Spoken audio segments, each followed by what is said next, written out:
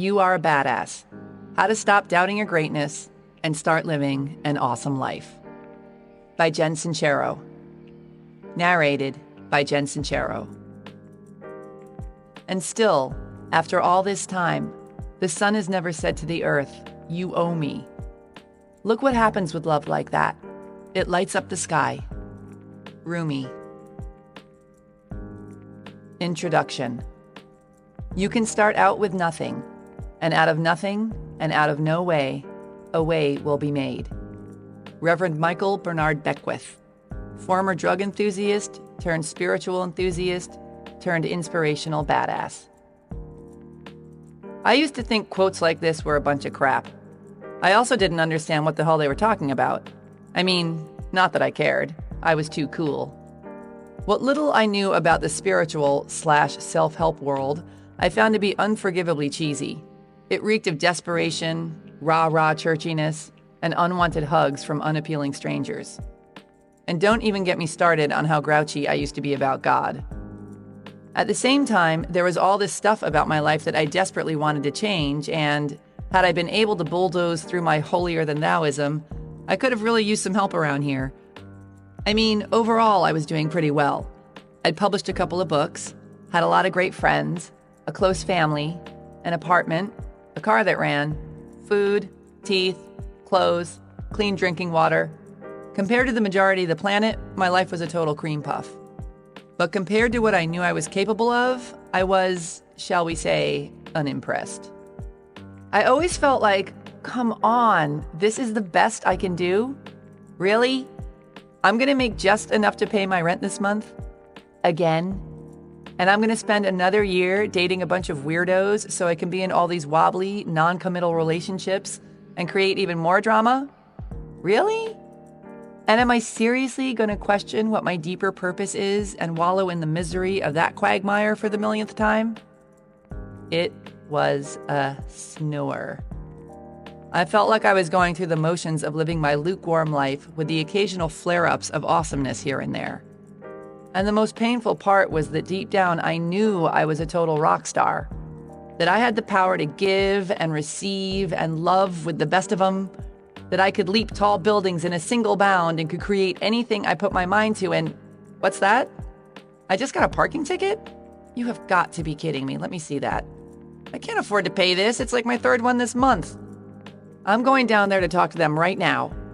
Then, doop-de-doo, off I'd go, consumed once again by low-level minutia, only to find myself, a few weeks later, wondering where those few weeks went and how it could possibly be that I was still stuck in my rickety-ass apartment eating dollar tacos by myself every night. I'm assuming if you're listening to this, that there are some areas of your life that aren't looking so good either, and that you know could be looking a whole lot better. Maybe you're living with your soulmate and are joyfully sharing your gifts with the world, but are so broke that your dog is on his own if he wants to get fed. Maybe you're doing great financially and you have a deep connection to your higher purpose, but you can't remember the last time you wet your pants laughing. Or maybe you suck equally at all of those and spend your free time crying, or drinking, or getting pissed off at all the meter maids who have precision timing and no sense of humor who, in your mind, are partly responsible for your personal financial crisis. Or maybe you have everything you've ever wanted, but for some reason you still feel unfulfilled. This isn't necessarily about making millions of dollars or helping solve the world's problems or getting your own TV show, unless that's your thing. Your calling could simply be to take care of your family or to grow the perfect tulip. This is about getting mighty clear about what makes you happy and what makes you feel the most alive, and then creating it instead of pretending you can't have it, or that you don't deserve it, or that you're a greedy, egomaniacal fathead for wanting more than you already have, or listening to what Dad and Aunt Mary think you should be doing.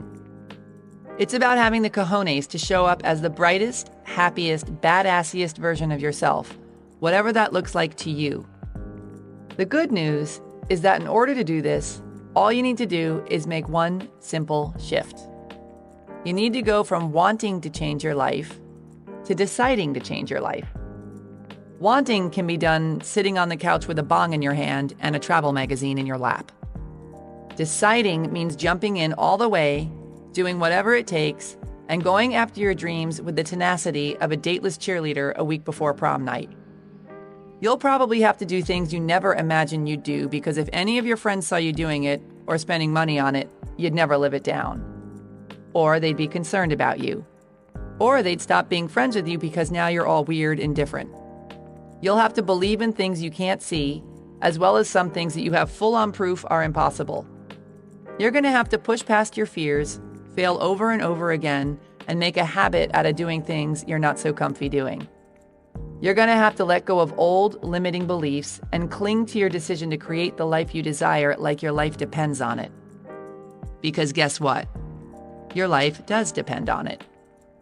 As challenging as this may sound, it's nowhere near as brutal as waking up in the middle of the night feeling like someone parked a car on your chest, crushed under the realization that your life is zooming by and you have yet to start living it in a way that has any real meaning to you.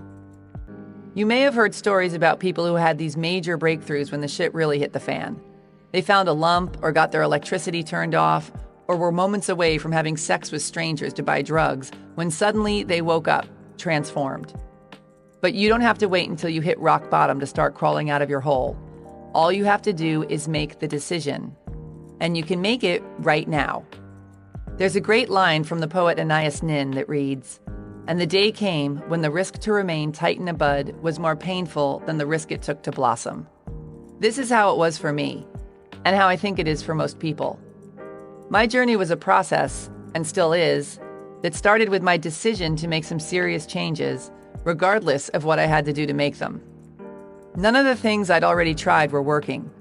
Mulling it over and over with my equally broke friends and my therapist, working my ass off, going out for a beer and hoping it would take care of itself. I was at the point where I would try anything to get my act together. And lordy, lord, lord, lord, it's like the universe was testing me to see just how serious I was. I went to motivational seminars where they made me wear a name tag and high-five the person next to me while shouting, "You're awesome and so am I." I beat a pillow with a baseball bat and shrieked like I was on fire. I bonded with my spirit guide, participated in a group ceremony where I married myself, wrote a love letter to my uterus, read every self-help book under the sun, and spent blood-curdling amounts of money I did not have hiring private coaches. Basically, I took one for the team. If you're new to the self-help world, I'm hoping this book will ease you into some of the basic concepts that totally changed my life so you can have a breakthrough too, without making you want to run off screaming in the process. If you've already dipped your toe in the self-help pond, I hope it'll say something in a new way that turns a light on so you can make some major shifts, create some tangible results, and someday wake up crying tears of giddy disbelief that you get to be you.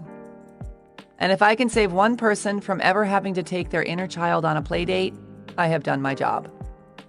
My main focus when I started working on myself was how to make money. I had no idea how to make it on a consistent basis, and was totally weirded out by admitting that I even wanted to in the first place. I was a writer and a musician. I felt it was sufficient, and quite noble, thank you very much, to focus on my art and let the money part work itself out. That went real well. But I saw so many people doing such sleazy and heartbreaking things to make money, not to mention those people who were working jobs that were death of 1,000 wounds boring, that I wanted no part of it. Add to that my slew of other crippling beliefs about the unholy dollar, and it's a wonder I wasn't eating out of a dumpster.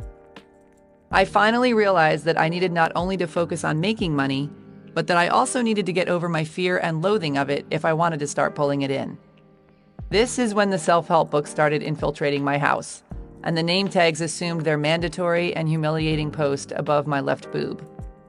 Eventually, I took my credit card debts to unthinkable heights by forking over more money than I'd paid for all my janky cars put together and hired my first coach. Within the first 6 months, I tripled my income with an online business that I created around coaching writers. And now I've grown it to a place where it affords me the means and the luxury to travel the world freely, while I write, speak, play music, and coach people in all areas of their lives, using many of the concepts I used to so enjoy rolling my eyes at and with which I am now obsessed. In an attempt to get you where you want to go too, I'm going to ask you to roll with some pretty out there things throughout this book, and I want to encourage you to have an open mind. No, on second thought, I want to yell in your face about it. Stay open or else you are screwed. I mean it. This is really important. You've gotten to where you are right now by doing whatever it is you're doing. So if you're less than impressed with your current situation, you clearly need to change things up. If you want to live a life you've never lived, you have to do things you've never done. I don't care how big a loser you may or may not perceive yourself to be right now. The fact that you have the luxury of time to listen to this book and the money to buy it puts you way ahead of the game. This isn't something to feel guilty or whiny or superior about, but it is something to appreciate. And should you make the decision to really go for it, know that you are extremely well poised to knock it out of the park and share your awesomeness with the world. Because that's really what this is all about. We need smart people with huge hearts and creative minds to manifest all the wealth, resources, and support they need to make their difference in the world. We need people to feel happy and fulfilled and loved, so they don't take their shit out on themselves and other people and the planet and our animal friends. We need to be surrounded by people who radiate self-love and abundance, so we don't program future generations with gnarly beliefs like money is bad, and I'm not good enough, and I can't live the way I want to live. We need kick-ass people to be out of struggle and living large and on purpose so they can be an inspiration to others who want to rise up too. The first thing I'm going to ask you to do is to believe that we live in a world of limitless possibilities. I don't care if you have a lifetime of proof that you can't stop shoving food in your face, or that people are intrinsically evil, or that you couldn't keep a man if you were handcuffed to his ankles. Believe that anything is possible anyway. See what happens. What do you have to lose? If you try getting through this book and decide it's a bunch of crap, you can go back to your sucky life. But maybe, if you put your disbelief aside, roll up your sleeves, take some risks, and totally go for it, you'll wake up one day and realize you're living the kind of life you used to be jealous of. Part 1. How you got this way. Chapter 1. My subconscious made me do it. You are a victim of the rules you live by. Jenny Holzer. Artist, thinker, blurter of brilliance. Many years ago, I was in a terrible bowling accident. My friends and I were at the tail end of a heated tiebreaker, and I was so focused on making a great show of my final shot, leaping into action, loudly declaring my impending victory, dancing and twirling my way through my approach, that I didn't realize where my feet were when I let go of the ball. This was the moment I was to learn how serious the bowling community is about penalizing those who roll with one toe over the line. They pour oil or wax or lube or something unimaginably slippery all over the alley, and should someone accidentally slide out of bounds while attempting the perfect hook shot, she will find her feet flying out from under her and her ass crashing down onto a surface that even an airborne bowling ball can't crack. A few weeks later, whilst lolling about in bed with this guy I met at Macy's, I explained that ever since my accident, I'm now woken up in the middle of the night with excruciating pain in my feet. According to my acupuncturist, this is from the nerves in my back getting slammed when I fell, and in order to sleep through the night, I need a new, firmer mattress. I have pains in my feet when I sleep too, he said, raising himself up for an unreciprocated high five. It's not just because I'm not into the whole high five thing that I left him hanging, but also because I was annoyed with him. I already find mattress shopping to be totally bizarre and embarrassing. Lying on your side with a pillow between your thighs for all to see like it's anyone's business. But the fact that I had to do it with my salesman lying next to me, begging for a high fiver, was more than I could handle. I couldn't help but notice that all the other salesmen simply stood at the end of the bed, rattling off mattress facts while their clients tested out a myriad of positions, but not mine. He'd lower down next to me on his back, arms crossed over his chest, and thoughtfully chat away, staring at the ceiling like we were at summer camp. I mean, he was nice enough and incredibly knowledgeable about coils and latex and memory foam, but I was scared to roll over for fear he'd start spooning me. Was I too friendly? Should I not have asked him where he was from?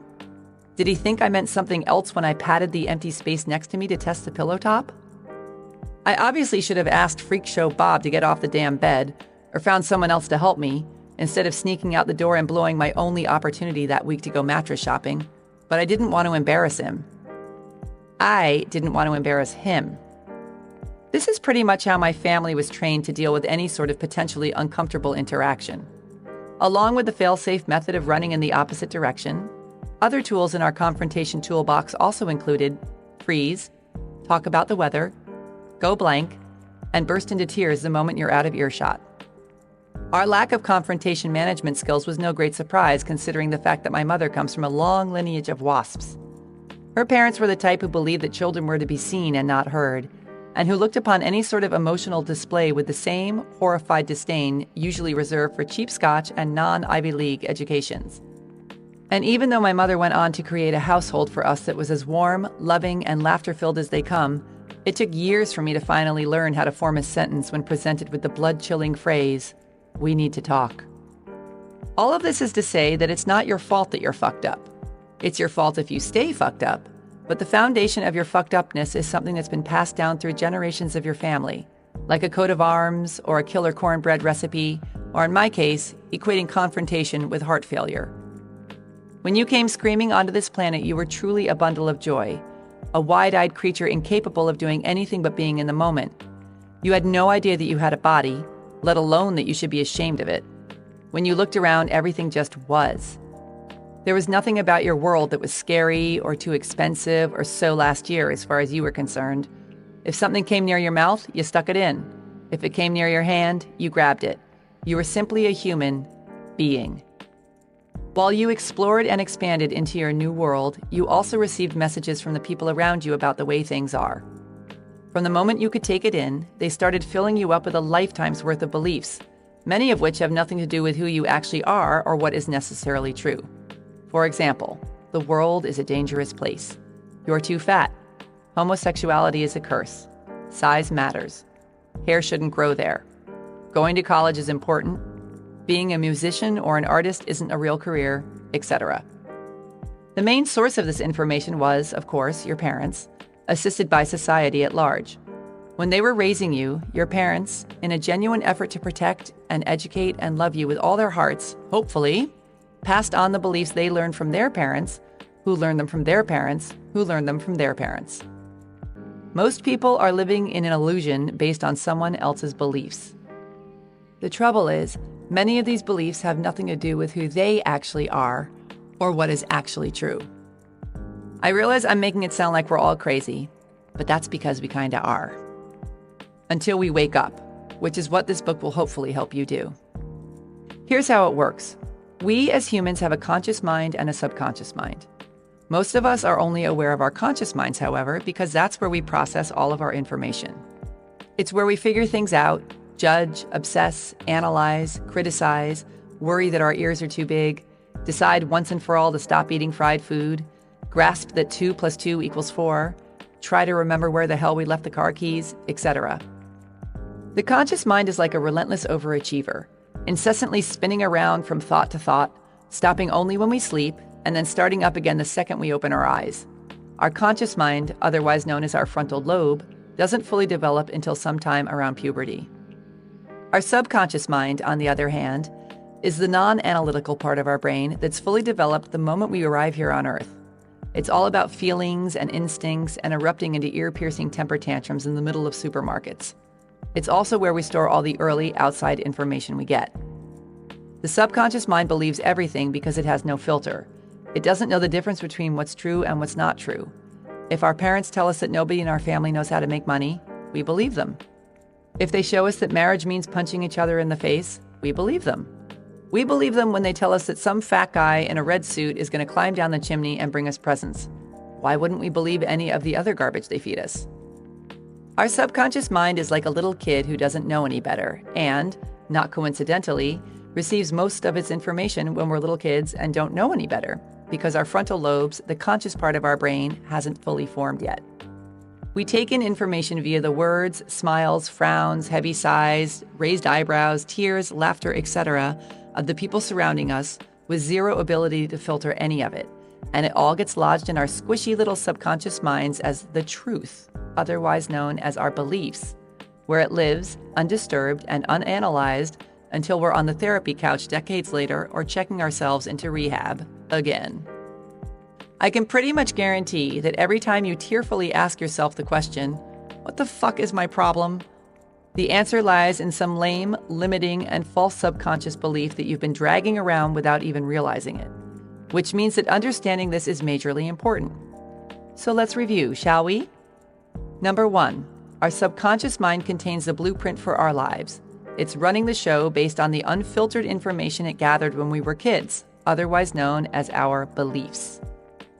Number 2, we are, for the most part, completely oblivious to these subconscious beliefs that run our lives. Number 3, when our conscious minds finally develop and show up for work, no matter how big and smart and highfalutin they grow to be, they're still being controlled by the beliefs we're carrying around in our subconscious minds. Our conscious mind thinks it's in control, but it isn't. Our subconscious mind doesn't think about anything, but is in control. This is why so many of us stumble through life doing everything we know in our conscious minds to do, yet remain mystified by what's keeping us from creating the excellent lives we want. For example, let's say you were raised by a father who was constantly struggling financially, who walked around kicking the furniture and grumbling about how money doesn't grow on trees, and who neglected you because he was always off trying, and for the most part failing, to make a living. Your subconscious took this in at face value and might have developed beliefs such as, money equals struggle. Money is unavailable. It's money's fault that I was abandoned by my father. Money sucks and causes pain. Cut to you who, as an adult, in your conscious mind, would love nothing more than to be raking in the dough, but who is subconsciously mistrusting of money, believes it's unavailable to you, and who worries that if you make it, you'll be abandoned by someone you love.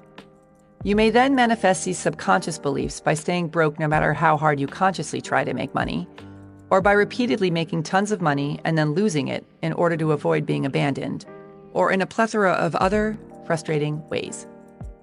No matter what you say you want, if you've got an underlying subconscious belief that it's going to cause you pain or isn't available to you, you either A, won't let yourself have it, or B, you will let yourself have it, but you'll be real fucked up about it, and then you'll go off and lose it anyway. We don't realize that by eating that fourth donut, or by ignoring our intuition and marrying that guy who's an awful lot like our low-down cheatin' daddy, that we're being driven by our subconscious minds, not our conscious minds. And that when our subconscious beliefs are out of alignment with the things and experiences we want in our conscious minds and hearts, it creates confusing conflicts between what we're trying to create and what we're actually creating. It's like we're driving with one foot on the gas and one foot on the brake.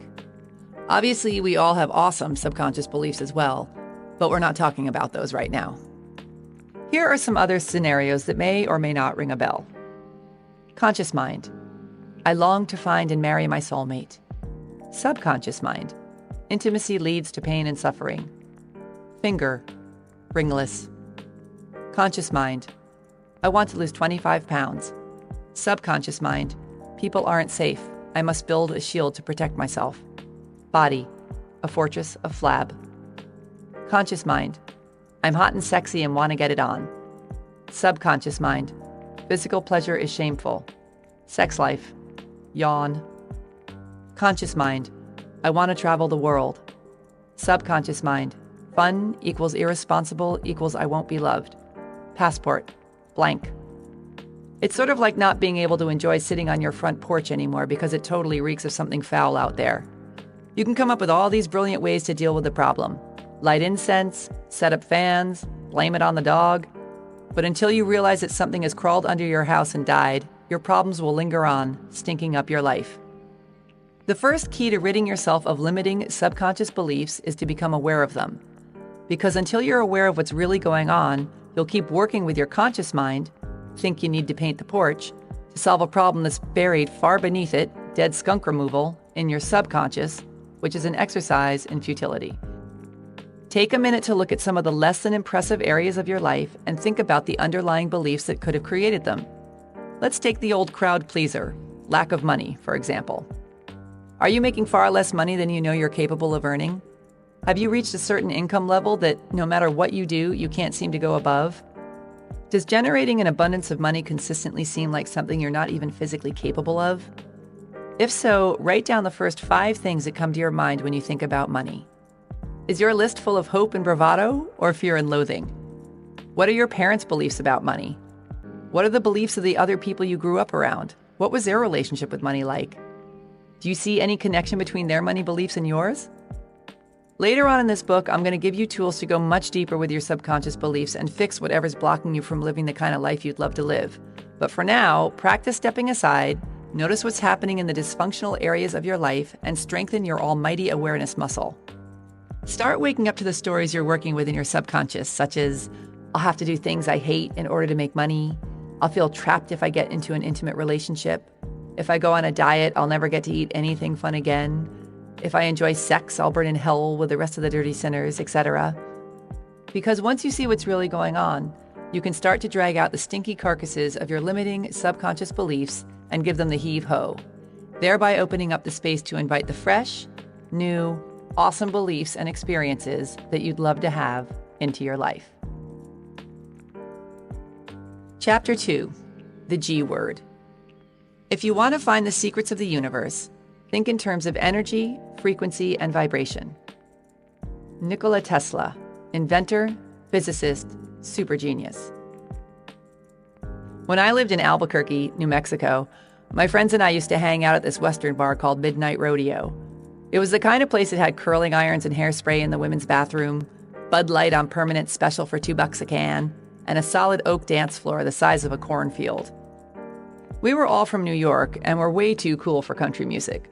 So at first we'd just go to snootily make fun of it all, taking great pride in being the first to spot a particularly gigantic belt buckle or a cowboy sporting one of them handlebar mustaches big enough to cover 5 upper lips. But our favorite part was the line dancing. We'd stare mesmerized by the giant choreographed mass of Garth Brooks fans, stomping around in synchronized woo-hooery with their thumbs purposefully tucked into the front pockets of their jeans. It was so hilarious that we started joining in ourselves, waving from the middle of the sea of cowboy hats to our friends, "Watch this!" Then, we'd stay on the dance floor for the next song just to try and get that part down where you click your heels right before the spin. Then we found ourselves sneaking off every weekend to merrily line dance our little achy-breaky hearts out. This is sort of the same way the God thing happened for me. It started out with much snarkiness and eye-rolling, but I was so broke and clueless and sick of being such a weenie about really going for it in my life that I was open for suggestions. Which is why, when I started reading books on finding your calling and making money and getting over yourself already, and they all had this spiritual side to them, I didn't toss them in the goodwill pile with my usual, "this God spirituality crap is for suckers" attitude. Instead, I decided to give good old God a chance, because I had nothing to lose. Literally. And lo and behold, some of it wasn't totally idiotic. So I started reading more about it. Then I started studying it. Then I started putting it into practice. Then I noticed how much better it made me feel. Then I started believing it. Then I noticed all these awesome shifts starting to happen in my life. Then I became obsessed with it. Then I started loving it. Then I started radically changing my life with it. Then I started teaching it. Now I'm basically writing the mechanical bull about it, punching my fist in the air and yelling to the guy manning the controls, "Hit it, Wayne!" Wherever you happen to stand on the God issue, let me just say that this whole improving your life thing is going to be a hell of a lot easier if you have an open mind about it. Call it whatever you want. God, goddess, the big guy, the universe, source energy, the grand poobah, gut, intuition, the force, the zone, the vortex, the mother lode. It doesn't matter. Personally, I find the God word to be a tad too loaded. I prefer source energy, the universe, the vortex, spirit, the mother lode, all of which I will be using interchangeably throughout this book, by the way. Whatever you choose to call it isn't important. What is important is that you start to develop an awareness of and a relationship with the source energy that's surrounding you and within you, which is all the same energy and which will be your best pal ever if you give it a chance. Because here's the thing. All of us are connected to this limitless power, and most of us aren't using but a fraction of it. Our energy is taking a joyride in these bodies of ours, learning, growing, and evolving along the way. One would hope anyway. I suppose numbing, shrinking, and moving back in with our parents is also an option. Until our corporal journey comes to an end and we move on. Thanks for the lift! This realization that we're made up of and connected to source energy made me want to have a deeper understanding of spirituality so I could make my physical experience as awesome as possible. And let me tell you, ever since I got into it, it has been awesomeness maximus. When I'm connected with source energy and in the flow, I am so much more powerful, so much more in tune to my physical world and the world beyond, and just so much happier in general. And the more I meditate and the more attention I give to this relationship with my invisible superpower, the more effortlessly I can manifest the things and experiences I want into my life, and do it with such specificity and at such a rapid rate that it makes my hair stand up. It's like I finally figured out how to make my magic wand work. If loving spirit is wrong, I don't want to be right. Here is the foundation for all the work we're about to do together on your life. The universe is made up of source energy. All energy vibrates at a certain frequency, which means you're vibrating at a certain frequency, and everything you desire and don't desire is also vibrating at a certain frequency. Vibration attracts like vibration. Otherwise known as the law of attraction, the basic idea is, focus on that which makes you feel good, and ye shall attract that which makes you feel good. We're all attracting energy to ourselves all the time, whether we realize it or not. And when we're vibrating at a low frequency, such as feeling pessimistic, needy, victimized, jealous, shameful, worried, convinced we're ugly, etc., yet expect high-frequency, awesome things and experiences to come into our lives, we are often disappointed. You need to raise your frequency to match the vibration of the one you want to tune into. It's like trying to listen to a certain radio station but tuning in at the wrong frequency. If you have a hot and sexy date and want to listen to 105.9 FM slow jams, but set your dial to 89.9 FM National Public Radio, you're not only going to be slow jamless, but you're more likely to attract a discussion about immigration laws in the US instead of attracting a relaxed and candlelit body that's in the mood for love. The universe will match whatever vibration you put out, and you can't fool the universe.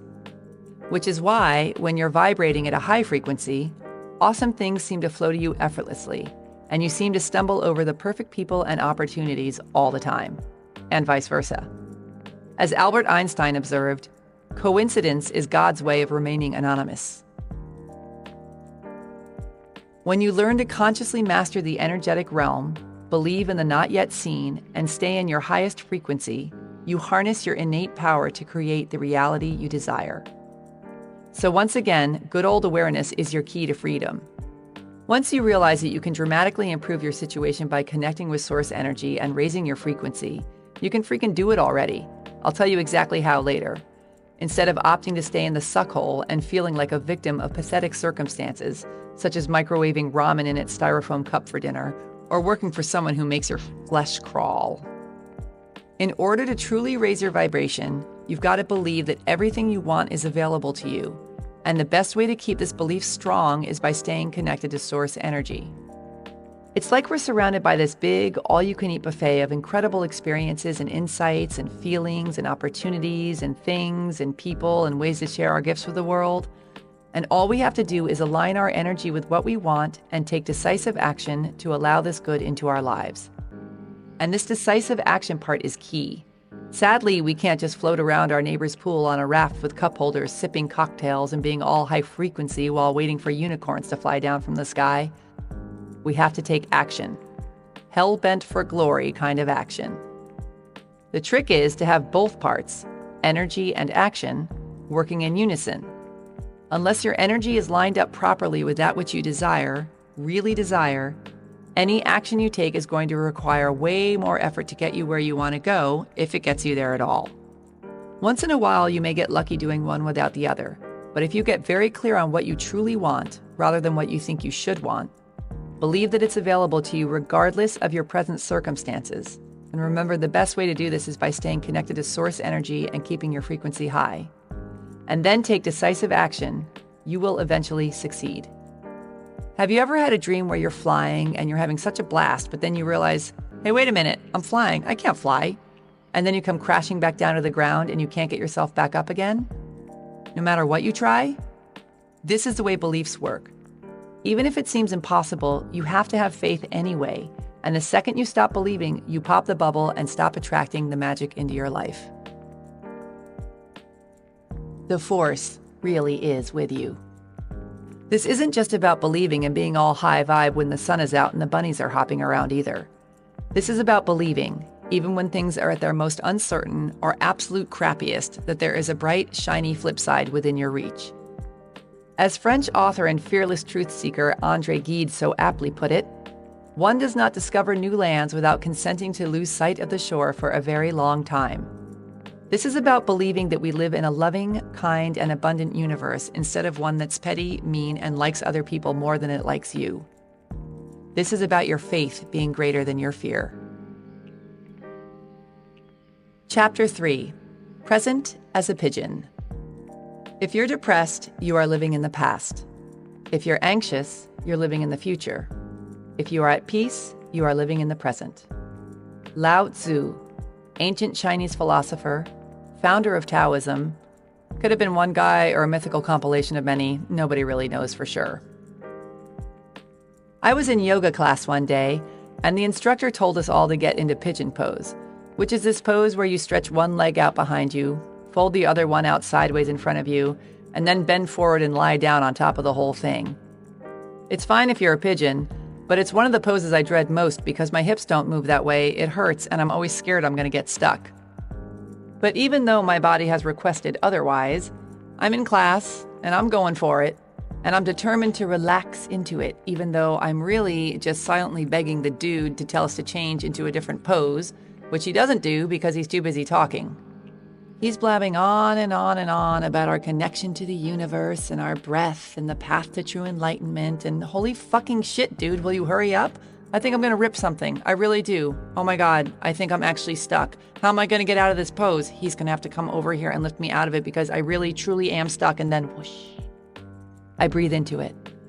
I shut off the relentless yammering in my brain, get quiet, and surrender. I feel my body shift and go deeper into the pose than it's ever gone before. The pain is gone. The panic is gone. I am one with the universe. But then I realize that I really do think I'm stuck. And seriously, what the hell, dude? Are you going to talk all night? We've been in this freaking pose for 5 minutes for real. And by the way, my knee just got all hot. And you really are not going to shut up, even though I keep thinking you finally are. But then you keep going, and then whoosh. I reconnect. I'm back in the zone.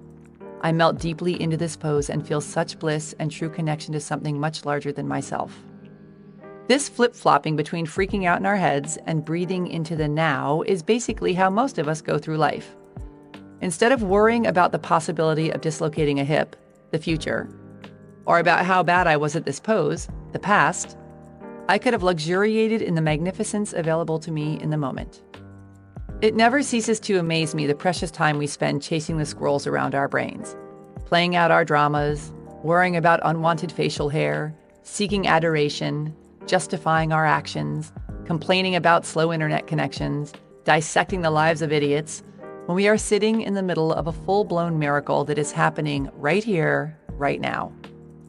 We're on a planet that somehow knows how to rotate on its axis and follow a defined path while it hurtles through space. Our hearts beat. We can see. We have love, laughter, language, living rooms, computers, compassion, cars, fire, fingernails, flowers, music, medicine, mountains, muffins. We live in a limitless universe overflowing with miracles. The fact that we aren't stumbling around in an inconsolable state of sobbing awe is appalling. The universe must be like, what more do I have to do to wake these bitches up? Make water, their most precious resource, rain down from the sky? The universe loves us so much and wants us to partake in the miraculous so badly that sometimes she delivers little wake-up calls. Like in the movies, when someone narrowly escapes death and is so overjoyed and grateful that they take to the streets, skipping and laughing and madly hugging everyone in sight. Suddenly, all their quote-unquote problems fall away, and the miracle of being alive, today, in this moment, takes over the screen. I know someone who got sucked through a dam and almost died, who now speaks about it as one of his most profound and life-changing experiences. Not that I'd wish that on anyone, but take heart in the fact that should you require some sort of catastrophe for your transformation, it can be cosmically arranged. The universe has also surrounded us with the perfect teachers. Animals, for example. Animals are in the present all the time, and their secret power is to pull us in with them. My friend's dog is so happy to see her every single time she walks in the door It's like she's about to free him from 40 years of imprisonment. Even if she's only been gone for an hour. You're here, I'm here, I love you. I'm going to pee all over the floor about it. Little kids are also excellent guides. Kids get so wrapped up in the joy of drawing or pretending or discovering that they'd rarely eat or bathe or sleep if we didn't make them. They're constantly creating in a state of free-flowing, concentrated bliss. They haven't yet learned to worry about what other people think of them, or that perhaps they're not as talented at finger painting as Lucy next door is. They are in the moment. There is fun in the moment. End of story. We would be wise to take more of our cues from the beasts and babies. All of the stuff we're so worried about creating and fixated on becoming is already right here, right now. The money you want already exists. The person you want to meet is already alive. The experience you want to have is available now. The idea for that brilliant song you want to write is here, now, waiting for you to download the information. The knowledge and insight and joy and connection and love are all wagging their hands in your face, trying to get your attention. The life you want is right here, right now. What the hell am I talking about? If it's all here, where is it? Think of it like electricity. Before the invention of the light bulb, most people weren't aware of electricity's existence. It was still here, exactly the same way it is right now, but we hadn't yet woken up to it. It took the invention of the light bulb to bring it to our attention. We had to understand how to manifest it into our reality. It's not that the things and opportunities that we want in life don't yet exist. It's that we're not yet aware of their existence, or the fact that we can really have them. The more practiced you become at being present and connected to source energy, the more available you are to download ideas and seize opportunities that you might miss out on if you're all wrapped up in the endless chatter in your head. There's a great Hindu story about a lady who wanted to meet the god Krishna. So she went into the forest, closed her eyes, and prayed and meditated on making the god appear, and lo and behold, Krishna came wandering down the forest path towards her. But when Krishna tapped the lady on the shoulder, she, without opening her eyes, told him to get lost because she was busy meditating on a very important goal. When we get so wrapped up in our heads, we miss out on what's available to us right now in the moment. Stop and notice how you feel right now. Feel your breath moving in and out of your body. Feel the air on your skin. Feel your heart beating, your eyes seeing, your ears hearing. Notice the energy inside and outside of you buzzing. Shut off your thoughts and feel your connection to source. Breathe. Even if you've got bone-chilling credit card debts or you haven't spoken to your mother in 6 years, right now, in this moment, you can find peace and joy in that which simply is. As adults with responsibilities like bodies to care for and mortgages to pay, there's some value in taking a side trip away from the present moment every once in a while. Sometimes we need to think about and plan for the future, as well as study the past in order to learn from it or laugh about it or bury it out back and let it go forever. And if we just stop by for the occasional visits to the future and the past, that would be one thing. But the amount of time we spend chewing on junk food thoughts about what ifs and how comes, Lord help us. The more time you spend in the moment, the richer your life will be. Being present gets you out of your head and connects you to source energy, which raises your frequency, which attracts things of like frequency to you. And all of those high-frequency things and experiences are already here, just waiting for you to join the party. All you have to do is shut up, show up, and usher them in. Chapter 4. The Big Snooze. Wanting to be someone else is a waste of the person you are. Kurt Cobain. You know who this one is, right? When I first started getting into self-helpery, there was lots of talk about something called the ego that confused the hell out of me. I always thought the ego was about being conceited and braggy and all. I'm going to talk on and on and on about how great I am, and then I'm going to show you my muscles. Meanwhile, even though arrogance and conceit, which are different from self-love and confidence, by the way, are part of the ego, they're not, as I later learned, the whole dealio. In the self-help/spiritual community, ego is used to refer to the shadow self, or the false self, or the self that's acting like a weenie. It's the part of us that's driving the bus when we do things like sabotage our happiness by cheating on our husbands or wives because deep down we don't feel worthy of being loved, or that refuses to follow our hearts and pursue an acting career because we're terrified to be seen for who we really are, or that goes on and on and on and on about how great we are and shows off our muscles because we're insecure and need lots of outside validation that we're good enough. In other words, there's more than one way to go on an ego trip. From here on out, I'm going to refer to the ego as the big snooze, or BS for short. I think it'll be less confusing. Plus, I think it's more appropriate since the leading cause of sucking, i.e., staying broke, dating morons, uncontrollably crying in public because we hate our lives, is that we haven't yet woken up to how truly powerful we are or to how massively abundant our universe is. Alrighty, so moving forward. The big snooze operates according to your limiting false beliefs. This is the garbage that was stuffed into your subconscious as a kid that doesn't ring true for you, as well as the decisions you've made about yourself that are less than flattering or empowering. The big snooze gets its validation from outside sources, causing your inner dialogue to sound something like, I'm doing this to win your love, your opinion of me is more important than my opinion of me. The big snooze is reactive, my circumstances control my life, I am a victim. It's also fear-based and extremely committed to keeping you safely confined within the reality you've created based on these limiting false beliefs, otherwise known as your comfort zone. The big snooze lives in the past and in the future and believes you are separate from everything around you. Your true self, or your higher self, or your superhero self, your non-BS self, on the other hand, is the part of you that operates according to your connection to source energy. Your higher self gets validation from within, making your inner dialogue sound something along the lines of, I love and trust myself, this feels right to me, I have a purpose, I am loved. Your higher self is proactive. I'm in control of my life, I think I'll head on out and kick me some ass. It's also love-based, and it's committed to creating a reality based on your limitless potential, as soon as you wake up from the big snooze. Your true self lives in the present, not stuck in your head, totally believes in miracles, and is one with the universe. We all experience life in varying degrees from both perspectives. And while I seriously doubt there's anyone who's totally snooze-free, most people are so wrapped up in the BS that they're settling for realities that are way beneath what's available to them. Very few people are even aware of what's available, however, because we live in a fear-based society that loves to get all uppity towards people who wake up from the big snooze, blast out of their comfort zones, and follow their hearts into the great unknown. Oftentimes, taking great leaps of faith is labeled as irresponsible or selfish or insane. Until you succeed, of course, and then you're brilliant.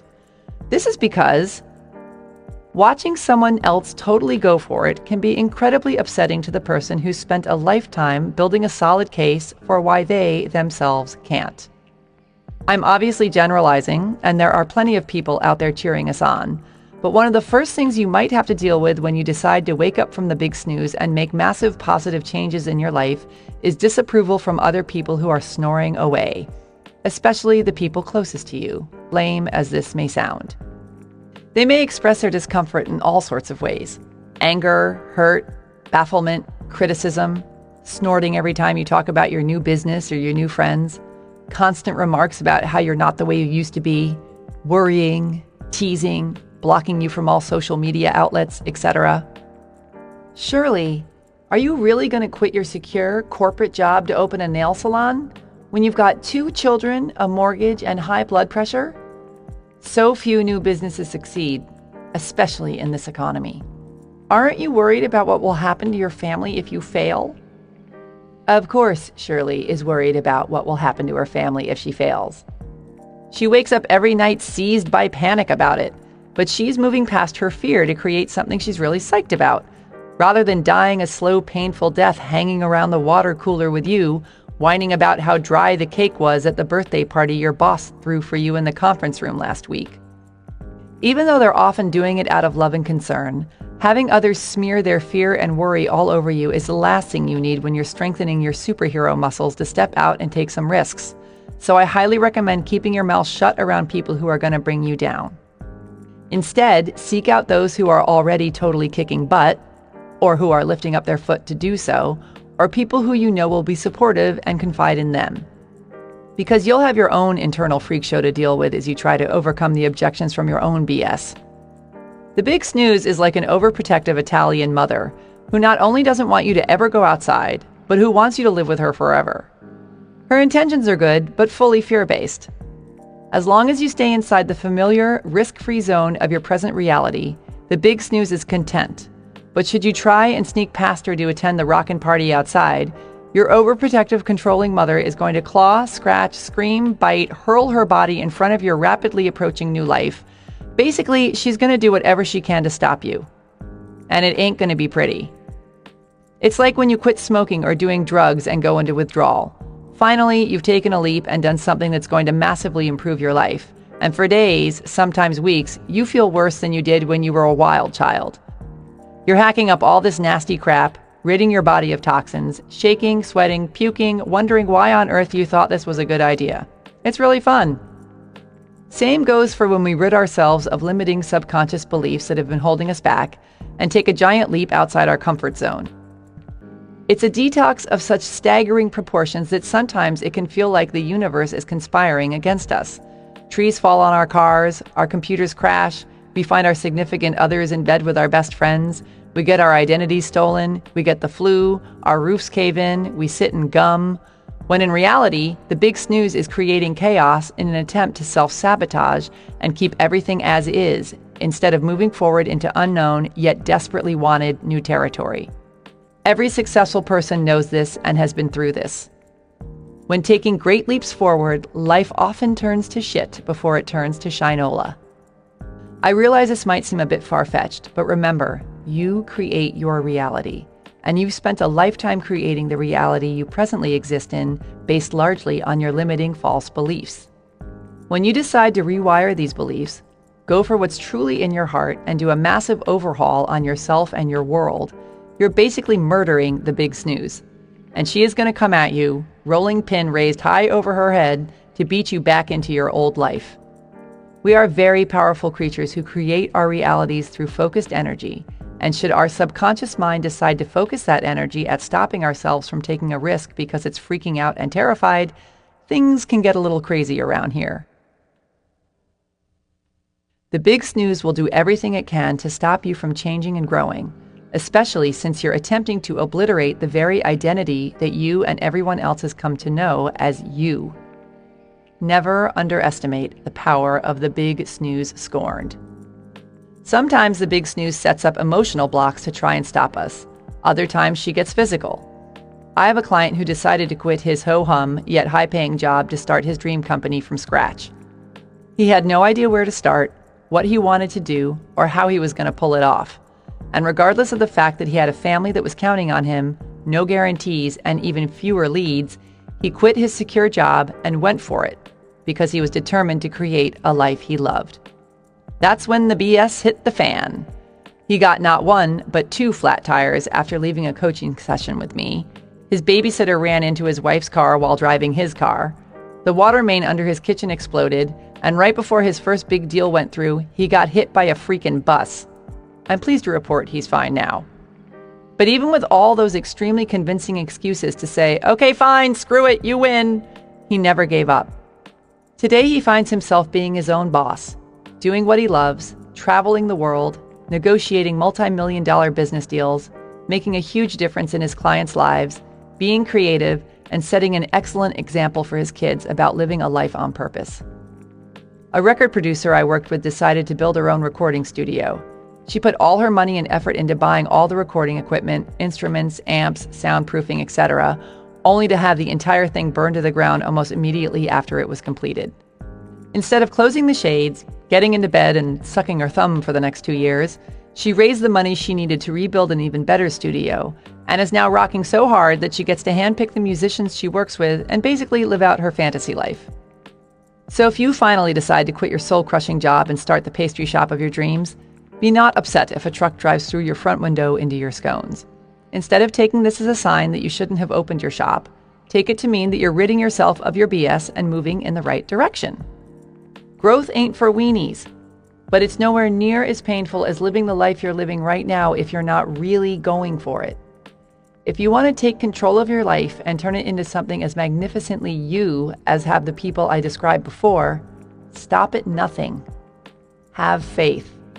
Trust that your new life is already here and is far better than the old. Hang tight if the big snooze pitches a fit. Whatever happens, stay the course, because there's nothing cooler than watching your entire reality shift into one that is the perfect expression of you. Chapter 5. Self-Perception is a Zoo. I'm okay, I'm not okay. The title of my friend Cynthia's yet-to-be-written autobiography. I have a friend who's a professional speaker.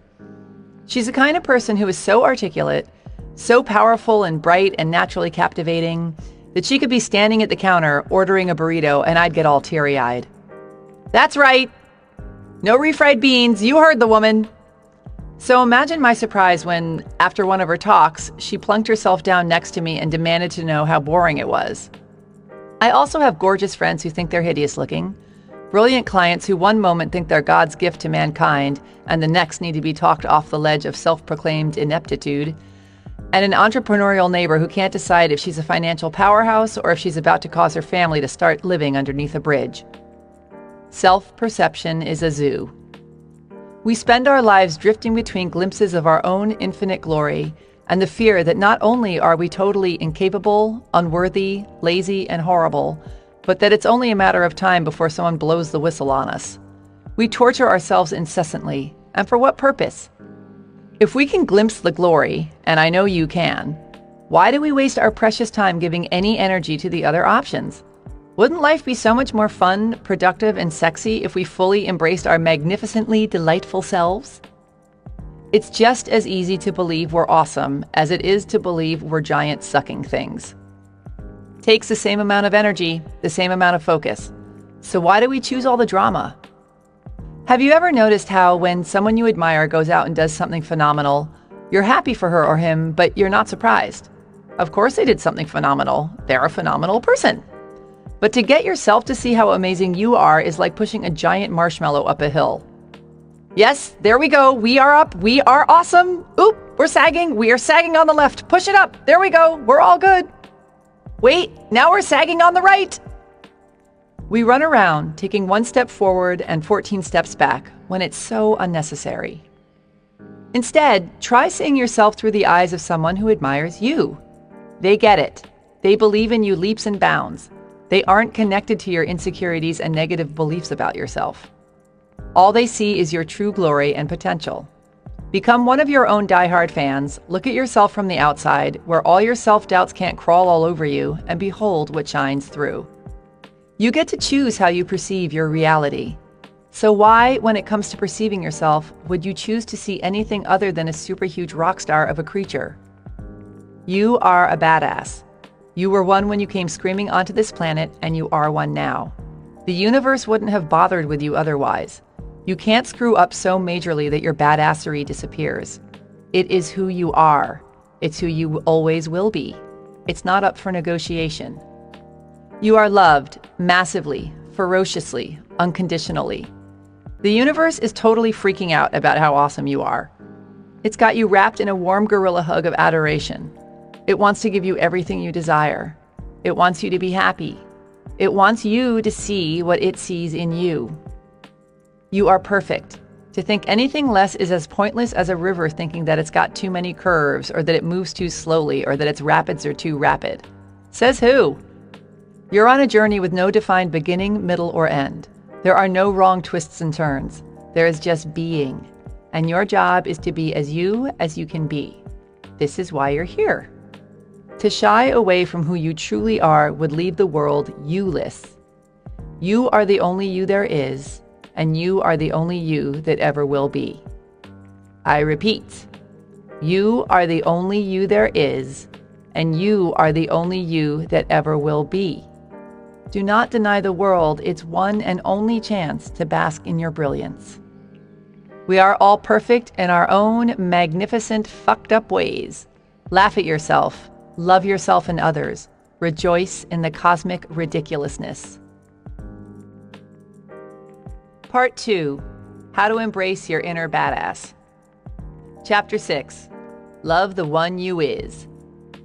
If we really love ourselves, everything in our life works. Louise Hay, author, publisher, the godmother of self-help who was doing it way back when it still wasn't cool.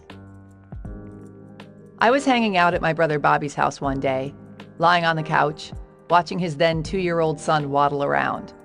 At one point, someone knocked something off the coffee table, and my little nephew bent down to pick it up. Bobby turned to me and said, "Did you see that? The guy knows exactly how it's done. He bends at the knees, keeps his back straight, hips squared, stomach tight, flawless." Thrilled to have such a willing and skilled Exhibit A, Bobby then proceeded to spend the next couple of minutes dropping more things on the floor. A spoon, a TV remote, an empty can of beer, and my nephew, in perfect form, continued to pick it all up as my brother kept up a running commentary on his posture, muscle usage, seriousness of manner, and the fact that my nephew was pulling it all off with great dignity even though his diaper was sagging. "It's incredible.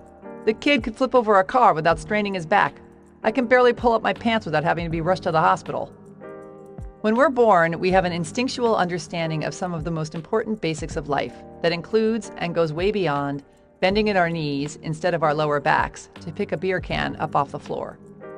We're born knowing how to trust our instincts, how to breathe deeply, how to eat only when we're hungry, how to not care about what anyone else thinks of our singing voices, dance moves, or hairdos. We know how to play, create, and love without holding back. Then, as we grow and learn from the people around us, we replace many of these primal understandings with negative false beliefs, fear, shame, and self-doubt. Then we wind up in emotional and physical pain. Then we either numb our pain with drugs, sex, booze, TV, Cheetos, etc., or we settle for mediocrity. Or we rise to the occasion, remember how truly mighty we are, and we set out to relearn everything we knew at the beginning all over again. It's like we're born with a big bag of money, more than enough to fund any dream of ours, and instead of following our instincts and our hearts, we invest in what other people believe we should invest in. Some people invest in believing they're too old to go out clubbing, when they love nothing more than the boogie. Some invest in being tough and too cool for school, when all they want is love and connection. Some invest in being ashamed of their sexuality, instead of being their gloriously gay selves. As we continue to buy into these things that aren't even true for us, our inner fortunes dwindle away, and it isn't until we reconnect with who we truly are and start investing in what's true for us that we start to live rich, full, authentic lives. And while there are countless ways that we rip ourselves off, there's one way in particular that is, without a doubt, the most rampant and the most devastating of all. We invest everything we've got in believing that we're not good enough. We arrive here as perfect little bundles of joy and then set about the task of learning to unlove ourselves. How unbelievably ridiculous is that? Self-love, the simplest yet most powerful thing ever, flies right out the window when we start taking in outside information. I'm not talking about conceit or narcissism, because those things also come from fear and lack of self-love. I'm talking about a deep connection with our highest selves and an unshakable ability to forgive our lowest. I'm talking about loving ourselves enough to let go of guilt, resentment, and criticism and embrace compassion, joy, and gratitude. When we're happy and all in love with ourselves, we can't be bothered with the bullshit, our own or other people's. Imagine what our world would be like if everyone loved themselves so much that they weren't threatened by other people's opinions or skin colors or sexual preferences or talents or education or possessions or lack of possessions or religious beliefs or customs or their general tendency to just be whoever the hell they are. Imagine how different your reality would be, and the reality of everyone surrounding you, if you woke up every morning certain of your own lovability and your critically important role on this planet. And if you poo-pooed shame, guilt, self-doubt, and self-loathing and allowed yourself to be, do, and have everything your little heart desired. That's the kind of world I want to live in. In the interest of perpetuating such radical, reality-altering self-love, here are some of the best ways to win yourself over again. 1. Appreciate how special you are. There will never be anyone exactly like you. You were given special gifts and talents to share with the world, And even though everyone has special gifts and talents, nobody will use theirs quite the same way you do. You have a way of being in the world and a perspective that's unique to you. You are the only one who thinks your thoughts the way you think them. You have created your own unique reality and are living your life according to your own unique path. You are the only you that will ever be. You are kind of a big deal. 2. Drown yourself in affirmations. Trust me, I wouldn't do this to you unless I had to, but affirmations work. You don't have to say them in the mirror. You don't have to hug yourself or buy a special rainbow journal with a lock on it to write them down in. But if you want to turn the ship around, you need to rewire your brain and train it to think differently. And this is what affirmations can do for you. Figure out which affirmations you need to hear the most and repeat them all day long. In your head, in the car, while you're walking down the street pretending to be on the phone, under your breath in line at the supermarket. Write them on Post-it notes and stick them around your house, on your mirrors, in your refrigerator, in your car. Write down your favorite affirmation 10 times every morning and 10 times every night before you go to bed, and say them out loud. Here are some affirmations specific to self-love. Pick 1 or 2 that work for you and pummel yourself with them. I deserve and receive massive amounts of love every moment of every day. I am one with the universe is awesome, and so am I. My heart is open, love pours in and out. I receive all the good that life has to offer me. I am brilliant, bright, and beautiful. I love how tall I am, and I love the size of my ass. Or, whatever. If none of these work for you, come up with some that don't make you gag, but that still strike a nerve with you. The more emotion you feel around what you're saying, the more power it will have to bring about positive change. And yes, at the beginning, it may feel like you're lying to yourself, but the truth is, you're living the lie, so the affirmations get you back to truth. This can't just be rattling off nonsense. You have to feel it and want it and get worked up by it in order for it to work. 3. Do things you love. When you constantly deny yourself the people, food, things, and experiences that make you feel the most alive, that sends a pretty lousy message home. Look at your life and see where you're letting yourself down. If you hear yourself saying things like, I love going out to see live music. I can't remember the last time I did it. Make time. We're all busy, but it's the people who make enjoying their lives a priority who enjoy their lives.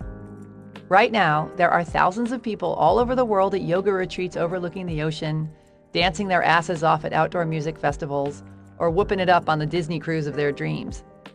Really listen to how you speak and pay attention to what you do, and make a conscious effort to increase your joy in whatever capacity you can.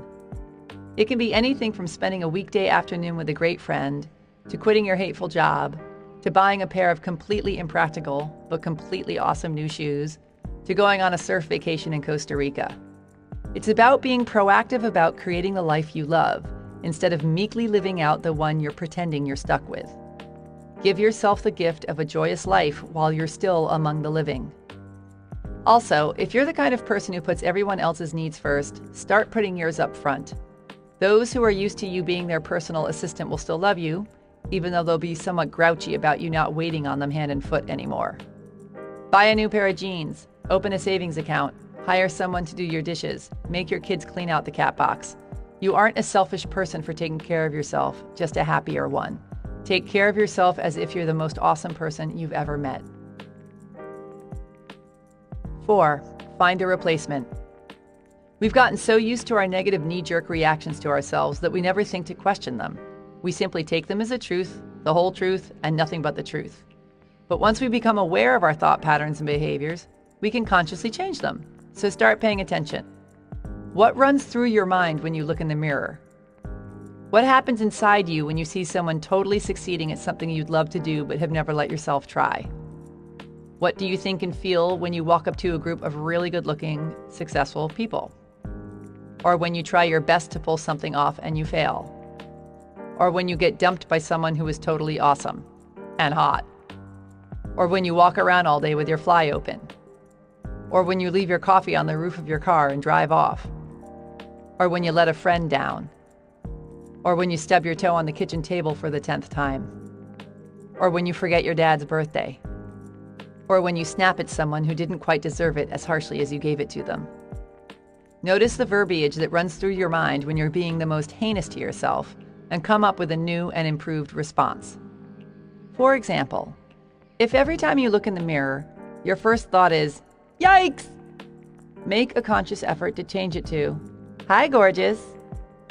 If you have a complicated relationship with your father and beat yourself up every time you say something awful to him, replace thoughts like, "I'm a monster," with, "I'm just a little bunny working through my issues." And then, of course, apologize to him. If your standard response to screwing something up is, "Ugh, her royal clumsiness strikes again," replace it with, "What can I learn from this?" The most important thing is to free yourself from the drama and the conviction that your current version of yourself is the truth. I don't care if you're all, "That's easy for you to say. You don't have a nose that makes it look like someone parked a yacht on your face." Because one day you could see some fancy and famous fashion model with a nose far bigger than yours who decided she was gorgeous anyway, and suddenly you'll feel beautiful and confident and all proud of your nose when, just the day before, you were considering getting it sawed off. This is how ridiculous we are. Do not spend your life clinging to the insulting decisions you've made about yourself. Instead, make the conscious choice to replace them with new and improved ones. 5. Ditch the self-deprecating humor. Incessant self-deprecating humor is for losers. I get it. It can be hilariously funny, and I'm totally guilty of it from time to time. And there's nobody I'd more enjoy backing over with my car than the guy who can't laugh at himself. But I'm talking about the nonstop, self-flagellating, I suck fest. Ripping on yourself gets old, fast, especially if it's your shtick. So if you're one of those people who falls back on making fun of yourself every hour on the hour, not only are you basically begging people to think you're a loser, but you're begging yourself to think you're a loser. It's like hitting yourself over and over with a crowbar. Why on earth would you do that to your awesome self?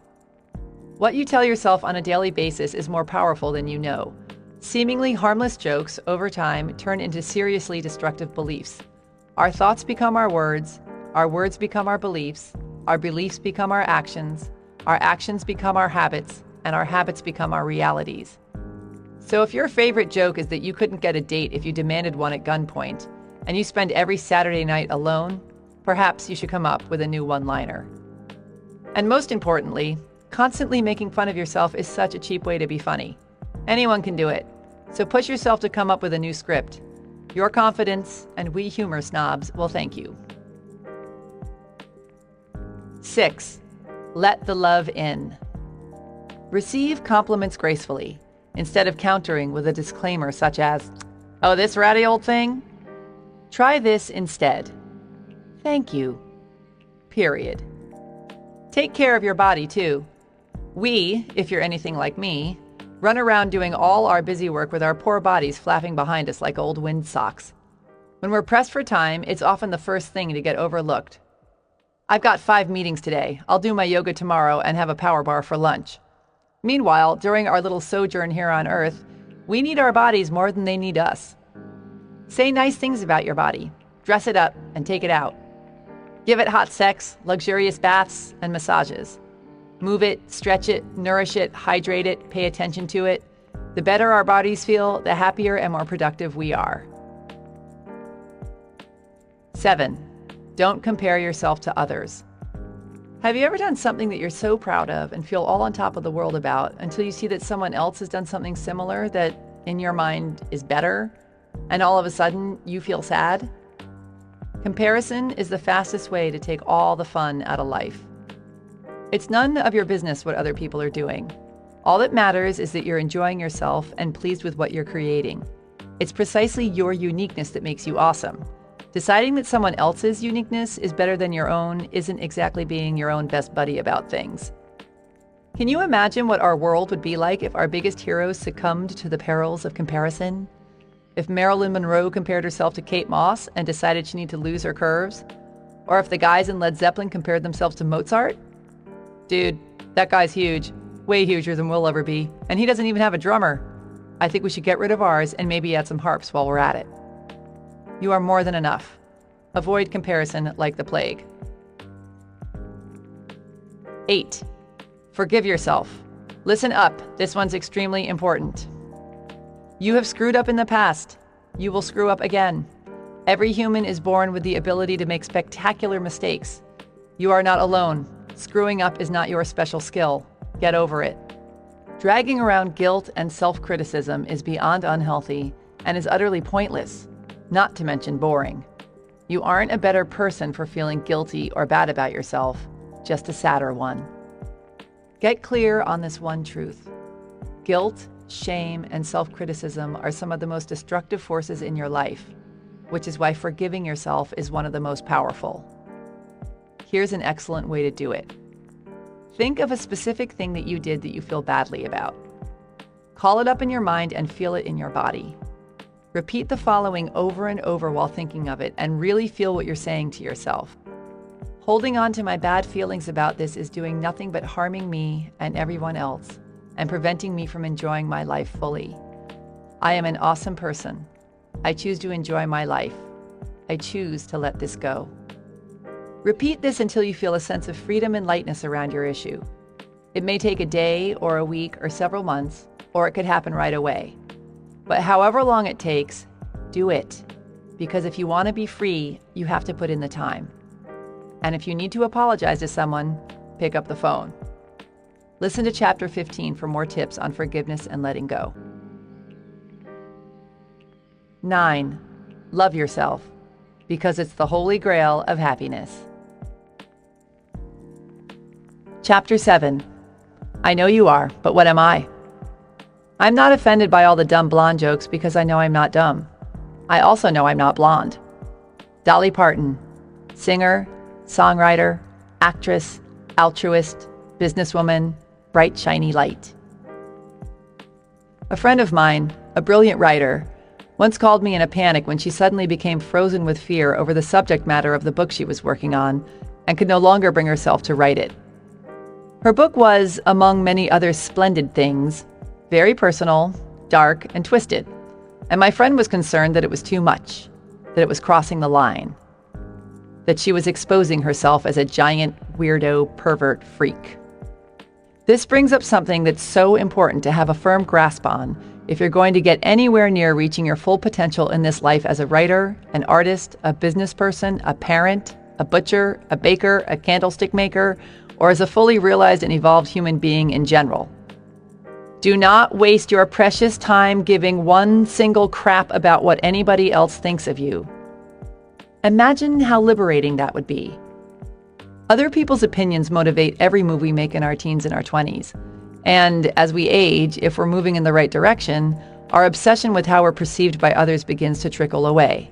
But very few of us are able to escape its pointless grasp completely. Meanwhile, the truth is, the only questions you ever need to consider when making decisions about your life are: 1. Is this something I want to be, do, or have? 2. Is this going to take me in the direction I want to go, not should go? 3. Is this going to screw over anybody else in the process?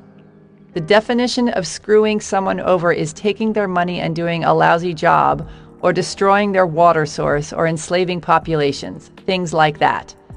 Your mother being disappointed, or your father disapproving, or your friends being outraged does not qualify as screwing someone over. We throw a wet blanket of ho-hummery over our lives when we live in fear of what others might think instead of in celebration of who we are. Yes, it's part of our survival instinct to care. Get booted from the tribe and you'll freeze to death or starve or be eaten by wolves. But because we have big brains and the ability to manifest anything we set our minds to, there is another version that's equally plausible. Get booted from the tribe and start or find another tribe that's more your style. You could not only wind up doing what you love, surrounded by people you adore, who you actually relate to, but you might one day realize you can no longer remember the names of the people whose approval you so desperately thought you would die without. Nobody who ever accomplished anything big or new or worth raising a celebratory fist in the air did it from their comfort zone. They risked ridicule and failure and sometimes even death. Think of the Wright brothers. Can you imagine how that whole thing went down? Margaret, did you hear about poor Susan? Ruth, Susan Wright? Helen, such a disgrace. Poor thing. Ruth, what happened? Margaret, well, her sons. Helen, as if she hasn't suffered enough already, birthing 2 boys as big as buffaloes, and now this. Margaret, seems her 2 sons. Helen, you going to eat the rest of your tapioca pudding? Mind if I help myself? Ruth, tell me already, Margaret. Margaret, well, this is going to sound as crazy as it is, but they... Helen, and now her sons think they can fly. Such a shame. Margaret, her sons think they can fly. Ruth, think they can fly? Margaret, yes, they think they can fly. They talk of nothing else. Helen, she just had the house painted too. They'll probably have to move out of town now. Once you step away from the herd and let your true self shine, you'll probably find yourself in front of the opinion firing squad, especially if you want to do is extraordinary and outside of everyone's comfort zones, which is why so many people run screaming from the lives they'd so love to live. Merely allowing yourself to be seen is a risk. I mean, look at how we treat celebrities. Their every move is picked apart and passed around and discussed and judged and photographed without makeup on. It's a wonder that only half of them spend time in rehab. You are responsible for what you say and do. You are not responsible for whether or not people freak out about it. 2 people can walk out of the same movie, one person clinging to the walls, bloodshot and devastated, leaving a trail of tissues, more moved by this film than any other film in the history of cinema, while the other person goes marching up to the ticket counter and demands her money back because she thought it was the worst piece of garbage to ever be projected onto a screen. One movie, 2 very different experiences. Why? Because it's not about the movie. It's about the moviegoers. What other people think about you has nothing to do with you and everything to do with them. The trick is to not only deny the criticism any power over you, but even more challenging, to not get caught up in the praise. There's nothing wrong with blushingly accepting a compliment, but if you find yourself always seeking outside approval that you're good enough, or cool enough, or talented enough, or worthy enough, you're screwed. Because if you base your self-worth on what everyone else thinks of you, you hand all your power over to other people and become dependent on a source outside of yourself for validation. Then you wind up chasing after something you have no control over. And should that something suddenly place its focus somewhere else, or change its mind and decide you're no longer very interesting, you end up with a full-blown identity crisis. All that matters is what's true for you. And if you can stay connected to that without straying, you will be a mighty superhero. Everything else is just other people's perception of reality, and that is none of your business. So how can you truly not care what other people think and be your most powerful self? 1. Ask yourself why. Why are you about to do or say something? Is it to be liked? To put someone down because you feel insecure?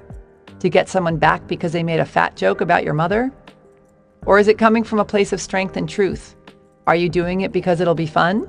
Because you feel called to do it? Because it'll change someone else's life in a positive, martyr-free way? Pay attention to your motivations and be honest. Practice coming from a place of integrity and you will be victorious. 2. Always do your best. There's no faster way to fall prey to outside input than when you're feeling insecure. And there's no better way to feel insecure than knowing you half-ass something or don't really believe in what you're doing. No matter what it is, raising your prices or raising your children, if you do the absolute best you possibly can and come from a place of integrity, then you can be proud of yourself and not give a damn what anyone else thinks. 3. Trust your intuition. Birds use their intuition to navigate their way to breeding grounds halfway around the world.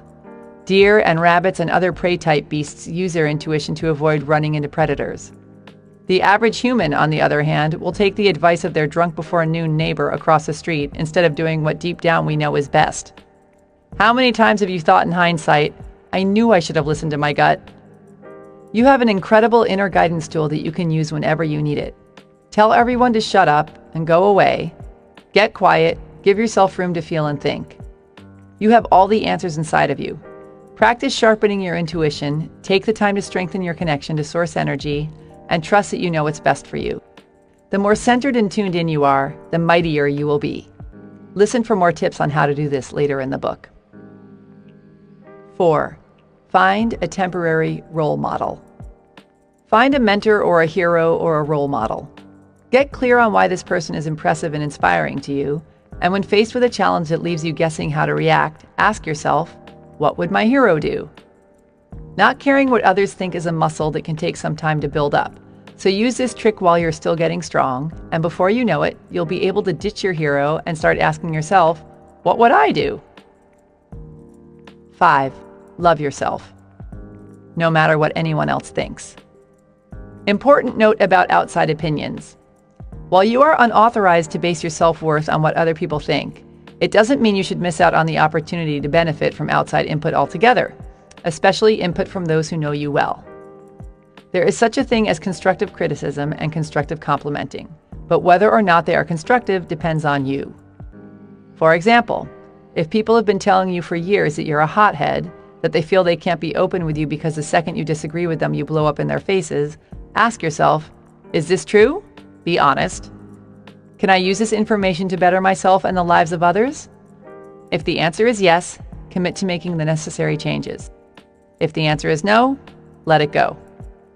Same goes for compliments. If people constantly tell you that you're a good listener, ask yourself, is this compliment true for me? Can I use this information to better myself and the lives of others? Again, if the answer is yes, figure out how you can capitalize on it. If the answer is no, let it go. Sometimes it's easier for other people to see what we can't see ourselves. So if they can help us connect with our truths and live happier, more authentic lives, then it's worth taking the time to listen. It still ultimately comes down to what's true for you, however. So the more connected to your inner truth you are, the easier it'll be to use outside opinions to your advantage, rather than let them rule your life. Chapter 8. What are you doing here? The big question is whether you're going to be able to say a hearty yes to your adventure. Joseph Campbell, American mythologist and author whose books and ideas influenced the making of Star Wars. Getting clear about what your unique purpose is can be the difference between living a happy, fulfilled life of abundance, choice, and expansiveness, or living in the restrictive veal pen of your own indecision and tired old excuses. A gift, of course, is meant to be given, which is why it's so brutal when we can't figure out what ours is, or when we know what it is, but we're too lame to act on it. Here we have the perfect gift to share with the world, just bursting to be opened, and we keep it sitting there, wrapped tightly in a box, growing old and gathering dust.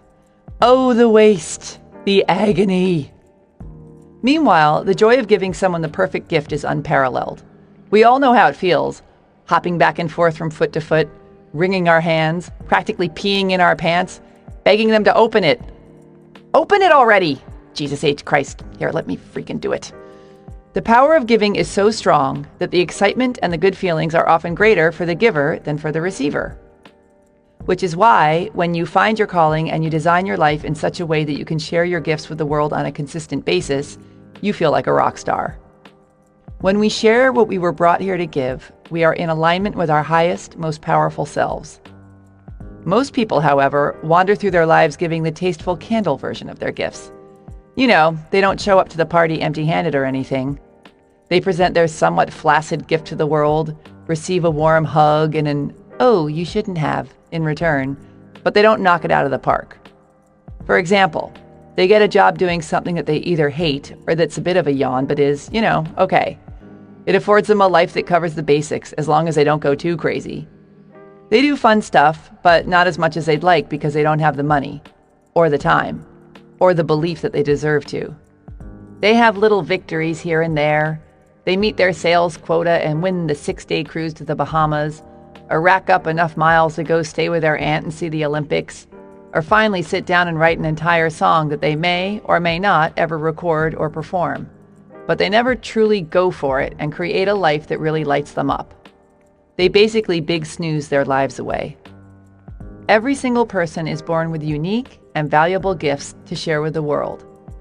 Once we figure out what ours are and decide to live our lives putting them to use, that's when, and only when, the real party begins. Living a life on purpose is available to everyone.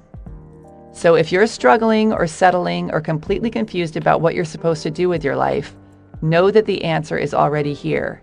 It exists, and so does a life you can't wait to create. You just need to get some clarity first. There are entire books written on finding your calling, some of the best of which I share in the resources section on my website, www.jensincero.com. But the following are a few of my favorite tips. Keep in mind there's no right way to go about this. Everyone's journey is unique, but we're all trying to get to the same place, the place where we feel happiest, the most alive, and the most like ourselves. Even if you've nailed the perfect career for yourself, listen on, because these tips can help you in all areas of your life. How to get clear on who you are and what your calling is. 1. Be the alien. Imagine that you're an alien floating around in outer space, and you suddenly swoop down to Earth and inhabit your own body. As the alien, everything about this life is new to you. You look around. What do you see? What is this person who you've inhabited so obviously awesome at? What do they have the most fun doing? What connections do they have? What resources and opportunities are available to them? As the alien, to whom everything is new and exciting and there's nothing at risk and no past to lug around, what are you going to do with this incredible new life you've stepped into? How are you going to use this new body and this existence to create something fabulous and awesome starting right now? This exercise is hugely helpful for getting a new perspective and stepping outside our boring ass ruts of tired old excuses and lame habits. It can also be very useful in making you aware of all the staggering possibilities and resources that you have at your fingertips and take for granted or do not see. Sometimes it's as simple as looking at things with new eyes to see how astoundingly fortunate we are. Be the alien for 24 hours and see what you come up with. 2. Take the first right step. Instead of wasting hours and days and years trying to figure out your perfect next move, just do something already. Oh, the time we waste rolling ideas around in our heads, imagining what ifs, coming up with the perfect reasons why and then the perfect reasons why not, tearing at our cuticles, making our friends and family carefully screen their calls in case it's us again, wanting to go over some ideas. Get out of your head and take action. You don't have to know exactly where it's going to take you. You just need to start with one thing that feels right and keep following right-feeling things and see where they lead. Most answers reveal themselves through doing, not thinking. When I discovered my calling as a coach, I was, ironically, in the midst of a lifelong obsession with figuring out what the hell my purpose was. While I always knew writing was part of it, I also knew I wasn't meant to spend my life locked away in a silent room, alone and half-crazed, wrestling words into submission. I wanted something that A, involved interacting with other people, B, helped people in some sort of direct way, C, was really fun, and D, forced me to bathe, dress, and leave my house. That's about all I had to go on. That and my intense desire to figure it out. So when a friend told me I should check out a women's entrepreneurial think tank group that had just started up, I figured I'd go. We were all supposed to bring a project to work on, but I had nothing, just the hope that I'd get some ideas from something someone else brought to the table. After sitting there for 4 weeks watching this room full of women figure out what they love to do and turn their brilliant ideas into businesses, or grow the businesses they already had, I still had no project of my own. But I did know what I wanted to do. I went up and asked the facilitator if she needed any help, which she did. She hired me, and I started leading these groups, which, after a few years, led to me starting my own coaching practice, which led to me working with clients all over the world, which led to me sitting in the studio recording this book. No matter how clueless you may feel right now, pay attention to suggestions and opportunities that suddenly present themselves, and notice how you feel. Is there something for you that, for whatever reason, feels like it might be good to check out? What have you been saying forever that you'd love to do? Has somebody mentioned a course or a teacher or a book that keeps sticking in your mind?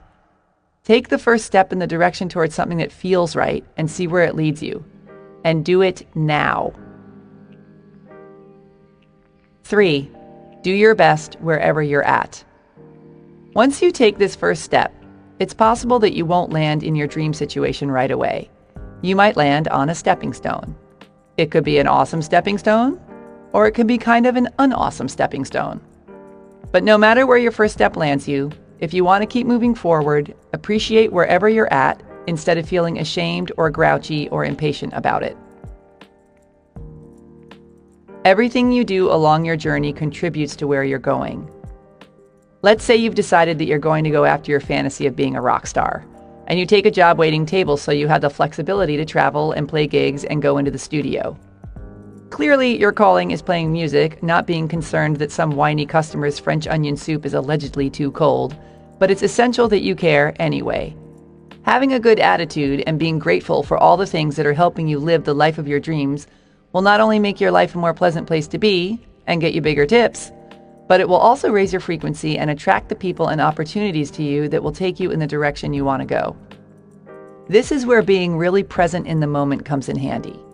Granted, you may not be on stage in front of thousands doing a split in the air, but remember that you are going for it. You are bravely moving towards your dream. You are surrounded by unthinkable miracles and opportunities. Lean back, relax, and be grateful that you're living on purpose, that you're hanging out in a high frequency, and that everything you need is zooming towards you. 4. Don't reinvent the wheel. Look around and see what other people are out there doing. Whose life makes you totally jealous? What things are people doing that you would love to do too? Who do you think is the coolest person ever? You don't need to invent your ideal life from scratch. You just need to figure out what makes you feel alive. So if what someone else is doing sparks your interest, take notice. It could mean that your calling has something in common with theirs. Get specific about the things in their lives that turn you on. Is it the fact that they get to travel the world? Or that they have a solid routine? Or that they have no routine? Is it that they work alone? That they work in the nude? That they get to be outside all day? That they work with their hands, their eyes, their ears, their animals, their spouse? The more specific you get, the easier it'll be to create a picture of what you want. Read magazines that interest you. Talk to as many people as you can. Hang out in places where people who share your interests hang out. Put yourself out there, and you never know what you might learn that will inform you of your next move, or whom you might meet who will present you with your next opportunity. 5. Don't get caught up in the Thunderbolt hype. I think one of the most paralyzing misconceptions is that we're all supposed to have one true calling that comes to us in a mighty flash of soul-defining insight. While there are those people who've always known exactly what they want to do, there are a hell of a lot more of us out there who spend most of our lives, if not all of our lives, wandering around looking under rocks and behind trees for who we are. Let yourself off the hook if you don't have that one big, perfect thing that you know you came here to do. Same goes for finding the one big, perfect soulmate, by the way. And feel good about the fact that you'll probably fulfill several callings throughout your life, and possibly relationships. If you think about it, it makes much more sense to evolve as you age anyway. When I think about who I was in my 20s compared to who I am now, I can't imagine anything more unappealing than going after some of the things that resonated with me back then. Follow what feels good in the moment, every moment, and it will lead you through a most excellent life. 6. Listen to your intuition. If you really want to get in touch with who you are and what you love to do, and who you love to do it with, dedicate some time to tuning into your intuition. One of the best ways to do this is to spend 5 minutes of quiet by yourself every day. We spend the vast majority of our time moving at full speed ahead, both physically and mentally, and we literally bulldoze over the very answers we're seeking because they can't be heard above the din. When you sit quietly and ask, you get an answer. Eventually. Stick with it, be patient, and wait to hear from your inner guidance. You have all the answers you need, you just need to give them the chance to get through to you. 7. Follow your fantasies. Now that I've given you all the kinder, gentler ways to figure yourself out, I'm going to suggest something you're probably not going to like so much. Jump into the deep end and follow your fantasies. What do you fantasize about when you're staring out the window of a train, or before you go to sleep at night, or when you're pretending to listen to someone really boring talk your ear off? Are you on stage doing stand-up comedy in front of thousands of hysterical fans? Are you surrounded by your beautiful children in the coziest, happiest home ever? Are you being celebrated for building orphanages around the world? Do this exercise as if money weren't an issue.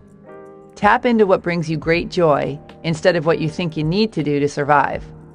If you had an unlimited supply of cash, what would you spend your life doing? Our fantasies are the most revealing peepholes into who we are and what we think is awesome. No matter how out there and ridiculous they may seem, they mean something to us and usually represent our biggest and best versions of ourselves. Our fantasies are our realities in an excuse-free world. Meanwhile, we'd all be mortified if anyone could read our minds and catch us in the act. I know, it's totally stupid. I want to sing on Broadway. Well, is it really stupid? Someone's out there doing it, so why couldn't you? Much of the time, we pretend we aren't clear on what our calling is when what's really going on is that we're horrified to face it because it seems too big or too impossible to make a living at or completely out of the question for us. But what if you had the audacity to leave your excuses and your shame about wanting to be huge and fabulous behind and really went for it full on anyway? What if you decided to do the most outrageous, most exciting thing you ever dared fantasize about, regardless of what anyone, including your terrified self, thought? That would be living. 8. Love yourself like you're the only you there is. Chapter 9. Loincloth Man. It's better to be hated for what you are than to be loved for what you are not. André Gide, French author, Nobel Prize winner, fearless self-explorer. Every May, I go backpacking through the desert wilderness areas of southeast Utah with 2 longtime friends of mine. It's one of the most magnificent and bizarre places I've ever been.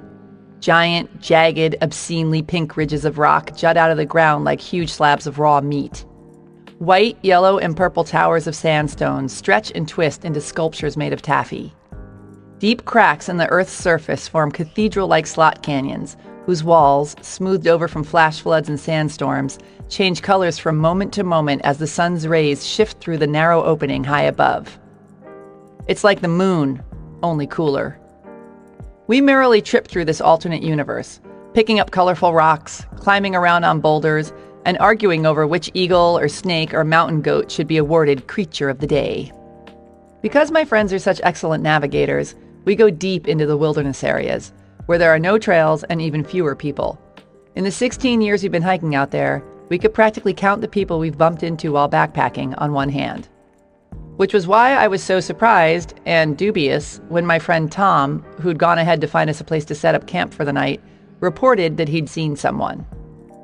"I just met this really wild guy," he said when I caught up with him.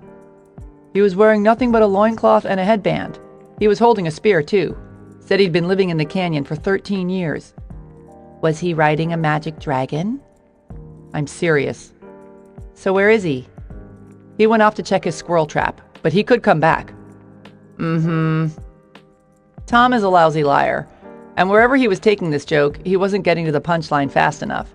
So I put down my pack and started assembling my tent, only half listening to him. A few minutes into it, as I was bending over to hammer in one of my stakes, I looked through my legs and saw a pair of tanned feet in homemade sandals, strong, naked legs, and a dead squirrel dangling by its tail from a fist. I stood up, spun around, and there he was, Loincloth Man. What Tom didn't mention was that Loincloth Man was totally hot. He was somewhere in his late 30s, had a ripped, lean, savagely tanned bod, and shaggy brown hair with a matching beard. He fit the part perfectly. Modern-day Tarzan, slayer of buffalo and ladies alike, which, stunning as he was, instantly made him a little bit suspect in my mind. That and the fact that his loincloth was impeccably tailored and appeared to be made out of soft Italian leather, not some ratty canyon rabbit. "Would you mind handing that to me so I can have a closer look at it, please?" His whole deal was just a little too cliché. Couldn't he have just worn shorts? And was he really going to eat that squirrel? Still, we gathered around him like a baby pig at the state fair, awestruck by our luck. This time, there was no argument. We had clearly found our creature of the day. He was real friendly and answered all of our questions at a slow, deliberate pace, explaining that this and several of the neighboring canyon systems were where he made his home. He told us very matter-of-factly that he found modern society unnecessarily complicated and misguided, so much so that he preferred to live on only what nature provided him, storing his grain in the winter and sleeping in a cave. The thing that struck me more than the fact that he cut his hair with a sharp rock and probably wasn't wearing any undies was that he was totally unapologetic. There we all were, shifting around, feeling suddenly ridiculous in our expensive hiking boots and UV protective clothing, while he described how it took him weeks to whittle the bow and arrow he used to kill the deer whose hides now serve as his bedspread. Good for him, I thought, as I watched him walk away, swinging his squirrel like a purse. He wasn't worrying about what he should be doing or what he was missing out on or what some chick from LA thought of his fancy crotch pelt. He was just happy being true to himself, in the moment, in the middle of nowhere. I want to be like Loincloth Man. Love yourself, no matter who you really are. Part 3. How to tap into the mother lode. Chapter 10. Meditation 101. You are never alone or helpless. The force that guides the stars guides you too. Sri Sri Anandamurti, Indian philosopher, social revolutionary, author, composer. Meditation, otherwise known as sitting still and thinking about nothing, is one of those things that can be just as stupidly simple as it is surprisingly hard. It reminds me of those contests where a bunch of people stand around a brand new car or truck, and whoever leaves their hands on it the longest gets to take it home. The winner winds up on the front page of her local paper, victorious and sleepy, smiling from behind the wheel of her newly won ride with a thumbs up for the camera. Terrytown's very own Jill Boonder was the proud winner of the 2012 Chevy Standoff, held in Green Bay, Wisconsin this past weekend. Jill beat out 68 other contestants from around the country by standing for 173 hours and 9 minutes in the Home Depot parking lot with her hands placed with unyielding determination on the hood of what would soon be her new Chevy Silverado. "I'm so excited I won," she said. "There was some stiff competition, some folks who I thought would never back down, but I really brought my A game." With meditation, the simplicity is equally misleading. That's all I have to do to connect with source energy? Sit there and do nothing? It can't be that easy. Well, it is. And it's not. Which is why it's called a meditation practice. When you shut up and meditate for even 5 minutes and start to really notice the thoughts that are swirling around in your brain, it's rather illuminating. If you're like most people, the majority of your thoughts are about as valuable and interesting as a bunch of 2-year-olds fighting over a sippy cup. The goal is to quiet your mind of the chatter so you can connect to source energy and listen to your inner guidance. I'm going to give you the breakdown on how to meditate, but first I want to recommend that you start small and work your way up. Try meditating for 5 to 10 minutes each day at first and add on time as you get less squirmy. There's no right way or wrong way to do this.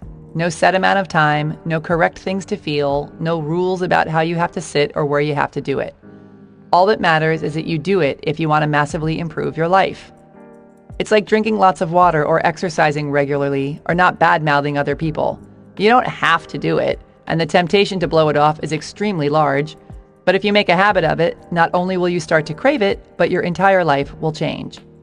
Because when we meditate, we practice getting into the vortex and connecting to source energy, which automatically brings us into the present moment, raises our frequency, opens us up to receive unlimited information and ideas, relaxes us, relieves stress, strengthens our intuition and ability to focus, allows us to hear our inner voice more clearly, fills us with light and love, puts us in a good mood, helps us love ourselves. Meditating and being in the vortex is like riding the airstream of awesomeness. Here are the extremely short and simple steps of some different ways to meditate. Basic meditation. Sit in a comfortable cross-legged position on the floor or in a chair with your hands on your knees or in your lap. Sit up straight and relax your entire face, especially your jaw and your forehead. Close your eyes, or if it helps you focus and not fall asleep, keep them open and gaze softly at a spot on the ground a couple feet in front of you. Focus on your breathing.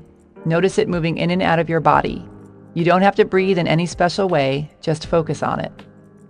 Gently release any thoughts that come into your brain and refocus on your breathing. Keep your mind as clear and empty as possible and listen for intuitive hits that may or may not come through. Ta-da! That's it. Options and suggestions. 1. Set a timer. You've got enough distracting thoughts without checking the clock to see how long you've been at it every 30 seconds. 2. Light a candle and focus on it.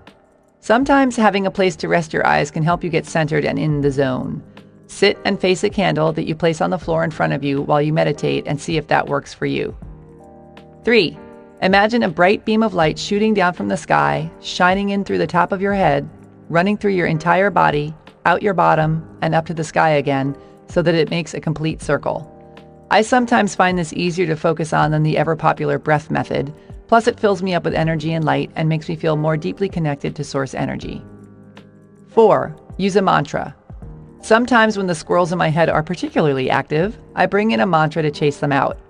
I repeat a word or a phrase in my mind like love, or thank you, or yes please, or om. Something that makes me feel good and is fairly neutral. But you could use a mantra like meatloaf, I guess, if that's your thing. 5.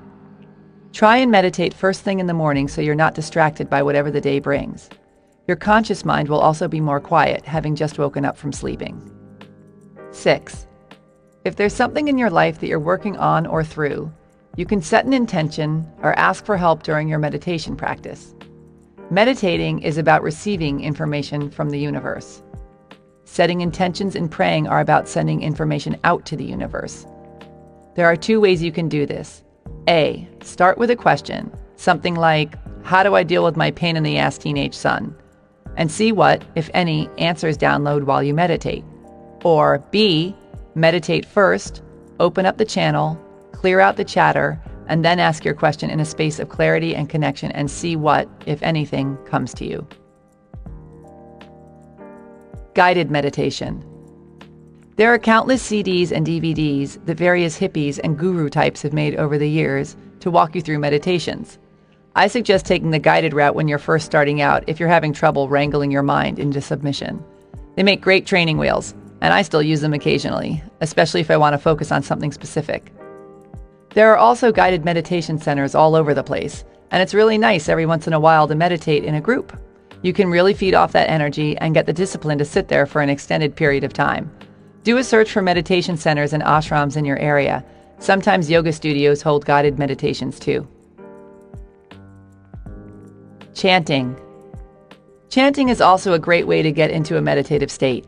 You can repeat a mantra over and over out loud on your own, or if you prefer to avoid getting busted and very possibly ridiculed, you can do it in a group by attending a kirtan meditation class. Kirtan meditation involves call and response chanting of Sanskrit mantras or devotional songs, and you can attend classes at a yoga studio or a meditation center. Also check out transcendental meditation instruction, a form that involves repeating mantras and sitting twice a day for around 20 minutes at a time. I've had some pretty profound experiences while meditating. I've seen the walls melt around me, felt like I was levitating, and have experienced such a state of euphoria that it almost hurt. I've also had extremely unprofound experiences. I've fallen asleep, spent the entire time squirming and thinking about what to make for lunch, and have been totally in the zone, and then realized I was in the zone and thought, awesome, I'm in the zone, thereby pulling myself out of the zone. The important thing is that you keep showing up. Even if you're only in the zone for one collective minute out of the 30 minutes you've been sitting there, it will eventually start making a notable difference in your life. I think meditation is even more essential now that we have all this technology at our fingertips, and distraction has become a way of life. While I truly believe that we, as a species, are becoming more and more conscious, I'm amazed by how, at the same time, our attention spans are rapidly shrinking. I was playing tennis the other day with someone who got a text, pulled out his phone, and checked it in the middle of a point. It's astonishing that we can still speak in full sentences. Aside from being one of the most powerful tools in our consciousness-raising toolbox, meditation is a much-needed respite from the madness and will help us from becoming a bunch of scatterbrained ding-dongs as we zoom around our brave and extremely exciting new world. Chapter 11. Your brain is your bitch. Mind is the master power that molds and makes, and man is mind, and evermore he takes, the tool of thought and shaping what he wills, brings forth 1,000 joys, 1,000 ills. He thinks in secret, and it comes to pass.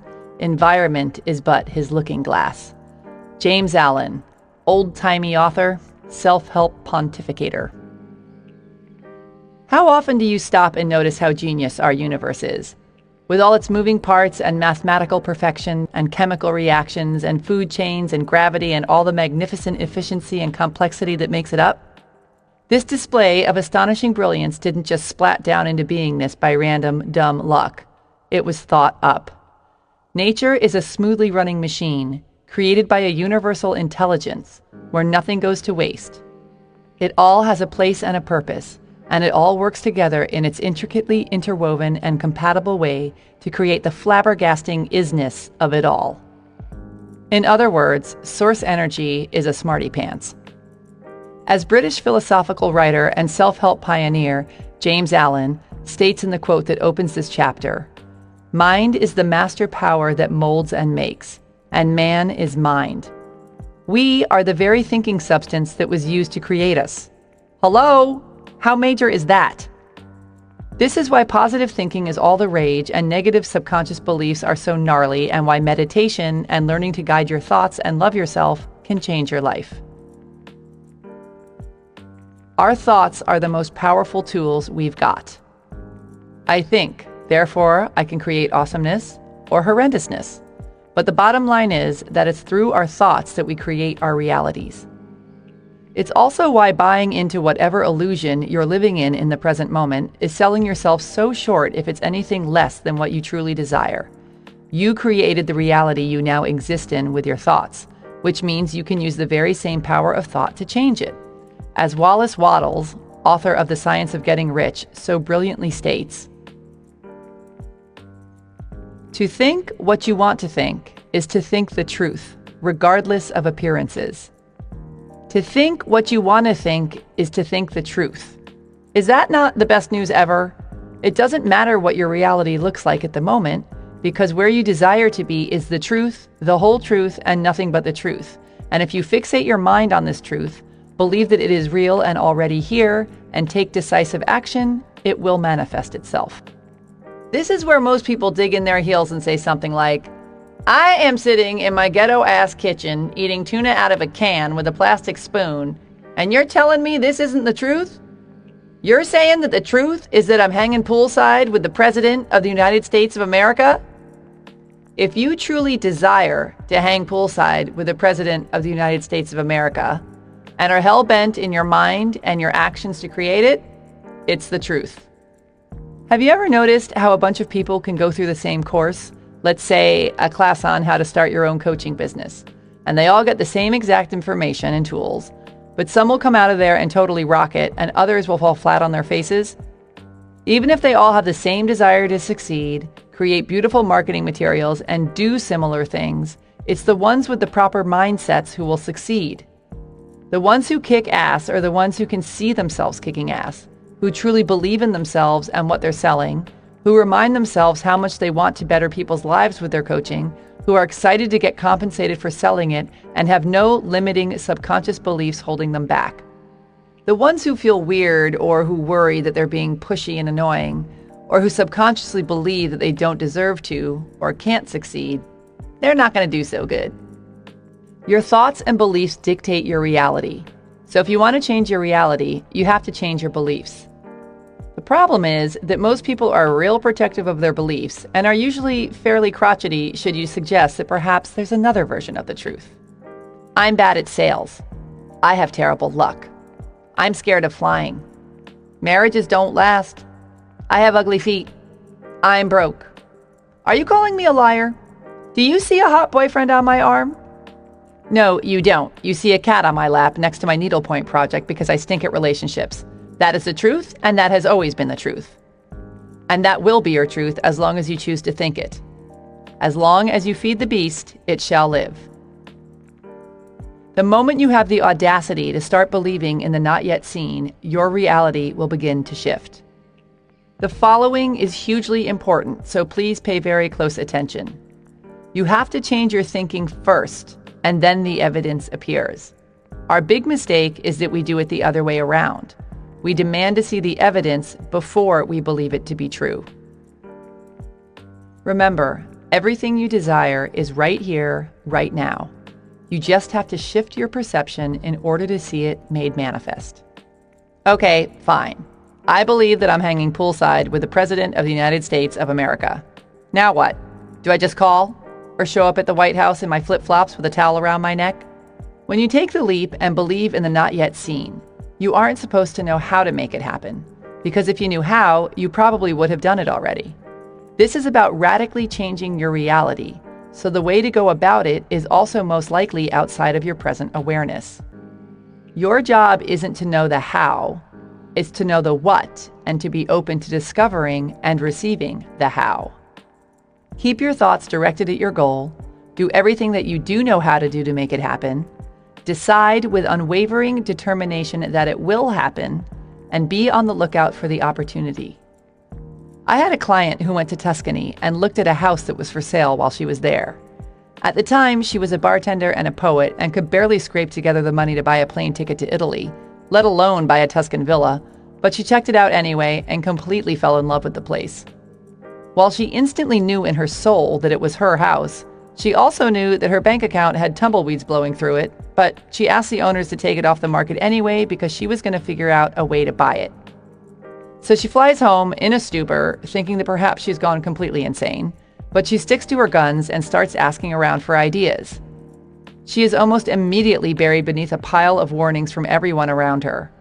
It's a huge responsibility, not to mention all the complications that come with being in another country. And last time I checked, you don't speak Italian, nor are you a citizen, nor do you know a single thing about home ownership. And considering you can't even afford to get your teeth cleaned, how are you planning on paying a mortgage and yada, yada, yada, yada, yada? Yet, she keeps on going because in spite of all the evidence otherwise, she believes this is her house. This is her truth. Finally, someone mentions the idea of pre-renting blocks of time in the house to raise the money to buy it. People could pay her for their time a year in advance. She would just need to sell enough blocks of time to pay for the house, and voila! Cut to her discovering this sort of thing is illegal, going back to the drawing board, trying a million other things, discovering that it's actually not illegal, then pre-selling enough rental slots and borrowing some money, and to make a very long and upsy-downsy story short, she's owned the villa for several years and is thinking about buying another. You have got to get a handle on your thoughts if you want to change your life. As Albert Einstein so aptly noted, the world as we have created it is a process of our thinking.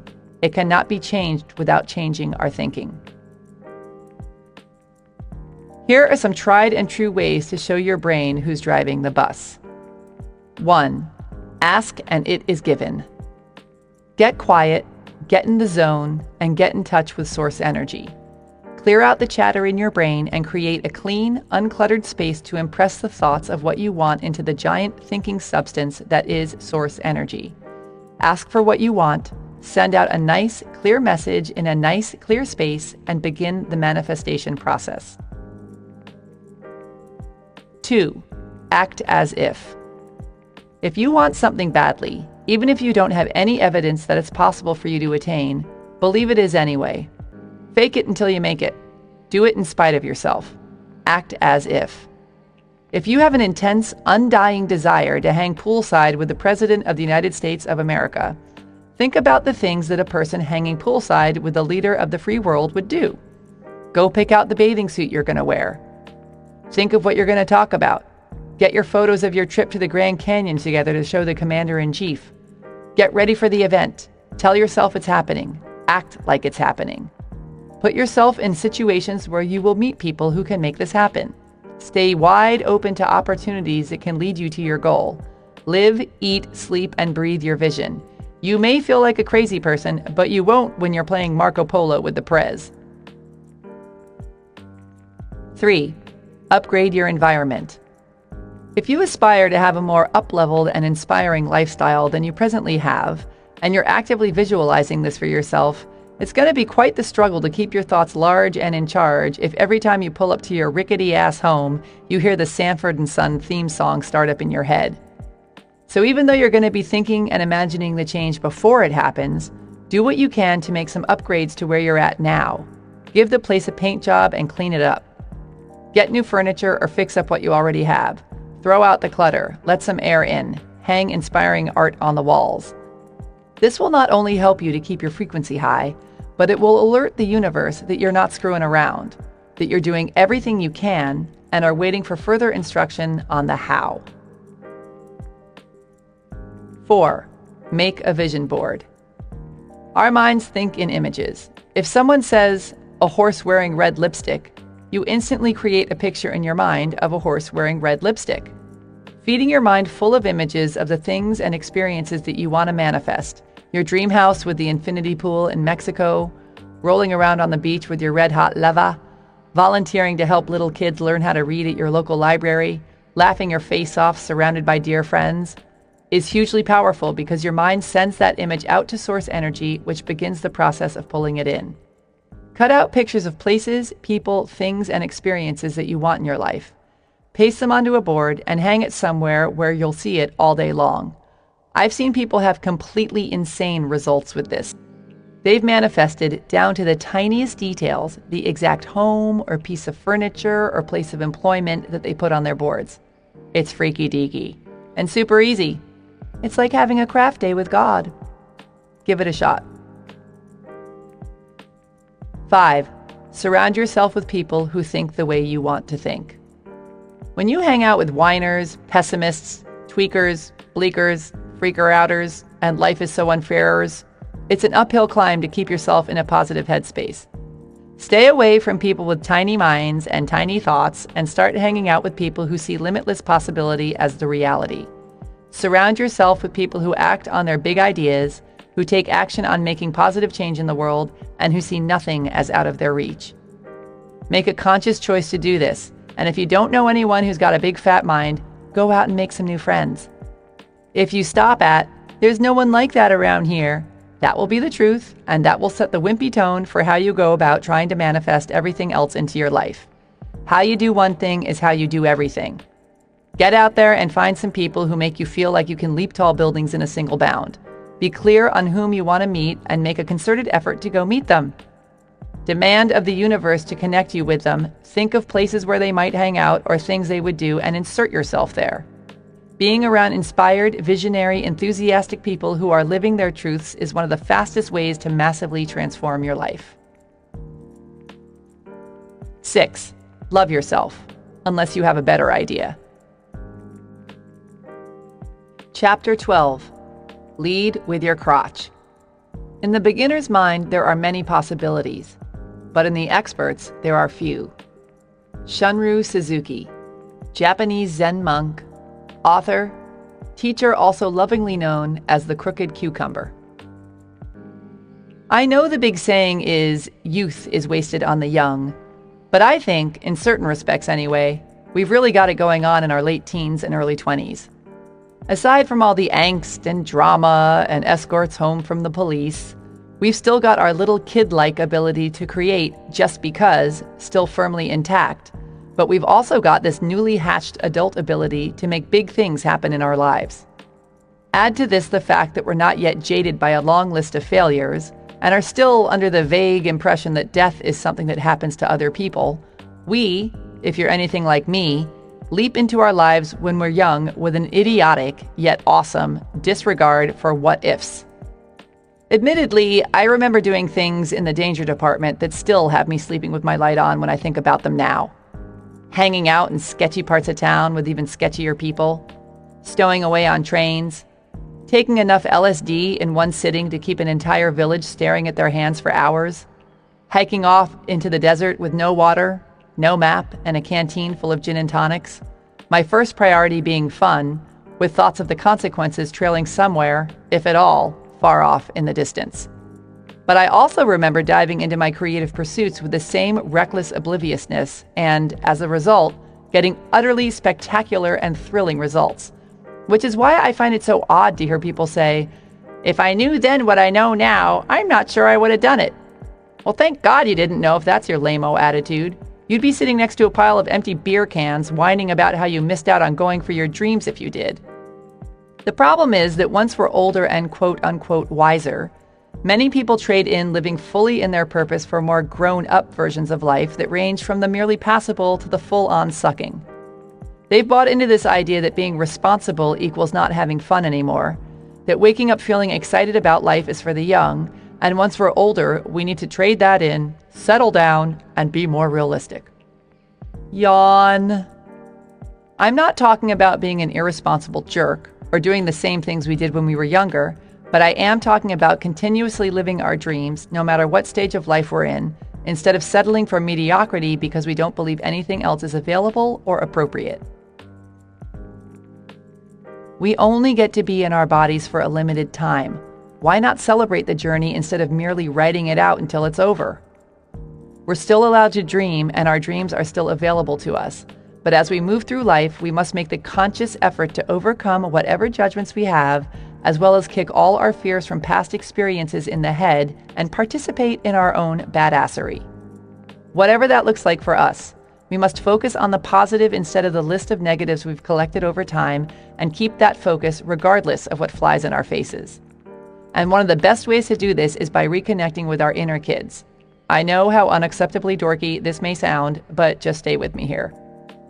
Even though you're now most likely turned on by different things than you were as a youngster, you can still learn a lot from how you went about life in the old days. So think back. Was there ever a time where you felt totally in your groove? Where you created and did stuff just because it was fun without worrying about the outcome? Where you couldn't wait to wake up in the morning and go do your thing?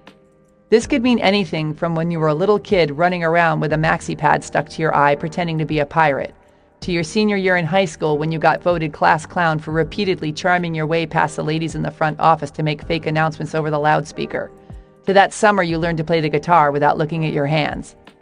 When were you most turned on by life? And if you have yet to feel this way, stay tuned. And what can you learn from those experiences?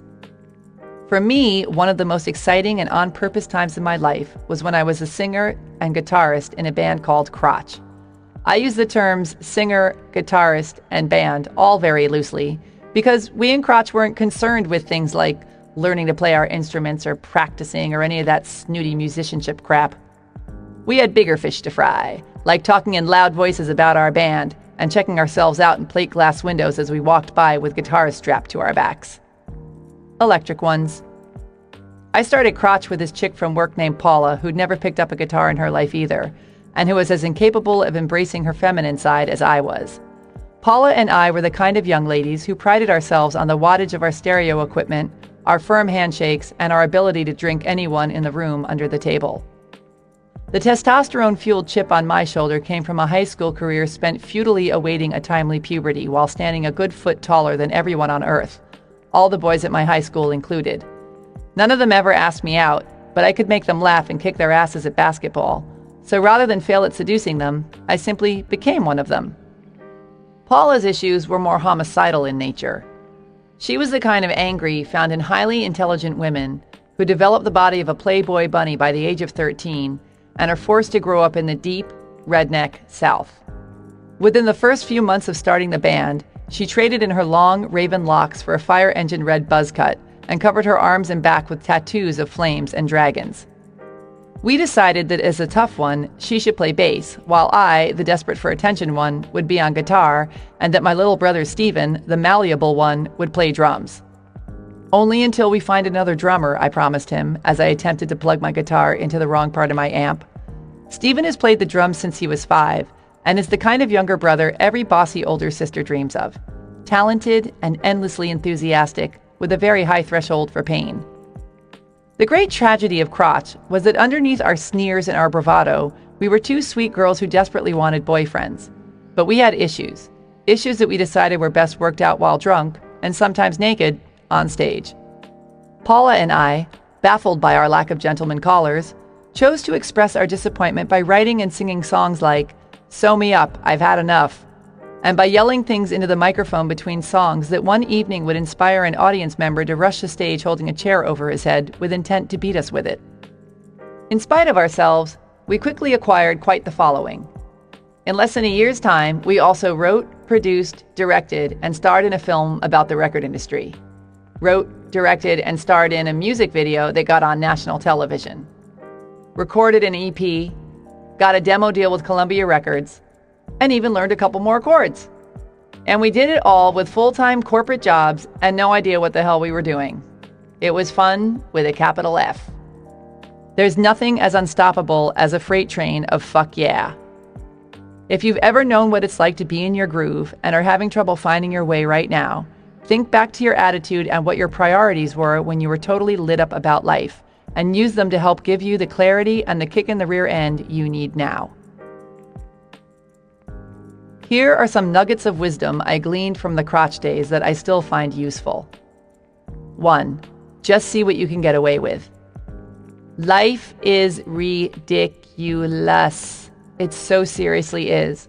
We have no freaking idea what we're even doing here, spinning around on this globe in the middle of this solar system with who the hell knows what out there beyond it. Making a big fat deal out of anything is absurd. It makes much more sense to go after life with a sense of, why not, instead of a furrowed brow. One of the best things I ever did was make my motto, I just want to see what I can get away with. It takes all the pressure off, puts the punk rock attitude in, and reminds me that life is but a game. Yes, we have bigger responsibilities and more pressure as adults, but come on, folks, I guarantee you there are countless people with way more to whine about out there than you who are totally kicking ass because they decided to go for it instead of sitting around in the wet pant load of their own excuses. Take a new approach to what you're doing and try this on. I just want to see if I can start my own successful business. I just want to see if I can get myself out of debt and make $100,000 more this year. I just want to see if I can lose 100 pounds. I just want to see if I can sell one of my paintings for 50 grand. I just want to see if I can meet my soulmate. Take the pressure off and get back in on the adventure. 2. Lose track of time. Have you ever been doing something and suddenly realized that hours have gone by without you noticing? What does that for you? And how often during your day does this happen? When you're so lost in what you're doing that you lose all sense of time, you have officially entered the vortex. You want to get your ass in there as much as possible, so look at your life and figure out how you can make that happen. First, figure out the things you get lost in your business and your personal life. Then figure out how you can be doing more of those things more of the time. Hire someone, no excuses, and delegate the tasks you hate doing. Partner up with someone who's good at and enjoys doing the things you're not that into, so you can be freed up to do more of what you want. If you have to, make massive changes in your business and your personal life to include more time doing what you love. Figure it out. Don't just hand your life over to your circumstances like a little wuss. You can take your life wherever you want it to go, so grab it by its nether regions and make doing the things you love a priority. 3. Keep being the beginner. One of the best things about starting a band when you have no idea how to play your instrument is that you don't care if you stink because you already know you do. Then, once you learn how to play, you get all serious, you become overly critical and hard on yourself, and you don't let yourself have nearly as much fun anymore. The trick is to let the beginner live alongside the expert, instead of pretending you don't know who she is when she tries to sit with you and your new, cooler, more experienced friends in the cafeteria. The beginner may be an idiot, but she knows how to party. And if you don't let her play with you anymore, things risk getting rather droll around here. So hone your skills, take your craft seriously, learn what you need to learn, invest in yourself, practice your ass off, fall down, get up, keep going, get really, really, really, really, really good at what you do, but don't lose the fun in the process. Because, what's the point of doing all that work then? The only thing you need to do is do the very best you can. Once you've done that, the only other thing that matters is that you enjoy yourself. 4. Love yourself. And the bluebirds of happiness will be your permanent backup singers. Chapter 13. Give and let give. It's one of the beautiful compensations in this life that no one can sincerely try to help another without helping himself. Ralph Waldo Emerson, American poet, essayist, visionary, giver. One day while driving somewhere with my family, we stopped off at a store along the way and told my niece, then 5 years old, that she could get herself a little something. She came up to the register with a 6-pack of orange Tic Tacs and charmed her way into getting the whole thing instead of being told to put it back and just buy one. So we get back in the car and I ask her if I can have a pack, my only intent to teach the greedy little piglet a thing or two about sharing. "Of course," she says, and hands it over. She then asks, in her itty-bitty 5-year-old voice, if my brother and my mom want one too, and hands them over. My niece then takes her remaining 3 packs and places them on the seat next to her in a pile, saying, "And when we get home, this one's for my brother, this one's for my sister, this one's for my mom." Then she sits there, with none left for herself, and smiles, more excited to give them away than she was when she was told she could buy them for herself. I shot a confused look at my brother, Stephen, her father, and he mouthed back, "Freak!"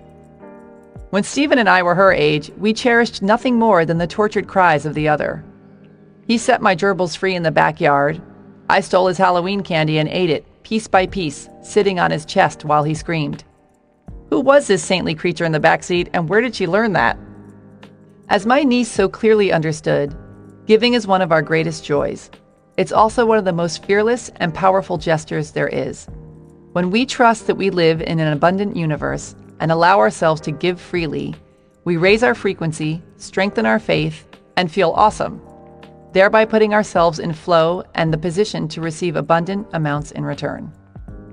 When we're in fear, we hold on to what we've got because we don't trust that there's more. We pinch off the energy, we're scared to share, and we focus on and create more of the very thing we're hoping to avoid, which is lack. We live in a universe of give and receive, breathe and exhale, live and die, suck and awesome. Each side depends on the other, and each is relative to the other. Every action has an equal and opposite reaction. So the more you give, the more you receive, and vice versa. You may be thinking, "Oh, that's so not true. I know some bitches who do nothing but take and haven't given a damn thing to anybody ever." But receiving has a different energy than selfishly taking, just as smothering has a different energy than giving. Smothering and taking are fear-based and needy. Giving and receiving are full of gratitude and surrendering to the flow. I know someone who has multiple sclerosis who was told by a mentor to give away 29 things for 29 days as part of her cure. She blew it off for a while, but as her condition worsened, she finally decided to give it a try. First, she gave a phone call to a sick friend to see how she was doing. Then she steadily gave away something every day, and she almost instantly found herself more joyful and excited. By the 14th day, she was significantly better physically, her business started booming, and she went on to create a blog that started a movement with tens of thousands of followers who were also giving things away daily. Her blog ultimately led to a New York Times best-selling book called 29 Gifts. If you want to attract good things and feelings into your life, send awesomeness out to everyone around you. Here are some good ways to get in the give and take flow, yo. 1.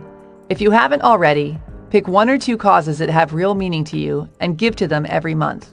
Give however much time or money you can, but do it consistently so it becomes a habit, so it becomes part of who you are. Even $5 a month counts. 2. Give one of your favorite things in the world away to someone who would totally love it. And if you can, do it without them knowing where it came from. 3. Leave $1 more than you normally would every time you tip, or 10. 4.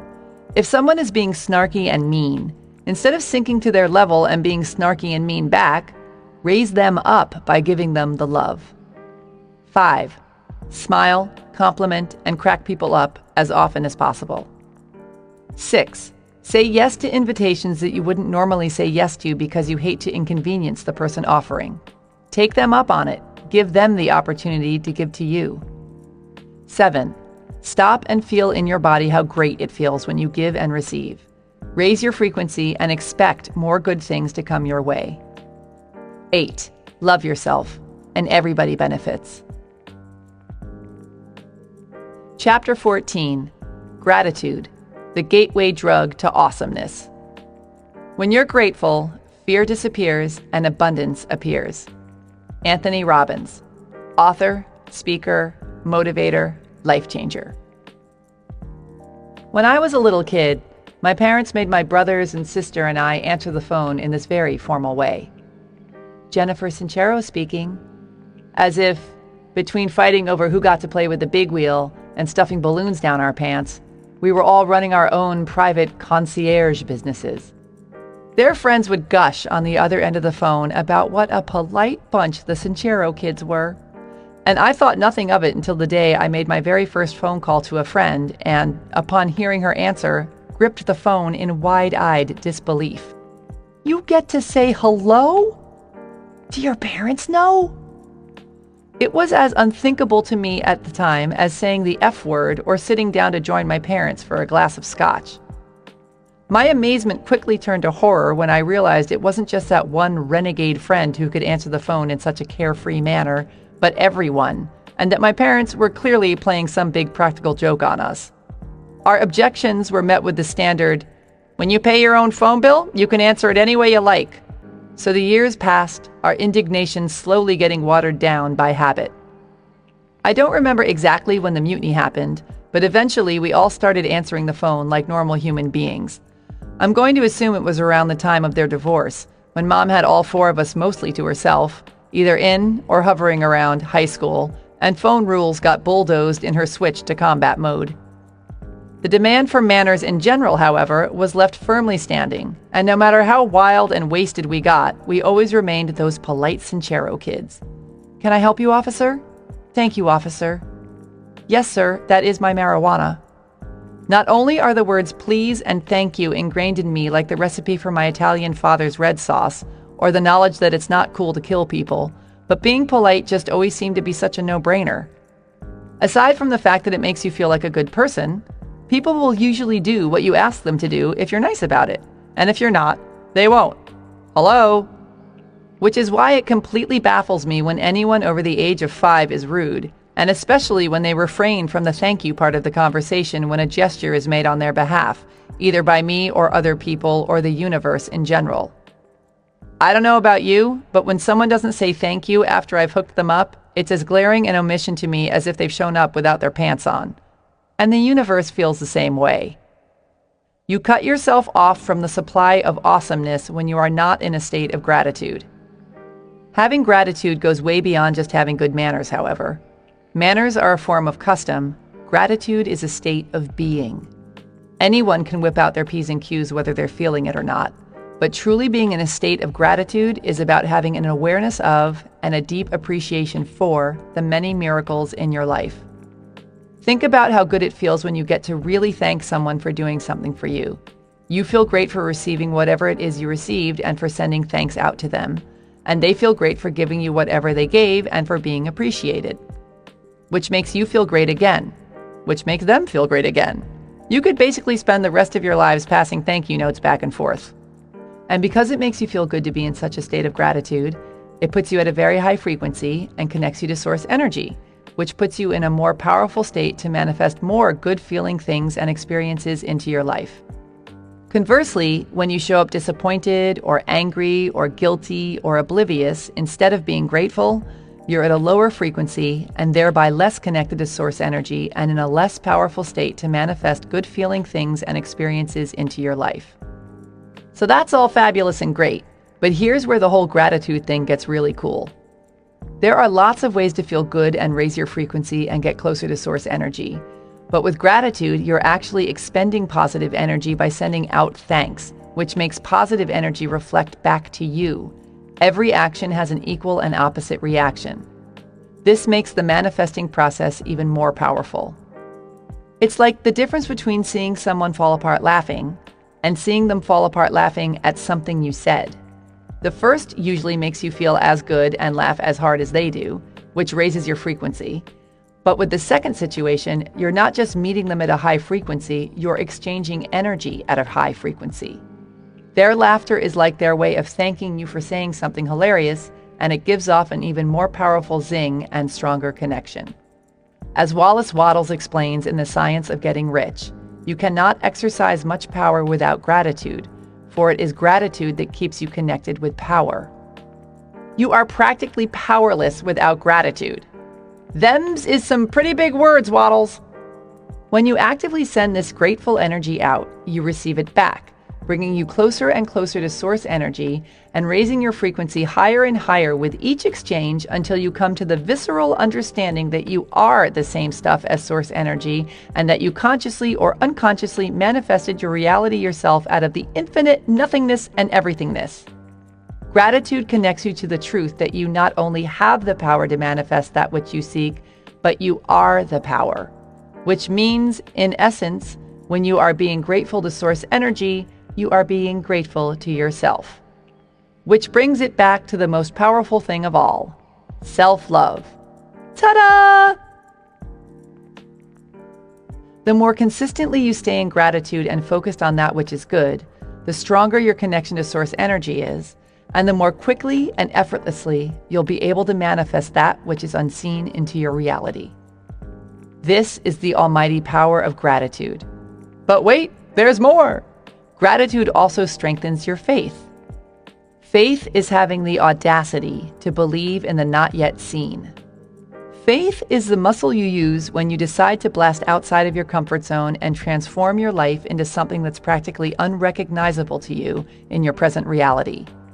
Faith smothers your fear of the unknown. Faith allows you to take risks. Faith is the stuff of leap and the net will appear.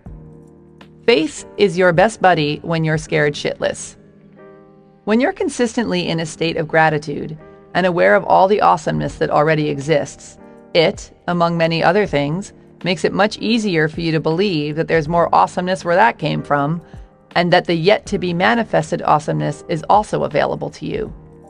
You've received awesomeness before, so, of course, you can receive awesomeness again. This is how gratitude strengthens your faith. And having strong faith is a major key in transforming your life. Which brings me to the grand gratitude finale. If you want to be a real rock star in the manifestation department, get to the point where you have both unwavering faith and unwavering gratitude for that which you desire. This is when the real magic happens, because mixing faith with gratitude is the high holy moly of manifesting. This takes some Jedi mastery, however, because basically what it entails is not only believing in the not yet manifested, having faith, but being grateful for it. In other words, you must be grateful for your imaginary friends and your imaginary life. As ridiculous as this sounds, I'm sure you're already doing it consciously or unconsciously in some capacity in your life. One simple example from my life would be with finding parking spaces. For as long as I can remember, I've always gotten stellar parking spots, right out front of wherever I'm going. I don't care if I'm trying to park in front of the Pope's house on Easter Sunday. If you don't want to walk, you'll be wanting to ride with me. I always approach the hunt for a parking space with the same attitude, a knowing and relaxed certainty that it's a done deal. The perfect spot is mine, it already exists, and I'm genuinely so happy and grateful for it. I really truly believe this. Then, as always, someone pulls out and in I go. Yet as consistently as this happens, I'm still always so excited when it does. I never take it for granted, and I am a gratitude machine before, during, and after my guaranteed excellent parking adventure. Being in gratitude for the not yet manifested informs the universe that you know that what you desire already exists and puts you at the right frequency to receive it. If you want to radically change your life, strengthen your faith that we live in an abundant, benevolent universe by being grateful for everything you've already manifested and all the good that's hurtling towards you. Be grateful that you have the power to manifest any reality you desire, and then leap into the void and go get it.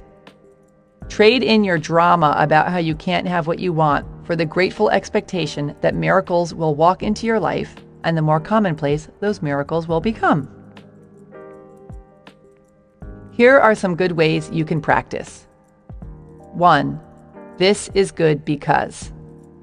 Whenever anything excellent or mediocre or lame or annoying happens to you, meet it with the statement, "This is good because," and fill in the blank. Once you make this a regular practice, you'll see how much easier it is to be in gratitude for much more than you realized. This is good that I got a flat tire on my way home from picking up my kids. I've shown them how to deal with an unexpected situation.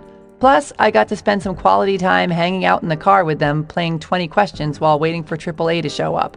which is how I found out that my daughter was getting picked on in school. It's important to look for ways to be grateful for all that you've manifested, even things that you might label under, no thanks. If you focus on the negative aspects of the more challenging things in your life, it'll just lower your frequency, keep you in pain and resentment, attract more negativity to you, very possibly make you sick, and very definitely make you crabby.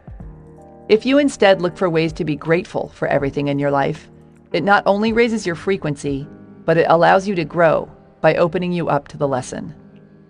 Yes, sometimes this is a tall order, and there are absolutely situations in life that just full-on blow and leave us standing there wondering, what the hell was that all about? Sometimes it takes years, if ever, before we can look back and say something like, you know what? I really needed to get my heart broken into 1,000 pieces by that jackass. I'm so much happier with the man I ended up marrying. Finding the good and the lessons in things allows us to move through them and onto new experiences.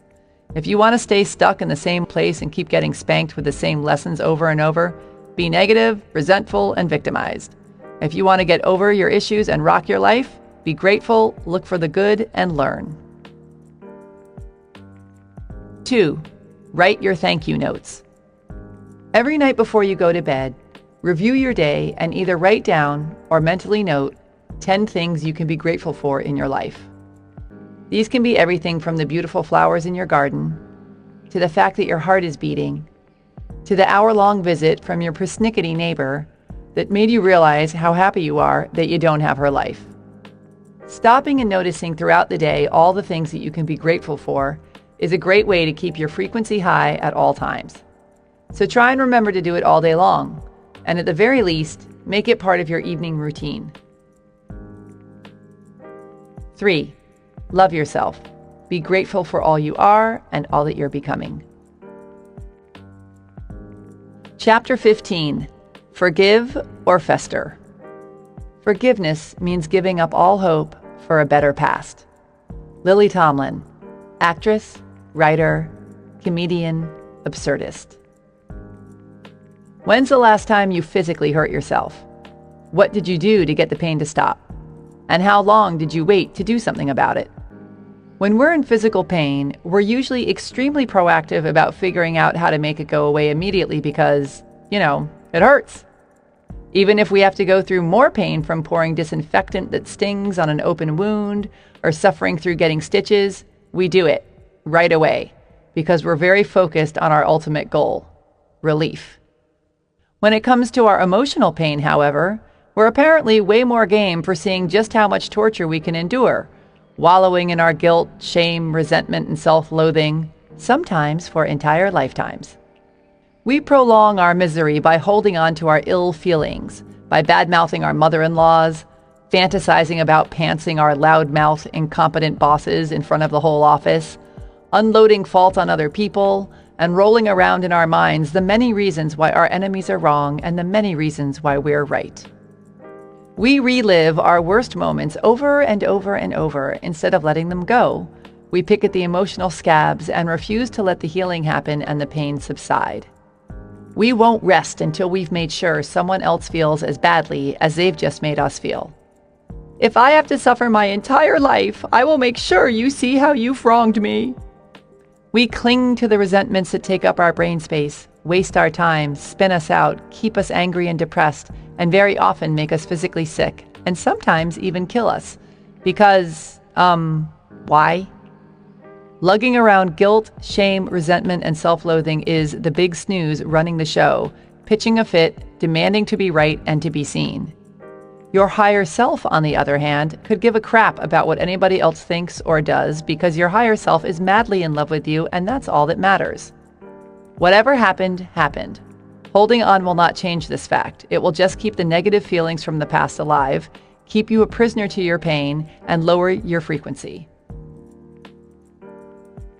The moment you decide to forgive and let your negative feelings melt away, you are on the road to freedom.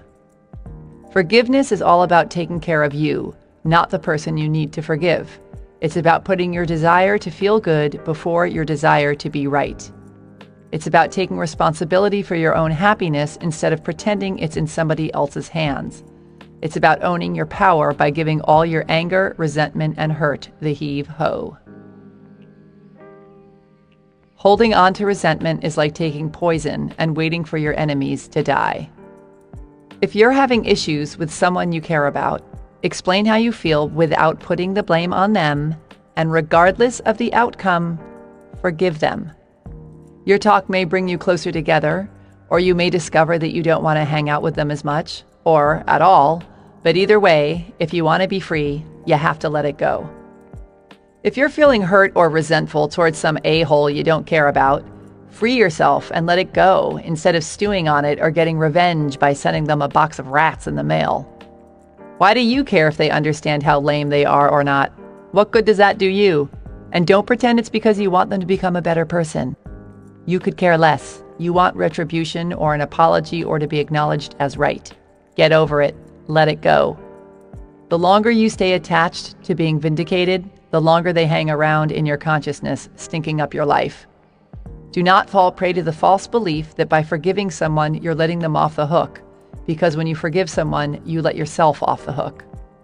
Forgiving isn't about being nice to them. It's about being nice to yourself. Okay, so great. Yes, we get it. Now, how do you actually let it all go? How do you forgive this stupid bastard? 1. Find compassion. Finding compassion for yourself or someone else who did something so awful is like pulling a bullet out of your arm. You may kick and scream and hate it at first, but in the long run, it's the only way to start the real healing. One of the best tricks for doing this is to imagine the person you're resentful of as a little kid. Think of this little person acting out of fear, doing the best they can to protect themselves and attempting to deal with their own suffering in the only way they know how. People act poorly because they are in pain or confused or both. Understanding this and imagining the person who you want to behead as a sweet little innocent child with big puppy dog eyes will help you find compassion for them, which is the key to forgiveness. And same goes for anything you feel you need to forgive yourself about. You too are just a little bunny trying to work it all out. Find compassion for your sweet little sippy cup self and let it all go. 2. Erase the other person from the equation. Imagine you've got 2 employees who don't show up for work on the same day, leaving you to handle everything yourself the morning before a huge presentation. One of them blows you off because she's hungover and just couldn't deal, but the other found out that her beloved mother suddenly died and had to run off to the airport, forgetting to call you in her emotional haze. Same exact result. You're ditched and left to do all the work yourself. 2 totally different ways to react, which means you have a choice. One choice puts you at risk of busting an artery out of rage. The other opens your heart. Another option is to picture yourself hanging out in your brand new boat, and an empty boat floats up and bangs into you, leaving a scratch. If there's nobody in the boat, there's nobody to get mad at, and you deal with the situation in a much calmer, inquisitive way. If there's some moron driving that other boat who bangs into you because they're checking a text, however, you deal with it by going crazy and calling them a bunch of names related to genitalia. Again, same exact situation. You get a scratch on your boat. 2 different ways to react.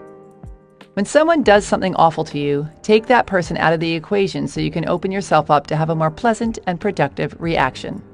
And life. It's not about them anyway. It's about you. If you have nobody to be angry at, it's hard to be angry. Instead, it opens up the incident for questioning. Why did this happen? How was I involved? Why did I attract this to myself? How can I grow from this? How can I find compassion for everyone involved? When you're consumed by resentment, the lesson can't get through all your inner and outer screaming and yelling. Do yourself a favor and use irritating situations and people as opportunities for growth, not pain. 3. Decide you'd rather be happy than right. Sometimes the road to freedom lies in deciding you'd rather be happy than right. Yes, your idiot friend should have paid the parking ticket she got when she borrowed your car, or your brother shouldn't have shaved your dog while he was house-sitting for you. But if they don't see it that way, instead of spinning out on it for days, wouldn't it feel so much better to just let it go? Is it really worth lugging around all those foul feelings just so you can be right? Think to yourself, what do I have to do, or not do, or think or not think right now to be happy? And if the answer is let the jackass think he's right, then so be it. 4. Look at it from all angles. It's important to remember that everyone is living in their own self-created illusion, and that you have no idea what they're acting out or where they're coming from. So just because you think something is totally not okay, in their illusion, it could be fine, and your way could be totally not okay. Look at it from another perspective, loosen your stranglehold on it being my way or the highway, let some air in, and you may be surprised how quickly resentment flies out the window. For example, you send your good friend a text about a dinner party you're having and invite her to come. She sends you a text back saying she can't make it because it's her birthday. You now realize you completely forgot her birthday, so you text her back an apology and a sad face. You hear nothing back. So you text her, "Happy birthday!" You still hear nothing back, so you proceed to spin out. You go from feeling awful for hurting her feelings to wondering what kind of idiot adult still cares that much about her stupid birthday, to thinking how much you'll have to spend on a present to relieve your guilt. Meanwhile, she accidentally dropped her phone in the toilet bowl after her last text to you. By being inquisitive about, instead of a slave to, your reactions to other people, you get the double whammy bonus of not only setting yourself up to forgive them much more easily, because you realize that it's really about you, not them, but you receive the great gift of being enlightened to some of your own not-so-special traits, so you can grow and learn from them. Much more on all this in Chapter 21, Millions of Mirrors. In her brilliant book, I mean it, go get it, Loving What Is, 4 Questions That Can Change Your Life, Byron Katie says, "We don't attach to people or things. We attach to uninvestigated concepts that we believe to be true in the moment. For example, in the aforementioned scenario, instead of attaching to the quote-unquote truth that this person isn't answering your text because they're upset, all you need to do is ask yourself, why am I freaking out over something that I have no proof is even true? Or, how would I feel if I didn't just assume that my friend is mad at me? You could literally be one question away from being happy in any otherwise upsetting situation. 5. Have a total shit fit. Go somewhere alone and far away from other people and beat the hell out of a pillow or a mattress or some other soft, inanimate object that won't hurt your fist or punch you back. Scream and yell about what a selfish little pig this other person is and go for it 100% until you're exhausted or someone calls the cops on you. Get it out of your system totally and completely, and then let it go. 6. Remember that you won't even remember this. Try and think about someone who had you totally freaking out and all pissed off 3 years ago. Can you even come up with someone? If you can you get all worked up about them now? Whatever or whomever you're needing to forgive in this moment will most likely be a mere blip not very long from now, depending on the severity of the situation, of course. So why make a huge drama out of it if you're only going to forget about it one day? See it as the future non-event that it is and start forgiving and forgetting right away. When it comes to forgiveness, what you actually have to do is not hard. It's like quitting smoking. You actually do less than you do when you smoke. You don't have to go to the store to buy cigarettes. You don't have to open the pack, light one up, find an ashtray, etc.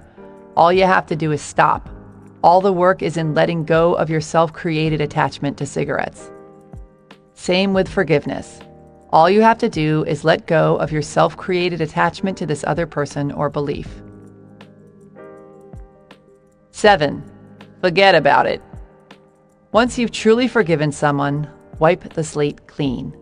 So often we form judgments about people and then, no matter what they do, we see them through the lens of that judgment. Which means we're just waiting for them to piss us off again. Which means we're still in the forgiveness light stage. We're pretending we're cool, but we're really still holding on to some resentment. Release all expectations. Let everyone off the hook. Treat people as a blank slate over and over again. Expect only the best from them, regardless of what they've done in the past, and you may be surprised.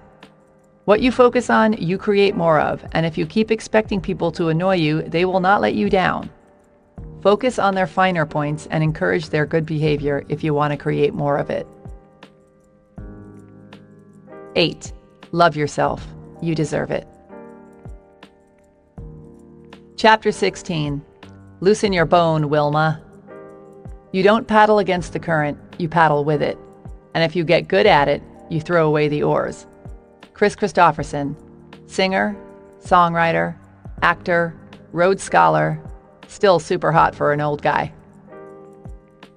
Several years ago, I went on a life-changing trip to India. In case you haven't witnessed it yourself, India is heaving with life.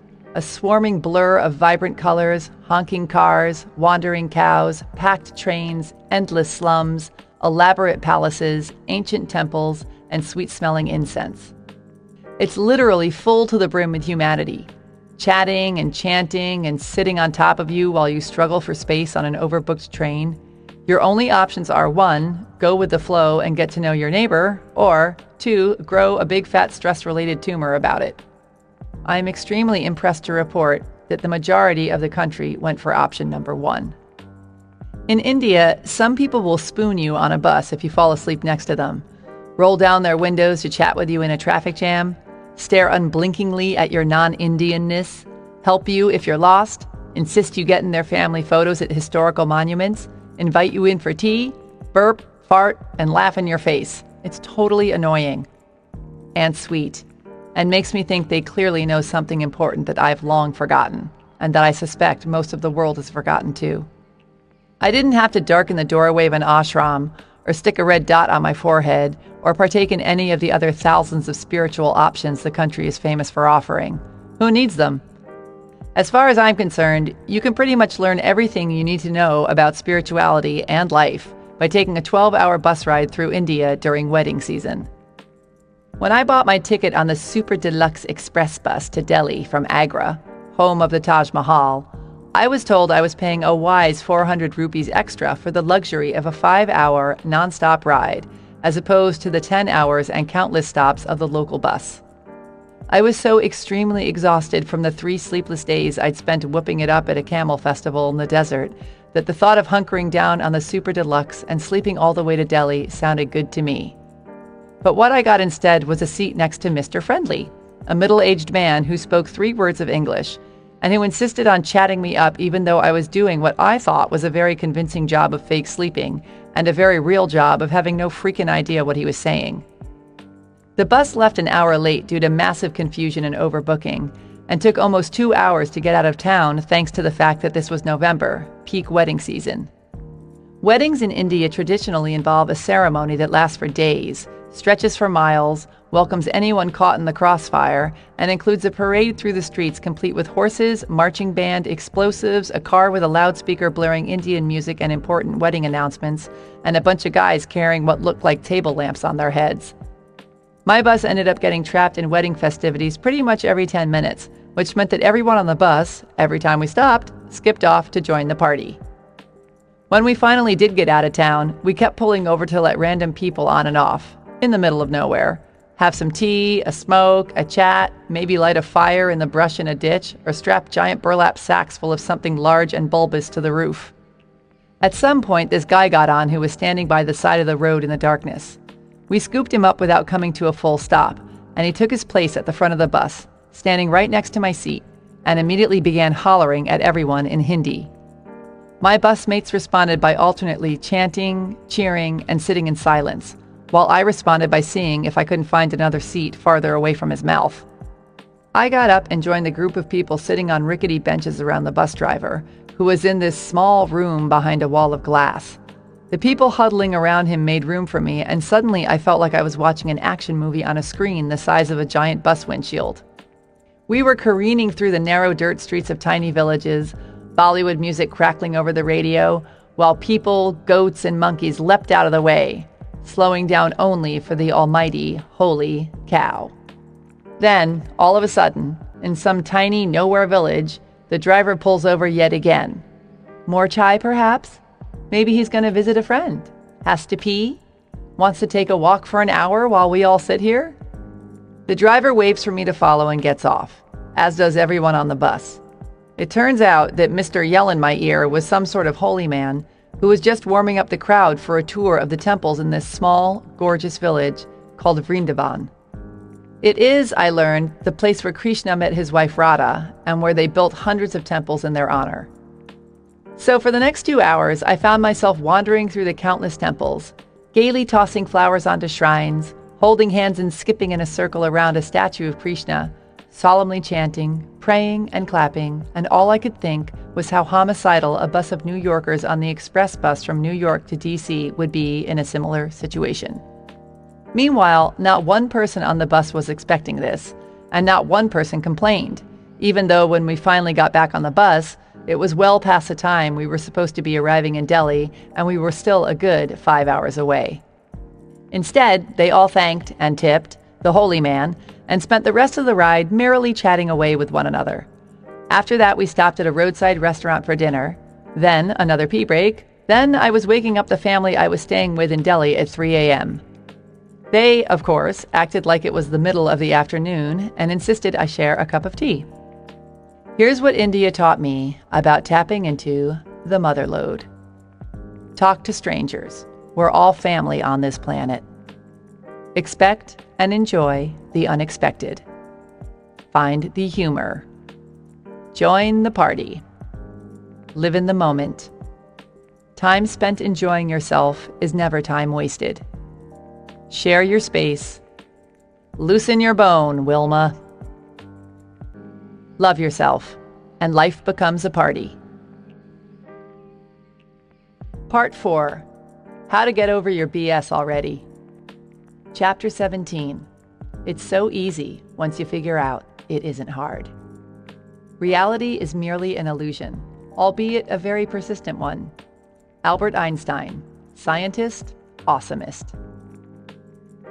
I was hanging out in my sunny California home one morning, reading the newspaper with the doors flung open and the stereo blasting, when all of a sudden a bird came tearing into my living room. He was flapping around like a maniac, flying into lamps and plants, spreading leaves, feathers, poop, and panic all over the place. In an attempt to escape, he kept slamming himself into the window while I feebly chased him around with a flip-flop, trying to guide him back towards the open door. It was awful to watch. The poor guy was all panting and wild-eyed, his little birdie heart no doubt about to explode with fear, while he threw himself over and over again into the glass at full speed. I finally managed to escort him outside to freedom, and then spent a very bothered few minutes calming my own little birdie heart while I revisited the scene of the accident. I imagined his confusion and frustration. I can see the sky. It's right there. If I fly hard and fast enough, I know I can reach it. It made me think of the way so many of us live our lives. We can see what we want and nearly kill ourselves trying to get it in a way that's not working. Meanwhile, if we just stopped, got quiet for a minute or two, and looked at things a little differently, we'd notice a door to what we want being held open for us by the nice lady in the bathrobe across the room. Then all we'd have to do is fly through it. Oh, the drama we create for ourselves. We're so deeply wrapped up in our stories. I don't have the money. I'm not good enough. I can't quit my job. I'm lazy. I have bad hair. Trudging through life with our heads down, clinging to our false beliefs like lifeboats full of doo-doo, that we prevent ourselves from seeing the literally infinite sea of possibilities and opportunities surrounding us at every single moment. Have you ever walked down a street that you've walked down a million times and suddenly noticed a house or a tree or a mailbox or something else totally obvious and in your face that you've never noticed before? Or have you ever suddenly become aware of the eye color of someone you've known for years? Or have you ever looked at your mother and thought, I was inside of that woman once? All of this stuff didn't suddenly appear and then you noticed it. It was all there all along. You just weren't experiencing it because your focus was directed somewhere else. Here's a cool exercise. Right now, look around wherever you are and count the number of things you see that are red. Take about a minute and count them all. Now stop, close your eyes, and try to think of everything around you that's yellow. There's probably a ton of yellow, but you didn't see it because you were looking for red. What you choose to focus on becomes your reality. And that's just an example of what we're not noticing that we can see. There's also an infinite amount of emotions and thoughts and beliefs and interpretations and sounds and dreams and opportunities and smells and points of view and ways to feel good and responses and non-responses and things to say and ways to help. Yet, because we're so set in our ways and so committed to our stories about who we are and what our reality looks like, we only scratch the very surface of all that's available to us in every single moment. Meanwhile, we're totally surrounded by countless awesome versions of reality, and they're all just hanging around like a bunch of shy teenage girls at the prom, leaning against the walls, waiting for us to ask them to dance. As the poet William Blake so eloquently stated, if the doors of perception were cleansed, everything would appear to man as it is, infinite. So, why would you create anything that's not totally awesome? I mean, we're only talking about your life here. If you chose to get over all your reasons why the money you so desire is evil, or your conviction that you're the kind of person who's scared of intimacy, or your attachment to a plethora of other excuses that you perceive to be very serious and real, when in reality they're probably kind of cute and ridiculous, you could literally create any reality you want. Whenever I become impressed by a particularly creative array of new excuses I've come up with, or start to organize an elaborate pity party for myself, I turn to Ray Charles. I don't often listen to his music, but I always think about Ray when I need a kick in the rear end. He was a broke, blind minority who was orphaned by the age of 15 and raised in the colored part of town, in a time when slavery wasn't all that distant of a memory, and he went on to become one of the most influential and successful American musicians of all time. Basically, he wasted no time on excuses. Any little woe-is-me-ism that I try and hold up against Ray instantly wilts into the sniveling little nice try that it is, and I'm forced to look upon my life and my excuses with a new perspective. Really? You're really gonna let that stop you? All you have to do is make the choice to let go of everything you're so attached to that's not serving you and manifest the reality that you want. Life is an illusion created by your perception, and it can be changed the moment you choose to change it. Our entire experience on this planet is determined by how we choose to perceive our reality. I know, as if. It can't be that easy. If it was that simple, how could I possibly have spent all this time banging my head against the glass wall of my own self-created ho-hummery? But before you get into a bad mood about it, remember, all this stumbling around in the realities we pretend to be stuck in is very valuable because it allows us to grow and learn and evolve. Rough seas make better sailors, but you get to choose how long you want to stay in school and work on the same issues over and over and over. Your graduation cap and gown are cleaned and pressed and waiting for you whenever you want to put them on. All you have to do is let go of your present story and rewrite a new one that fits who you truly are. If you want to join the party and shift your perspective, do what I say in this book, and really do it. Don't just half-ass it. And while you're at it, believe it too. Study the resources I suggest on my website. Commit to releasing your attachment to low-frequency thoughts and experiences. Trust that the universe loves the crap out of you. Kick fear in the face, and head bravely into the unknown. Also, do the following. 1. Become aware of what your stories are. We call these stories because that's what they are. They are not the truth, and they can be rewritten. You're the author of your own life, not your parents, not society, not your partner, not your friends, not the bullies who called you Fatzilla in junior high. And the sooner you decide to rewrite yourself a better script, the sooner you get to live a more awesome life. Before you can let go of your stories, get clear on what they are. Listen to what you say and what you think about, and start busting yourself in your own lies. We get so used to and so identify with our broken records that we don't even notice they exist or that they're not even real. And yet we'll fight to the death to uphold their non-truths. Listen specifically for sentences that begin with, I always, I never, I can't, I should, I suck at, I wish, I want, as opposed to I will and I am, I don't have, one day, I'm trying to. Sad Sack Jane, the lawyer, says she should keep her miserable job at the prestigious firm because she'll never find one that she likes that pays as well. Really? Is that why nobody on earth, anywhere, is doing a job that they love and making even more money than you make, Jane? Lonely-hearted Sally always says she can't find a good single man because there aren't any left out there. Really, Sally? All the good single men were hunted down and killed, so no matter how many dates you go on, or how many times you put on sexy high heels and hang around Home Depot, you'll never bump into one? Was the awesome guy your friend Deb just met the lone survival of the good guy genocide? Broke-ass Joe, the personal trainer, always talks about how he can't make any money and how there are no good high-paying clients out there. Really, Joe? Not any? Anywhere? Then how is it that other personal trainers have more high-paying clients than they can handle? And that some even created energy drinks and workout products with their pictures on them and are raking it in on QVC? Another good place to catch yourself in a story is by looking at the areas in your life that are sagging. If you're constantly angry, maybe your story is, nobody understands me. If you're always overweight, maybe your story is, I have no self-discipline. If you're uninvited from Thanksgiving dinner because you wouldn't let anyone else talk at the last 3 family gatherings, maybe your story is, nobody pays any attention to me.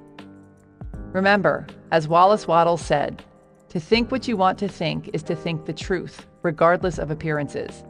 Instead of pretending to be stuck in these lame-o realities, use your power of thought to change your attitude and change your life. Start paying attention. What are your favorite self-sabotaging stories? What do you hear yourself think and say over and over again that has become who you are, or rather who you think you are?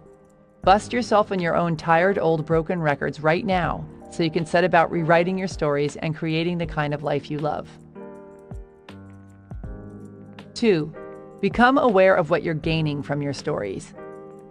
We pretty much don't ever do anything that we don't benefit from in some way, be it in a healthy way or an unhealthy way. If you're perpetuating something dismal in your life because of some dopey story, there's definitely something about it that you're getting off on. Let's say, for example, that your story is that you're depressed. Chances are pretty good that even though it feels awful, when you feel awful, you don't have to work hard, or do the laundry, or go to the gym. It also feels very familiar and cozy and comfortable. It gets you attention. People come in and check on you, and sometimes bring food. It gives you something to talk about. It allows you not to try too hard or move forward and face possible failure. It lets you drink beer for breakfast. Let's say your story is that you can't make money. By staying broke, you get to be right. You get to be a victim, which makes you dependent on other people and gets you attention. Other people will offer to pay. You don't have to take responsibility. You get to give up before you start and avoid possible failure. If things in your life fall far below the mediocre scale, you get to blame other people and circumstances instead of taking risks to change it because you can't afford to take risks.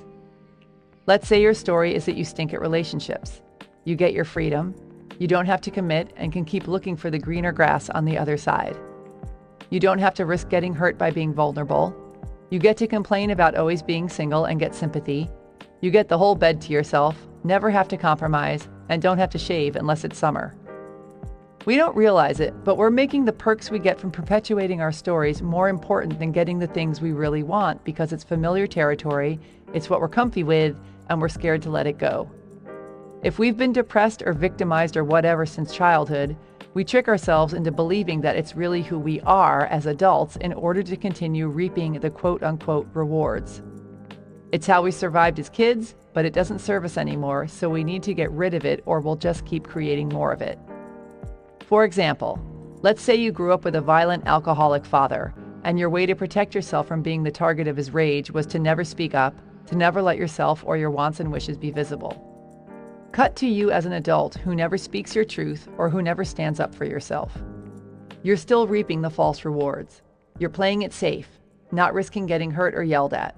But this behavior is backfiring on you because by hiding and not taking a stand for yourself, you're living a life that totally makes you want to roll over and go back to sleep every morning instead of getting up and facing your day.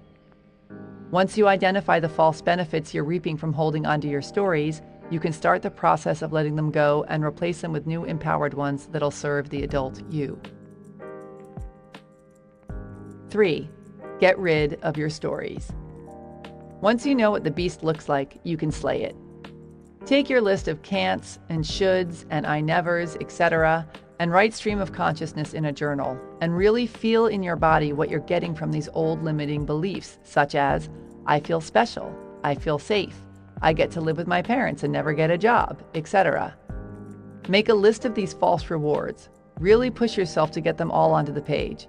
Then feel the attention, the specialness, or the comfort, or the safety, or whatever your trip is, and really become clear on it. Catch yourself fully in the act and feel it all the way through. Now look at your list of false rewards for what they really are. Scared little parts of yourself acting out.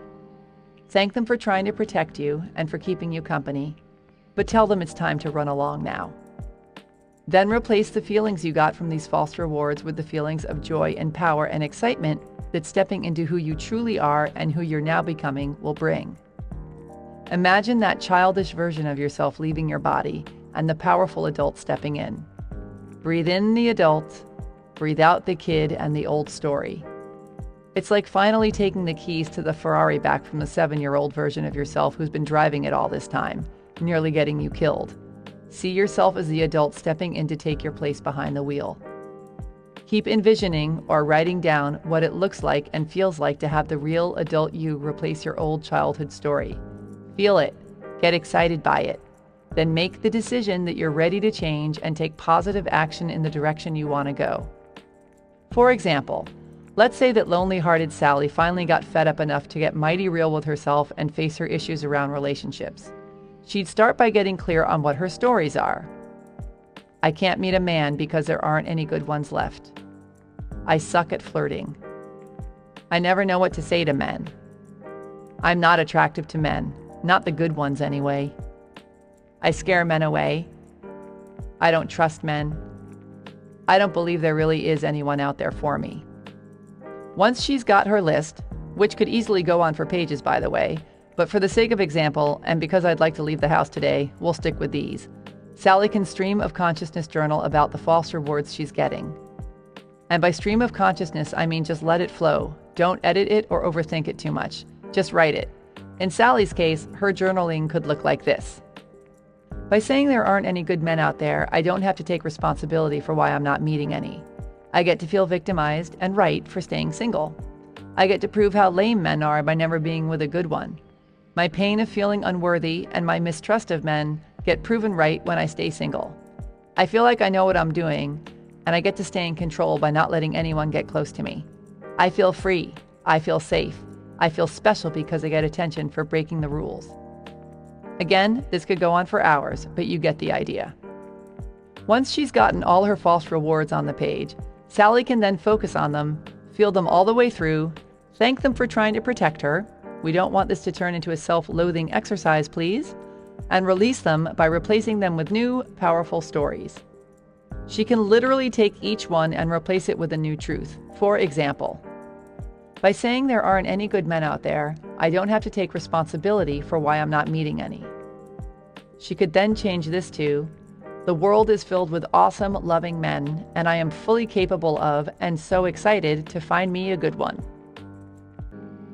I get to feel victimized and right for staying single.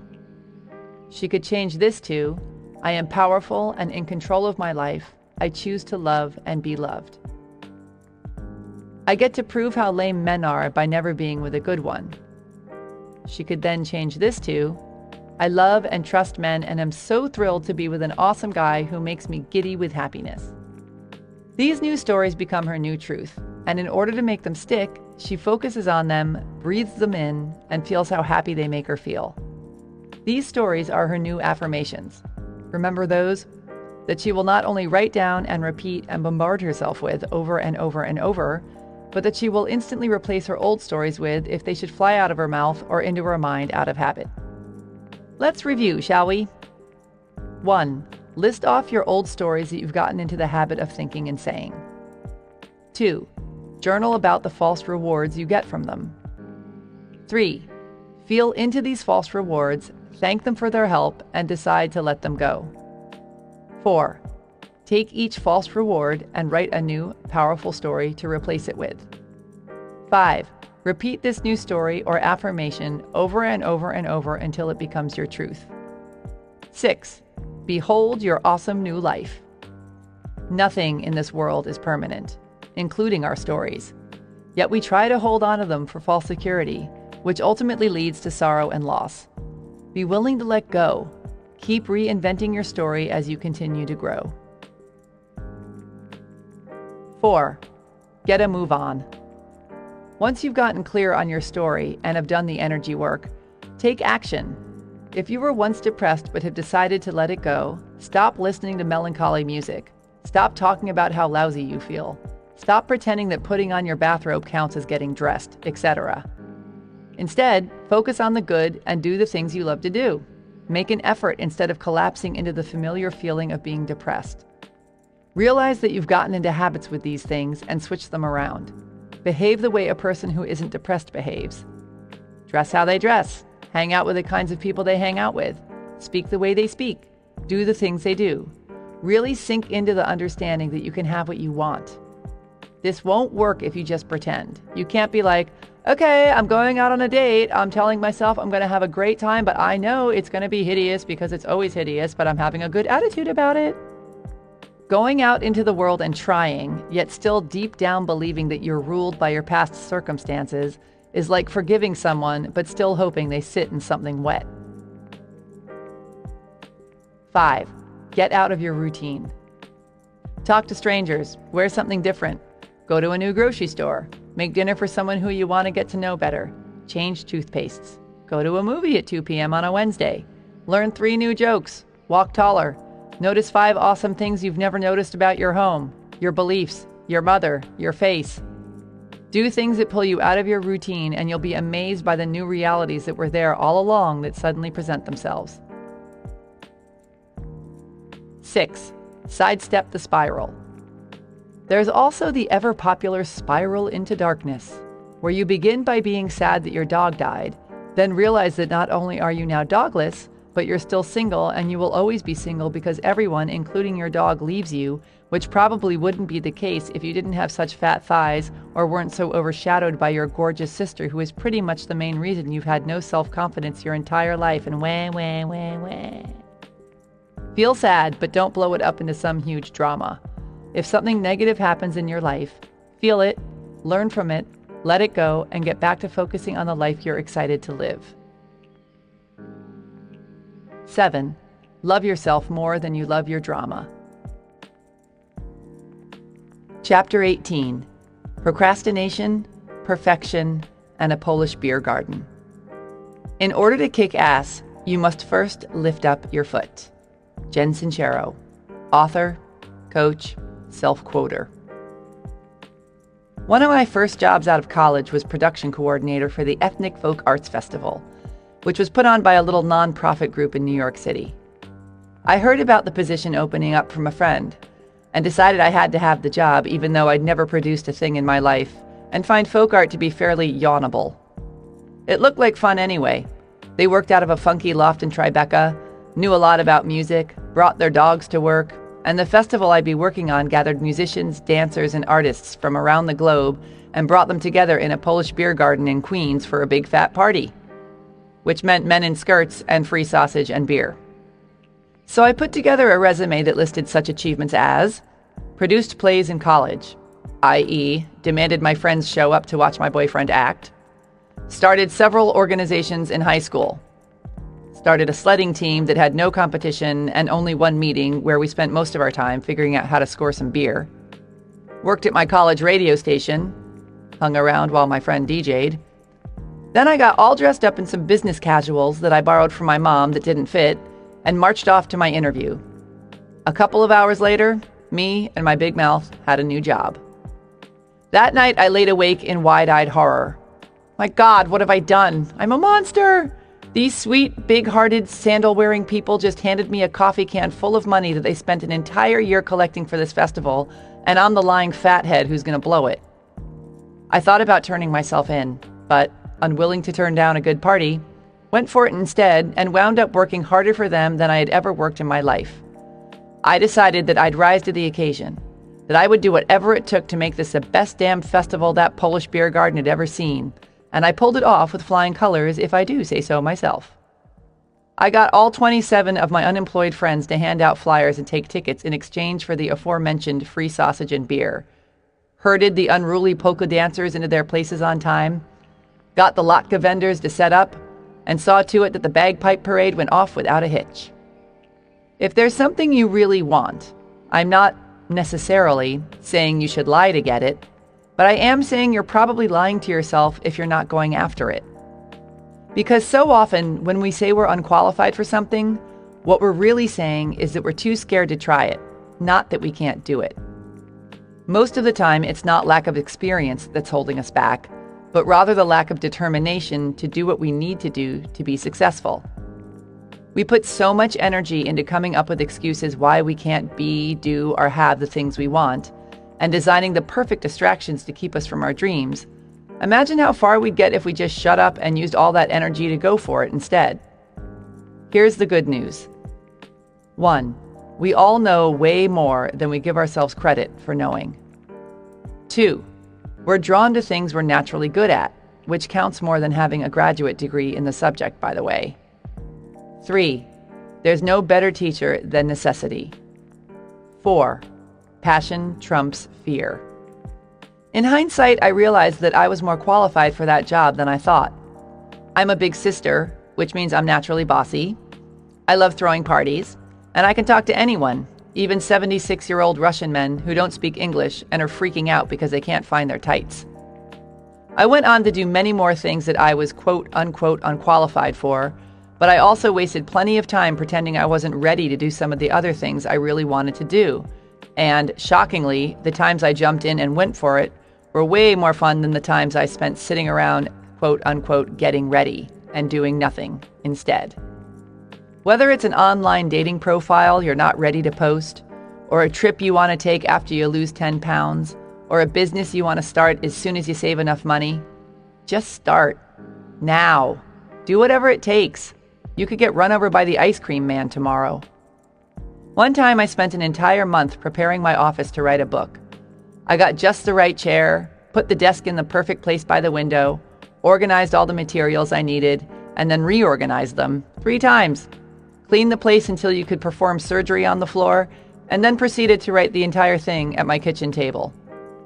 Procrastination is one of the most popular forms of self-sabotage because it's really easy. There are so many fun things you can do in order to procrastinate, and there's no lack of other people who are totally psyched to procrastinate with you. And while it can be super fun in the moment, eventually the naughtiness buzz wears off, and you're sitting there a few years later feeling like a loser, wondering why the hell you still haven't gotten your act together. And why other people you know are getting big fat promotions at their jobs, or taking trips around the world, or talking about the latest orphanage they've opened in Cambodia on NPR. If you're serious about changing your life, you'll find a way. If you're not, you'll find an excuse.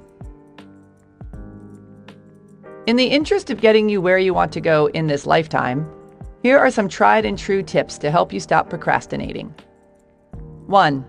Remember that done is better than perfect. Just get the damn website up already, or send out the mailer, or make the sales calls, or book the gig even though you're not totally ready yet. Nobody else cares or will probably even notice that everything isn't 100% perfect. And quite honestly, nothing ever will be 100% perfect anyway, so you might as well start now. There's no better way to get things done than to already be rolling along. Momentum is a wonderful thing, not to mention highly underrated, so get off your ass and get started now. 2. Notice where you stop. When you're working on whatever you're working on, or whatever you're pretending to work on, where exactly do you stop? Is it when you have to do the research? Make the scary phone calls? Figure out how to raise the money? Right after you start? When you have to commit? When it starts getting good? Right before it takes off? Before you even get out of bed? If you can pinpoint the precise moment that you say, "Screw it, I'm out of here," you can prepare yourself for hitting the oil slick by hiring coaches or assistants, or by psyching yourself up or delegating that particular part of it out, or by removing known distractions. For example, let's say you discover that every time you sit down to make calls and try and book yourself a speaking gig, you mysteriously find yourself pulled into Facebook for hours. Here's your solution. Turn off the internet, or go someplace to make your calls where you can't get online, like a park, or your car, or Antarctica. And then decide that you have to make 5 calls before you can check back in and see if anyone commented on the picture you posted of your cat eating a potato chip. 3. Make a bet with someone mean.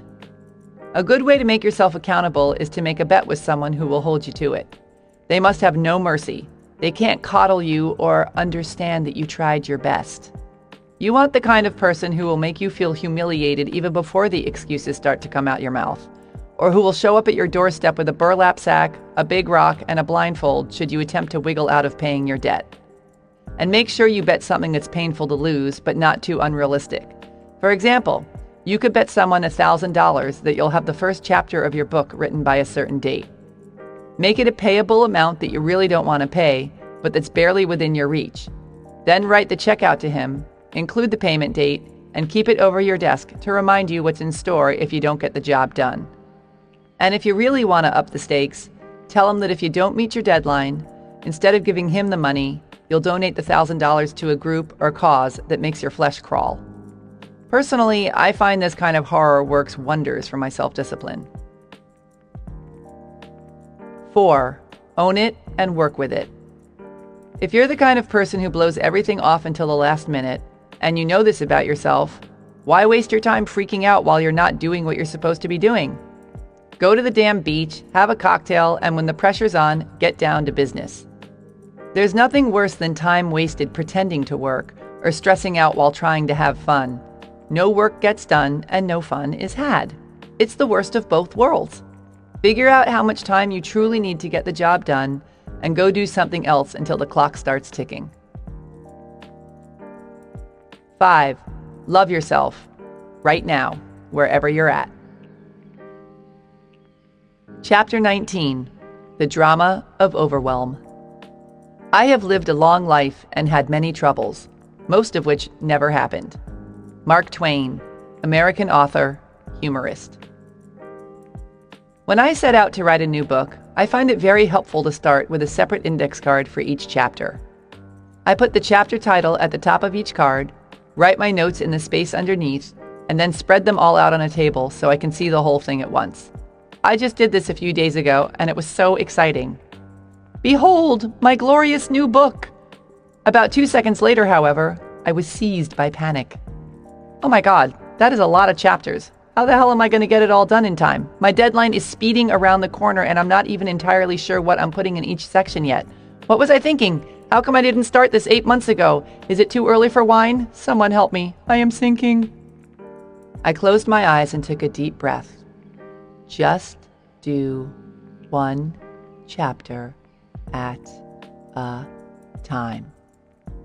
So I pulled a random card off the table, opened my eyes, and it was, of course, Chapter 19, The Drama of Overwhelm.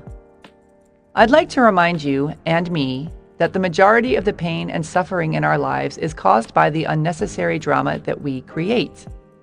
If we happen to find ourselves, for example, in a catatonic state of overwhelm, hugging our knees while rocking back and forth with our mouths hanging open, just like everything else in our lives, all it takes is a shift in perception to create a new reality. Life is but a dream. Don't turn it into a nightmare. We are so unbelievably blessed to have all the things we have, all the opportunities and ideas and people and tasks and interests and experiences and responsibilities. Choosing to freak out about it all, rather than enjoying the living of our lives, is like throwing pearls before swine. Such a waste of such a glorious gift. In the interest of helping you get a more pleasant perspective on your massive to-do list, let's take the 3 most common complaints about overwhelm and pretty them up. 1. There's not enough time. Thanks to the hard work of people with big brains, we now know that time is an illusion. While most people have no idea what the hell that means, there is another angle that's a lot easier to grasp. Not having time is an illusion. For example, I don't have time to find a real parking spot, so I'll park in this loading zone. Oh, look at that. I just spent 3 hours I don't have getting my car out of the tow garage, another 2 getting lost on the way home, and 45 minutes complaining about it to my wife. I don't have time to clean my office.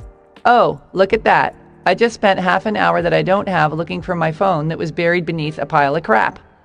Oh, and look at that. My phone is dead, which means I'm about to waste even more time I don't have looking for the damn charger, which might be under this pile of books over here, please, I hope.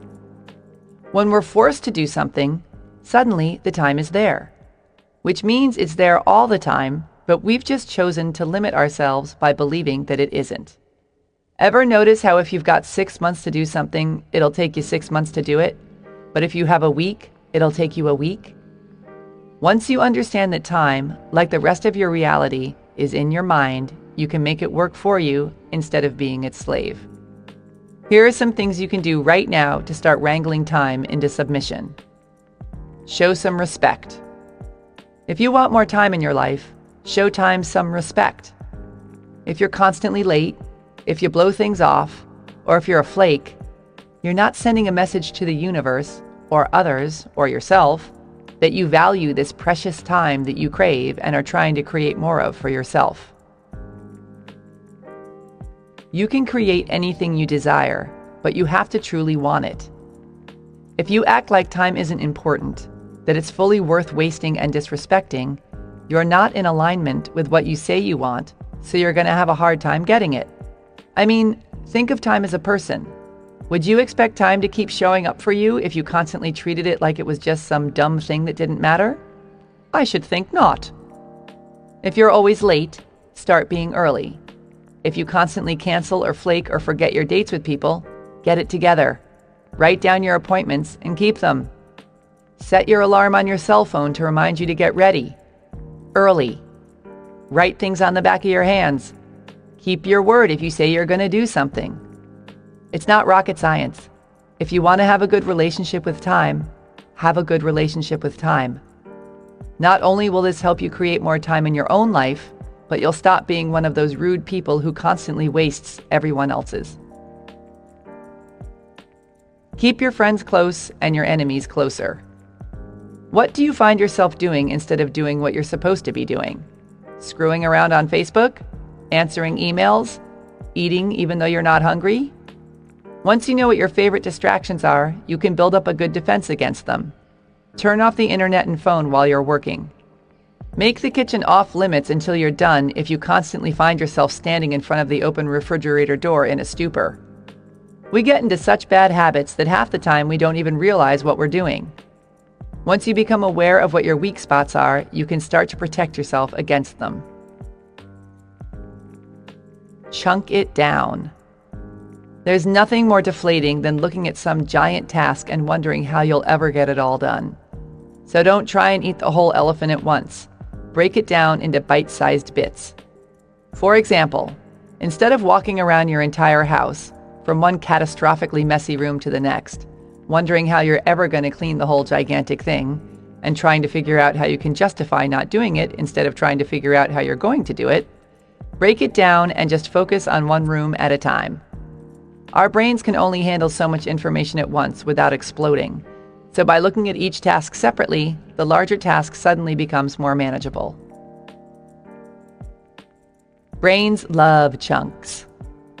Chunking it down works great for time too. For example, if you're working on designing a new website, instead of setting aside the entire day to work, decide that you'll work in hour-long chunks.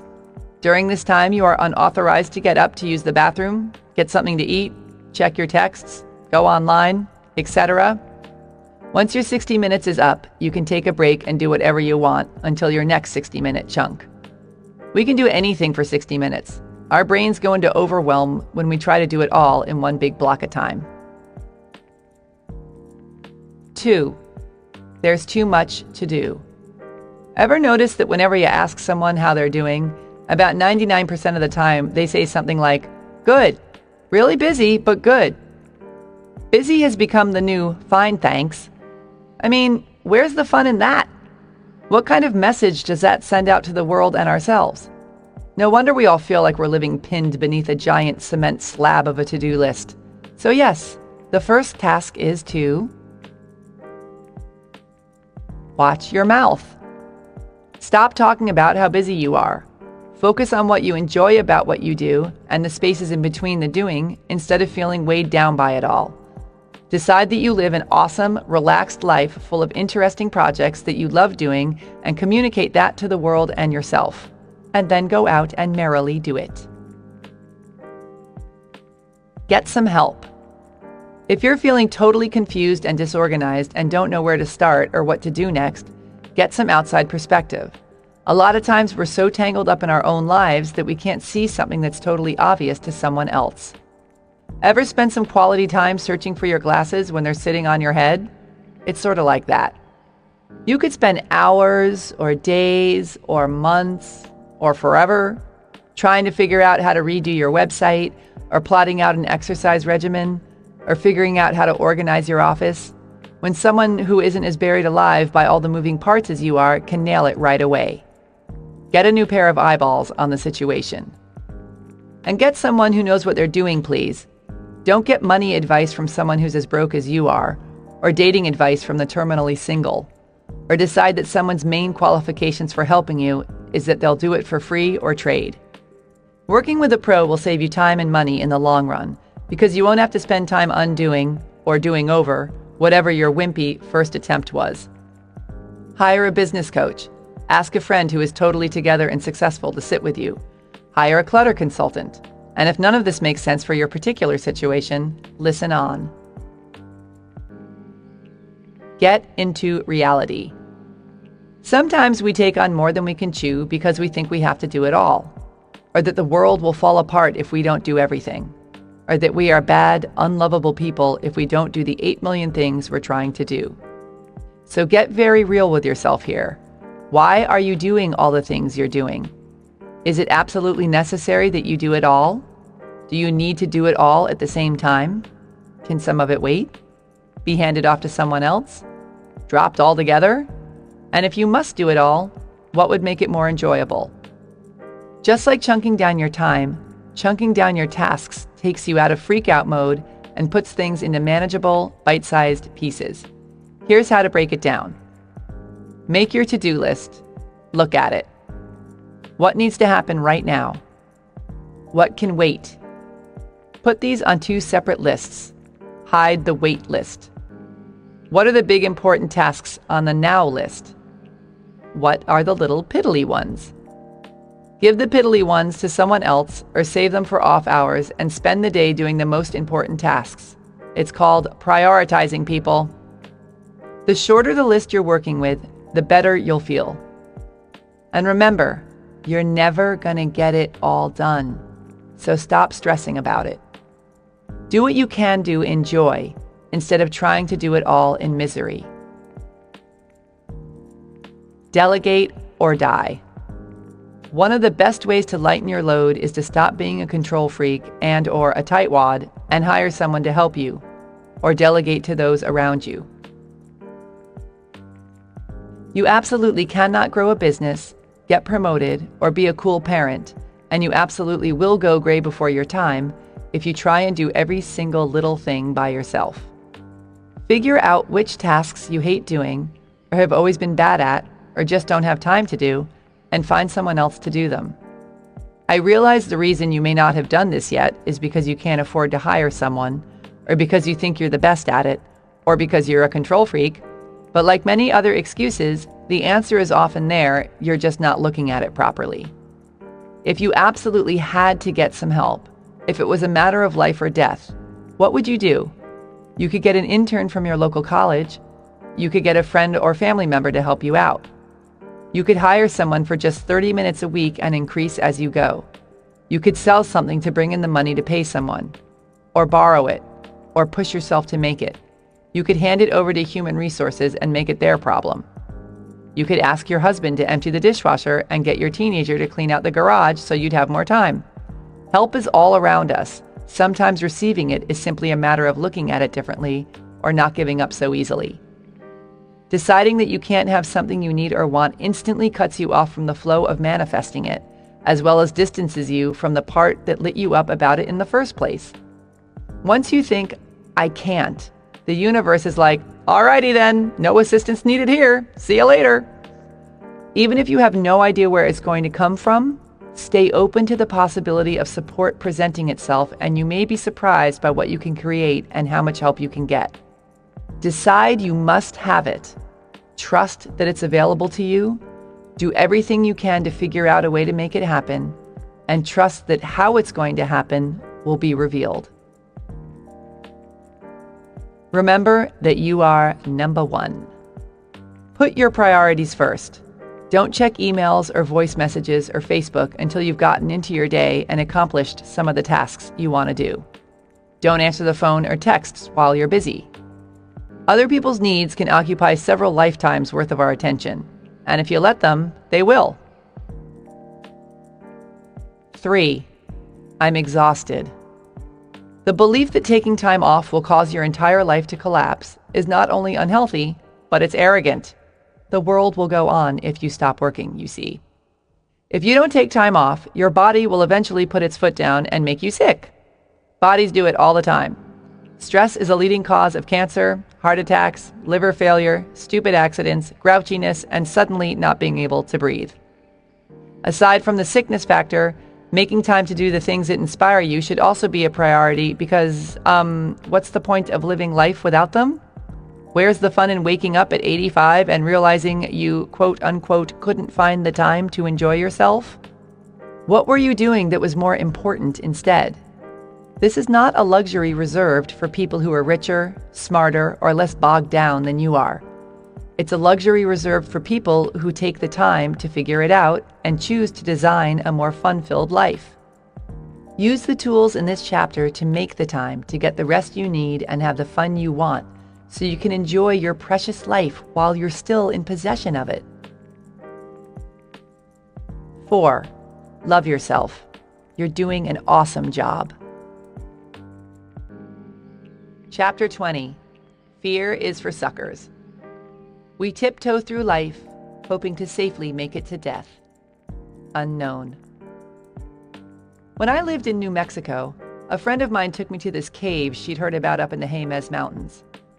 It's more like a big hole in the ground, actually, she said, but I hear it's pretty cool. She didn't do a great job of selling it, especially when she got to the part about how we'd have to crawl around on all fours the whole time. But I wasn't really listening to her anyway. Caves don't interest me, no matter what size they are. I was only going for the road trip and the hike through the mountains and this great burger place that I discovered the last time I was up there. The cave was just a necessary part of the trip, like stopping for gas.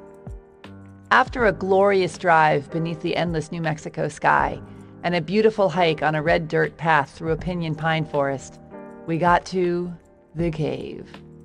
It was just as she described. A little hole at the base of a small hill, just big enough to crawl through. My friend tossed me a pair of knee pads and a flashlight and headed in.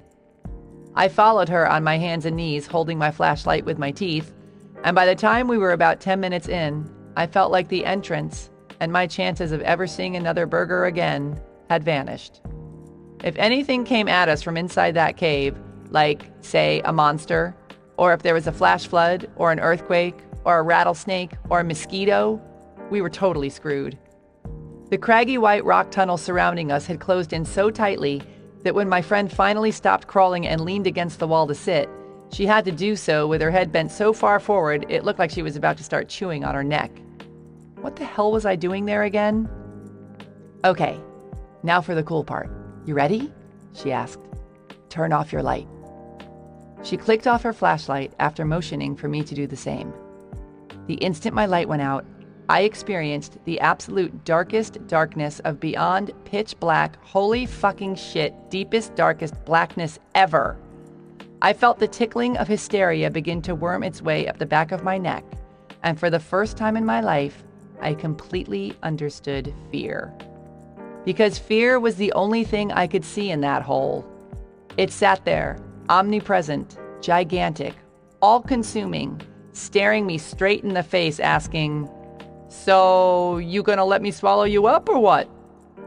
I realized that with absolutely zero effort, I could unravel into a claustrophobic freakout of such scratching, biting, high-pitched, crazy lady screaming colossalness That it would leave both me and my friends staring at a wall, playing with our lips for weeks after they dragged our limp and bloodied bodies out of that cave.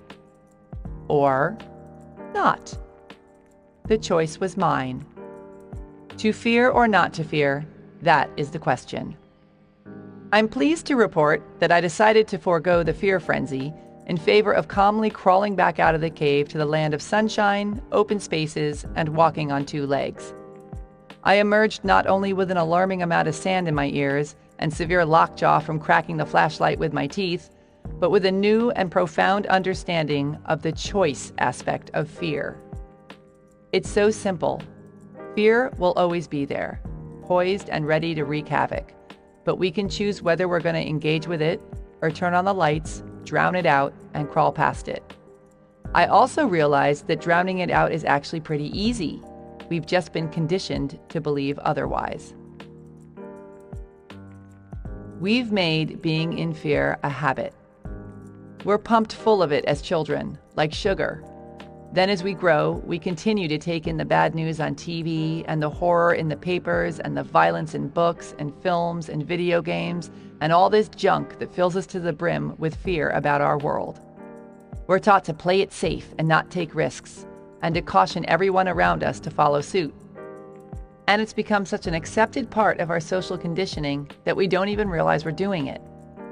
For example, what would your immediate response be to someone you really loved and deeply cared about if they said, whilst sputtering with excitement, any of the following things to you?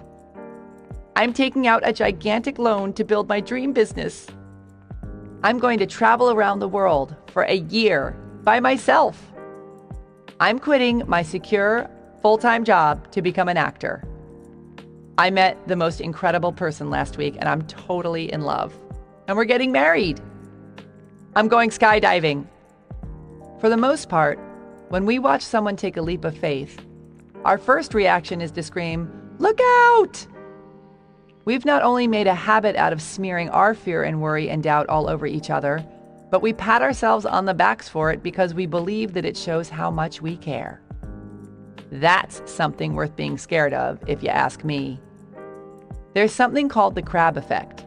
If you put a bunch of crabs in a bowl, and if, while they're all in there crawling all over each other, one of them tries to climb out, the rest of them will try to pull him back down instead of helping to push him out. No wonder they're called crabs. Imagine how different our world would be if we were less crab-like. If we were not only taught to really, truly believe in miracles, yes, I realize how dorky that sounds, but were rewarded and supported instead of cautioned and screamed at for taking huge leaps into the unknown. We give a lot of lip service to the idea that anything is possible, and we all grow up with posters of kittens and baby seals on our walls that say, "Follow your dreams" on them. But should you actually do something radical, all the flashing lights and sirens go off. Know what I'm saying? Fear lives in the future. The feeling of being afraid is real, but the fear itself is all made up because it hasn't even happened yet. Death, going bankrupt, breaking a leg, forgetting our lines, getting yelled at for being late, getting rejected, etc. Most of the time, we have no guarantee that what we fear is going to even happen, and that if it does, that it's going to be scary. Take death, for example. For all we know, we leave our bodies and melt into a state of pure love and light and sparkly things and unicorns and bunnies and eternal orgasmic giddiness. We can be as sure of that as we can about anything else in the future, so why create all the drama? All it takes to turn the fear factor around is learning to be comfortable in, instead of terrified of, the unknown. And this is done through faith. It basically comes down to how you choose to go through life. Is your fear greater than your faith in the unknown and yourself? Or is your faith in the unknown and yourself greater than your fear? While you're making your choice, here's a mouthful from good old Helen Keller.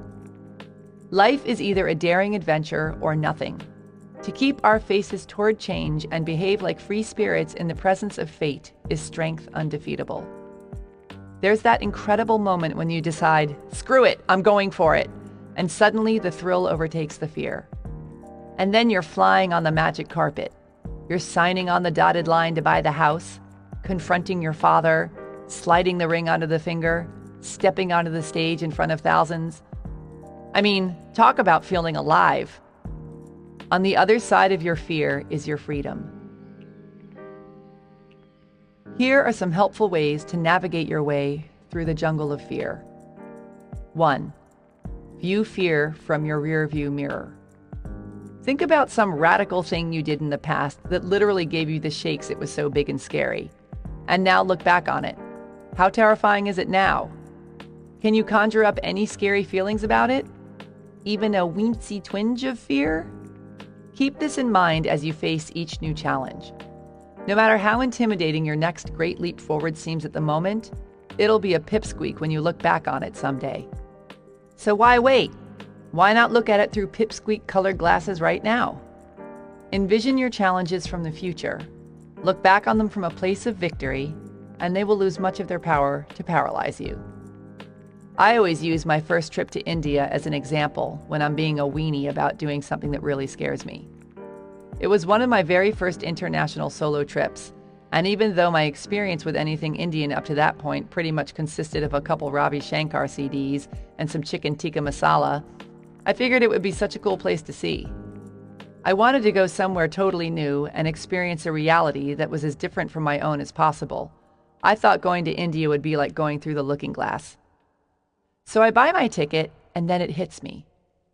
What the hell am I trying to prove? Why am I doing this? I'd never gone anywhere that far away by myself before, where I knew no one, didn't speak the language, had no idea what to expect, and I swear I built it up to become one of the most terrifying things I ever did in my life. Because I imagined myself as this tiny little dot, all the way on the other side of the globe, floating around in space where I was utterly anonymous, a ghost, a stranger, where I could disappear without a trace and nobody I loved would have any idea what happened to me. Poof! It got so bad that I started fantasizing about seriously injuring myself, or that my best friend would die so I wouldn't have to go. For some reason, just canceling my ticket never entered my mind. As luck would have it, however, nobody died, and I found myself being driven to the airport like I was going to my own funeral. The moment I stepped into the international terminal at the airport, however, I was swept up into a sea of colors and people from all over the world and movement and languages, and my terror was instantly bulldozed by excitement. I'm going to freaking India! When I got on the plane, I sat next to this gorgeous Indian woman wearing a pink sari and huge gold earrings who turned to me, smiled, and offered me an M&M. And that's when it really sank in. You're not alone, you ding-dong. You're surrounded by people. And one of the most basic, common human needs is connection. I then proceeded to spend 2 months traveling around a country that is now by far one of my favorite places on this planet, and that sparked in me a love for travel that has completely changed my life. This and other examples from my own life keep proving to me over and over that our greatest fears are the greatest wastes of time. Face your fears with the truth that they're all in your mind, and they will lose their power over you. 2. Flip the fear. When you find yourself letting fear push you around, look at it from a different perspective. Start by breaking it down, finding what it is that you're really afraid of, and then flipping it around to make it work for you, not against you. Show it who's boss. Feed your fear a suck-it sandwich. For example, I want to write a book, but I can't get myself to sit down and do it. Why not? I'm scared that if I do it, it'll be terrible. What happens if it's terrible? If it's terrible, I'll look stupid. Then what? People will make fun of me. Then what? I'll feel ashamed. Okay, so you're not writing your book in order to protect yourself from feeling stupid and ashamed. Now flip it. How stupid and ashamed will you feel if you don't write your book? Very. I know it's a brilliant idea, and it's a big dream of mine. So will your strategy of not writing it in order to protect yourself from feeling stupid and ashamed protect you from feeling stupid and ashamed? No. And since you're risking feeling stupid and ashamed either way, which version is worse? Trying to write it and having it be terrible? or never going for it and living an unlived life of mediocrity, wimpiness, and shame. Living an unlived life of mediocrity, wimpiness, and shame. Break it down so you can really look at and diffuse what it is about a situation that's scaring you. Fear is all about how you choose to look at things. So by changing your perspective on it, you can let the fear of not doing the thing you're scared of fuel your quest to greatness. 3. Be in the moment. Is anything scary happening to you right now, at this very moment? Right now, where you're sitting, is anything bad actually happening, or is it just the thoughts in your head that are freaking you out? You deplete the much-needed energy you need to kick ass by freaking out before something even happens. Instead, stay in the moment and connect to your higher self. If you're about to walk into a courtroom, or jump out of a plane, or ask for a raise, breathe into the moment and stay connected to source energy. Keep your frequency high and your belief in miracles strong instead of falling prey to the fears in your mind, and you'll find that not only are you much better equipped to deal with whatever situation it is that you're headed for, but that 9 times out of 10, it's much scarier in your mind than it is in reality. 4. Cut off the stream of crap. Be more conscious of the information you absorb. What blogs do you read? What shows do you watch? What books do you read? What stories do you read in the paper? What movies do you go to? Whose opinion do you ask? What do you focus on in your day-to-day life? This isn't about being in denial or out of touch with what's going on in the world. It's about how much of this information you really need. Are you staring at a car accident, or are you gathering information that will allow you to contribute to positive change? Wallowing in the pain and suffering isn't going to help anyone, yourself included, any more than starving yourself will help the hungry. If you want to help the world and yourself, keep your frequency high and do your work from a place of power and joy. 5. Don't think of anything upsetting in bed at night. Our minds turn into gigantic magnifying glasses that make all our fears 100% bigger when we're lying there as a captive audience at 3 a.m. in bed with nothing to distract us. Unless you're going to get out of bed right then and there and take some sort of action, don't waste your precious time thinking about your problems. Every time you do this, it's never as bad the next morning when you get up. You know this, and yet, use your meditative powers to move troubling thoughts out of your mind. Focus on relaxing every single muscle in your body, one by one, slowly and intentionally, so that it takes up all the room in your brain that you were using to freak out with. Breathe deeply and think about all the incredible things in your life. Listen to a guided meditation. Do whatever you can to get a good night's sleep, and then deal with whatever it is in the morning. Because the only thing worse than staying up all night freaking out about something is then being too exhausted the next day to deal with it either. 6. Love yourself, and you will be invincible. Chapter 21. Millions of Mirrors. No one can make you feel inferior without your consent. Eleanor Roosevelt. Activist, feminist, superhero, longest-serving First Lady of the United States ever. One of the most staggering things about other people is that they provide us with valuable and often alarmingly intimate information about who they are as soon as we meet them. If we pay attention, we can pick up on the major clues they're sending out through their body language, their appearance, their lifestyle, their actions, their interests, their words, how they treat their dogs, the waitress, themselves, etc. Some people let it all hang out for everyone to see right away. Others let it seep out in little spurts. I love water skiing. I admire how confident you are about your weight problem. I just got out of prison, etc. With the exception of the sociopath or the skilled pathological liar, the majority of humanity gives us plenty to chew on right out of the gate. All of this information then goes through the filter of who we are, and depending on our perceptions and judgments and hang-ups and number of years spent in therapy, we decide if the person is someone we want to get to know better or not. We're all attracted to as well as turned off by, various things about other people. And the things that stand out the most to us are the things that remind us the most of ourselves. This is because other people are like mirrors for us. If somebody bugs you, you're projecting onto them something you don't like about yourself. And if you think they're awesome, they're reflecting back something that you see in yourself that you like, even if it's not developed in you yet. I know this sounds like I'm making a massive generalization, but just stay with me here. Your reality is created by what you focus on and how you choose to interpret it. This goes for everything, including the things you focus on about the people in your world. For example, depending on who you are, you could react in a myriad of different ways to your new boyfriend or girlfriend constantly referring to you as the giant dumbass. You could A, see this as a red flag and think they're a bully. B, see this as a red flag and think they're nervous or insecure and have terrible manners.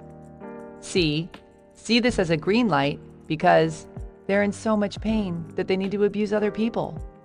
They really need someone as understanding as I am. D, see this as a green light because you believe that you are, in fact, a giant dumbass.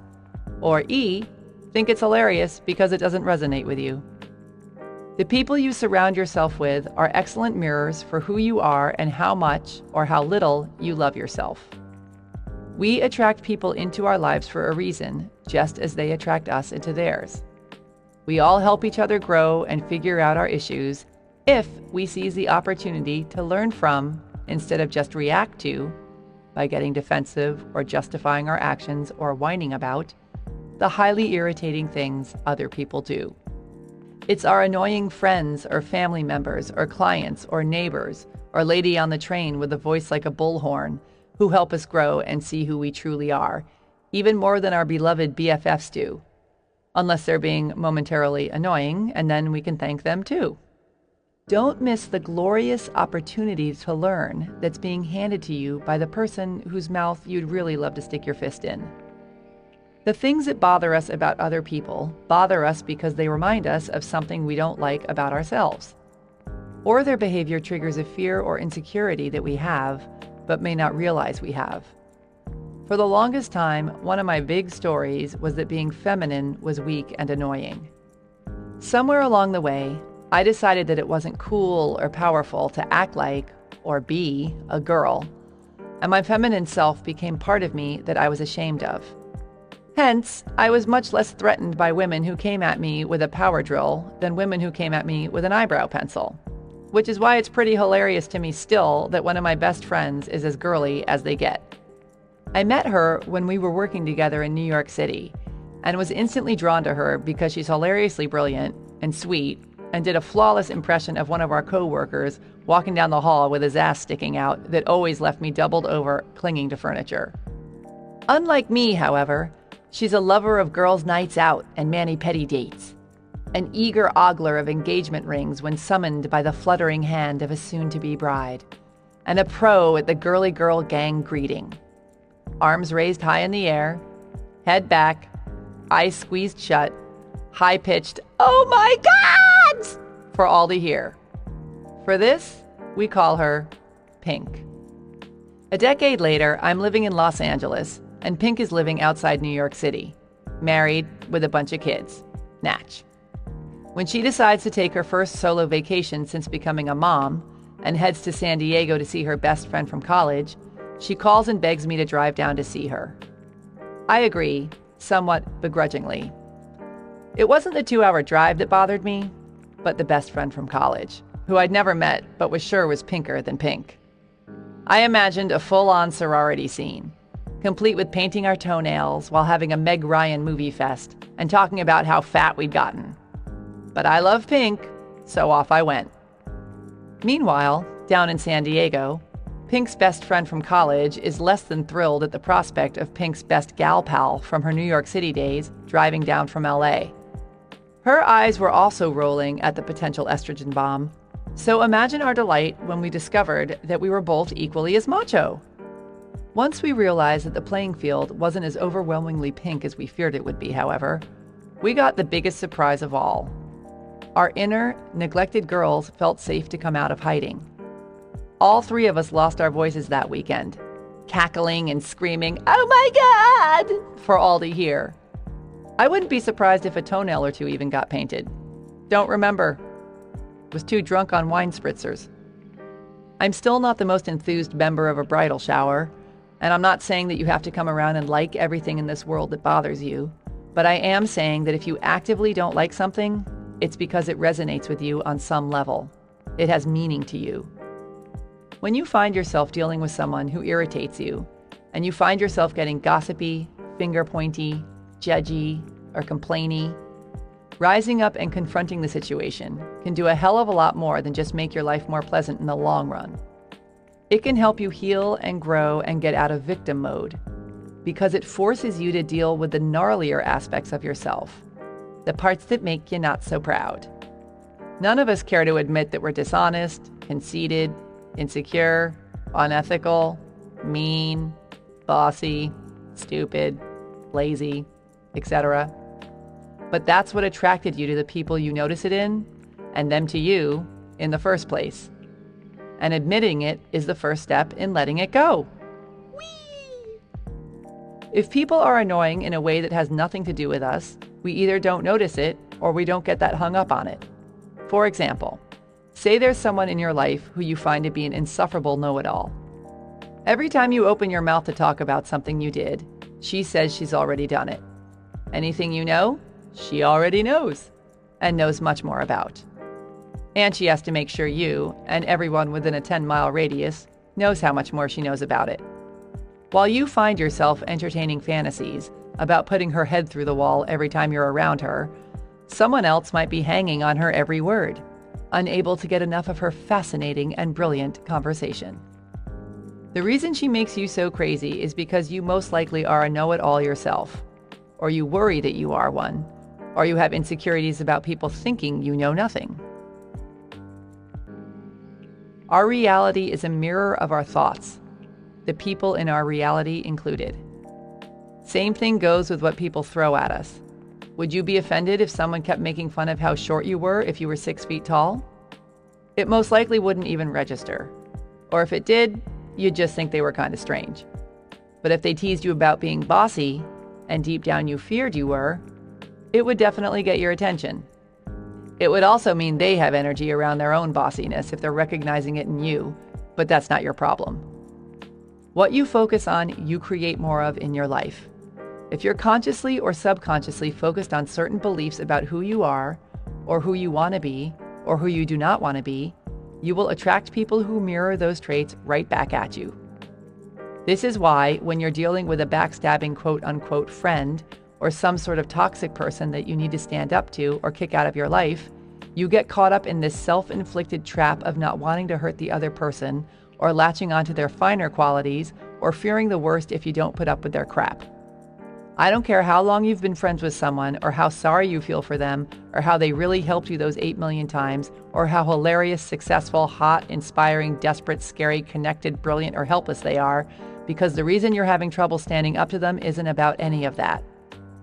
What's really going on is you're being faced with rewiring your limiting beliefs about yourself, and you're using these excuses for these other people to avoid facing your own issues around sticking up for yourself. At the end of the day, it's not about them. It's about you believing you're worthy of being loved and seen for who you really are.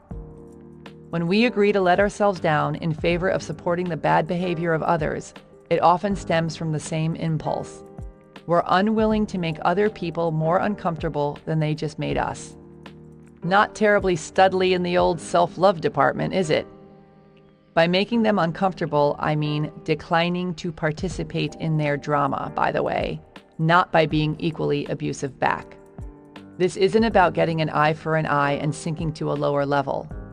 It's about standing up for your highest self, no matter if the person you're dealing with should choose to have the experience of feeling disappointed, feeling hurt, feeling inconvenienced, seeing you as a crazy person.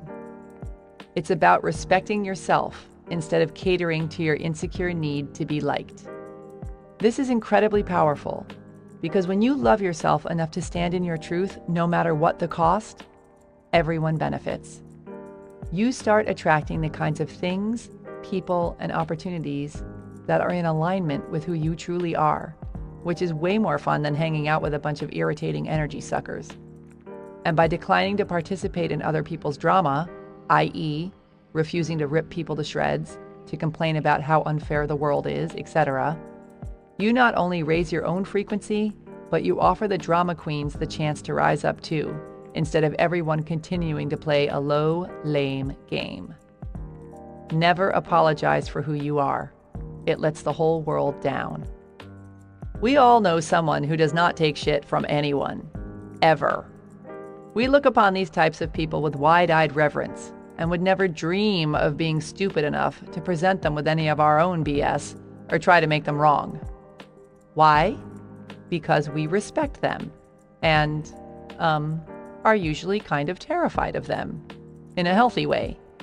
And why do we respect them? Because they respect themselves. So how can you get rid of your lame-o projections and judgments and grace the world with your highest, most unapologetic self? 1. Own your ugly. Start noticing the things that drive you nuts about other people, and instead of complaining or judging or getting defensive about them, use them as a mirror. Especially if you find yourself getting really worked up. Get mighty real with yourself. Is this quality something you have yourself? Or is there a certain aspect to it that you're loath to admit is just like you? Or does it remind you of something you're actively trying to suppress or avoid? Or that you're actively doing just the opposite of? Or that you're threatened by? Become fascinated by, instead of furious about, the irritants surrounding you, and go get your learning on. 2. Question your ugly.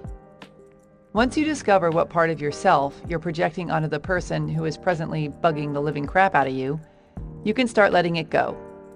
Begin by asking yourself some very simple questions and diffusing the limiting and false stories you've been lugging around for ages. For example, if you're all pissed off that your friend who's always late is late again, it's pushing your buttons because you're holding onto some sort of quote-unquote truth about the way people should be with time. Flip it around and ask yourself things like, in what ways am I always late or inconsiderate or unreliable? Or maybe it's, in what ways am I too rigid or controlling? Once you have your answer, ask yourself, who do I need to be for this situation not to bother me? Using this scenario, let's say you discover that you're a lot more rigid than you care to admit. This is very valuable information because now you know that in order to be happier, you need to loosen your bone, Wilma. Stop insisting that people do things exactly the way you do them, especially the people in your life who have proven they most definitely won't. Notice where you're being ridiculously demanding simply because it's become your habit and not because it's really necessary. And constantly ask yourself, can I let this one go? By becoming aware of what we do, we can investigate why we do it and then choose to keep it or drop it instead of blindly reacting through habit. What am I getting out of being this way? As discussed in Chapter 17, it's so easy once you figure out it isn't hard. We don't do anything unless we're getting something out of it, even if what we're getting are false benefits. Using this scenario, some of the positive benefits of being rigid are that you're always on time, you get shit done, etc. But there are also some negative advantages to being rigid too. You intimidate people into getting your way. You get to be right whenever someone messes up, which they'll do often if you've really honed the rigid thing well. You get to be in control, etc. Once you bust yourself on the false reward you're getting from holding on to this behavior, you can see it for what it is, something that's not always in alignment with who you truly are and aspire to be, and release it when it's not working. How would I feel if I wasn't this way? One of the best ways to release the aforementioned lousy behavior is by asking yourself how you'd feel if this wasn't true for you anymore. How would I feel if I took the pull out of my ass about everyone doing everything exactly how I say to do it, all the time, in every circumstance? Ask the question and then imagine yourself as this person who has let it go. How does your body feel? What do you use the brain space for that used to be taken up with poisonous thoughts about the inconsiderate pinheads you're surrounded by who are not following your instructions? Feel into the reality of what it would be like to let this go. Breathe into it. Visualize it. Fall in love with not having it anymore, and then kick it to the curb. 3. Don't be an enabler. In the fuzzier cases where you're not sure what to do, but you really do want to help someone, recognize the difference between helping and enabling. When you reach out a helping hand, do you feel like they're pulling you down or that you're lifting them up towards their potential? Are they grateful or entitled? Do they use your help to actively move themselves in a positive direction? Or do they constantly need more? Just this one last time, for the 50th time. Pay attention and trust how you feel. If you're truly helping them and they're rising to the occasion, it will raise everyone's frequencies and you'll feel good. If you're enabling them, you'll feel heavy, depressed, and eventually resentful. While it's no fun to kick someone to the curb when they're at their lowest low, if you constantly bail them out, they'll never wake up and save themselves. Why should they? They've got you to fund their pity party. Tough love is still love. 4. Give painful people the heave-ho. Sometimes, no matter how much work you do on yourself and how forgiving you are and how skilled you get at letting it go, there's just no way around it. Some people are just too committed to their own dysfunction. They're painful to be around. You'd rather cover yourself in the fleas of 1,000 camels than go out for a cup of coffee with them. This is all about learning and loving and growing into the highest version of yourself, not seeing just how much torture you can endure. So along with understanding how to grow from the not-so-savory behavior of those around you, it's also important to understand how to get the hell away from them if they're chronically self-obsessed or violent or blaming or negative or controlling or jealous or high drama or manipulative or victimized or whiny or pessimistic or mean to animals. Here's how. First, feed your head. As discussed, a lot of times the people we need to kick to the curb happen to be those we love, or at least like a lot, for their decent qualities. Hence, ye olde guilt can really get in our way when trying to do the right thing. So stay strong. See it as being nice to yourself instead of being mean to them. Remembering that you are rising up to the highest version of yourself instead of shrinking down to their level can give you the strength you need to shake them off your leg. Next, hit eject. Another important thing to remember when yanking the weeds out of your garden is not to get involved in their drama. Cut the cord as quickly and simply as possible with little to no discussion. If they're so oblivious to your feelings that you need to toss them out of your life, chances are very good they won't see this coming. So the discussion on why you need to end it could go on for the rest of your lives if you let it. Suddenly get really busy. Fade them out. Wean them off you with zero explanation. The louder they scream, the busier you suddenly get. If having a conversation is unavoidable, remember, you've already decided that you want out, so don't get sucked into working through your decision or their problems with them. Simply say that the relationship isn't working for you, that you don't like how it makes you feel, that you have to end it, and that it's not open for discussion.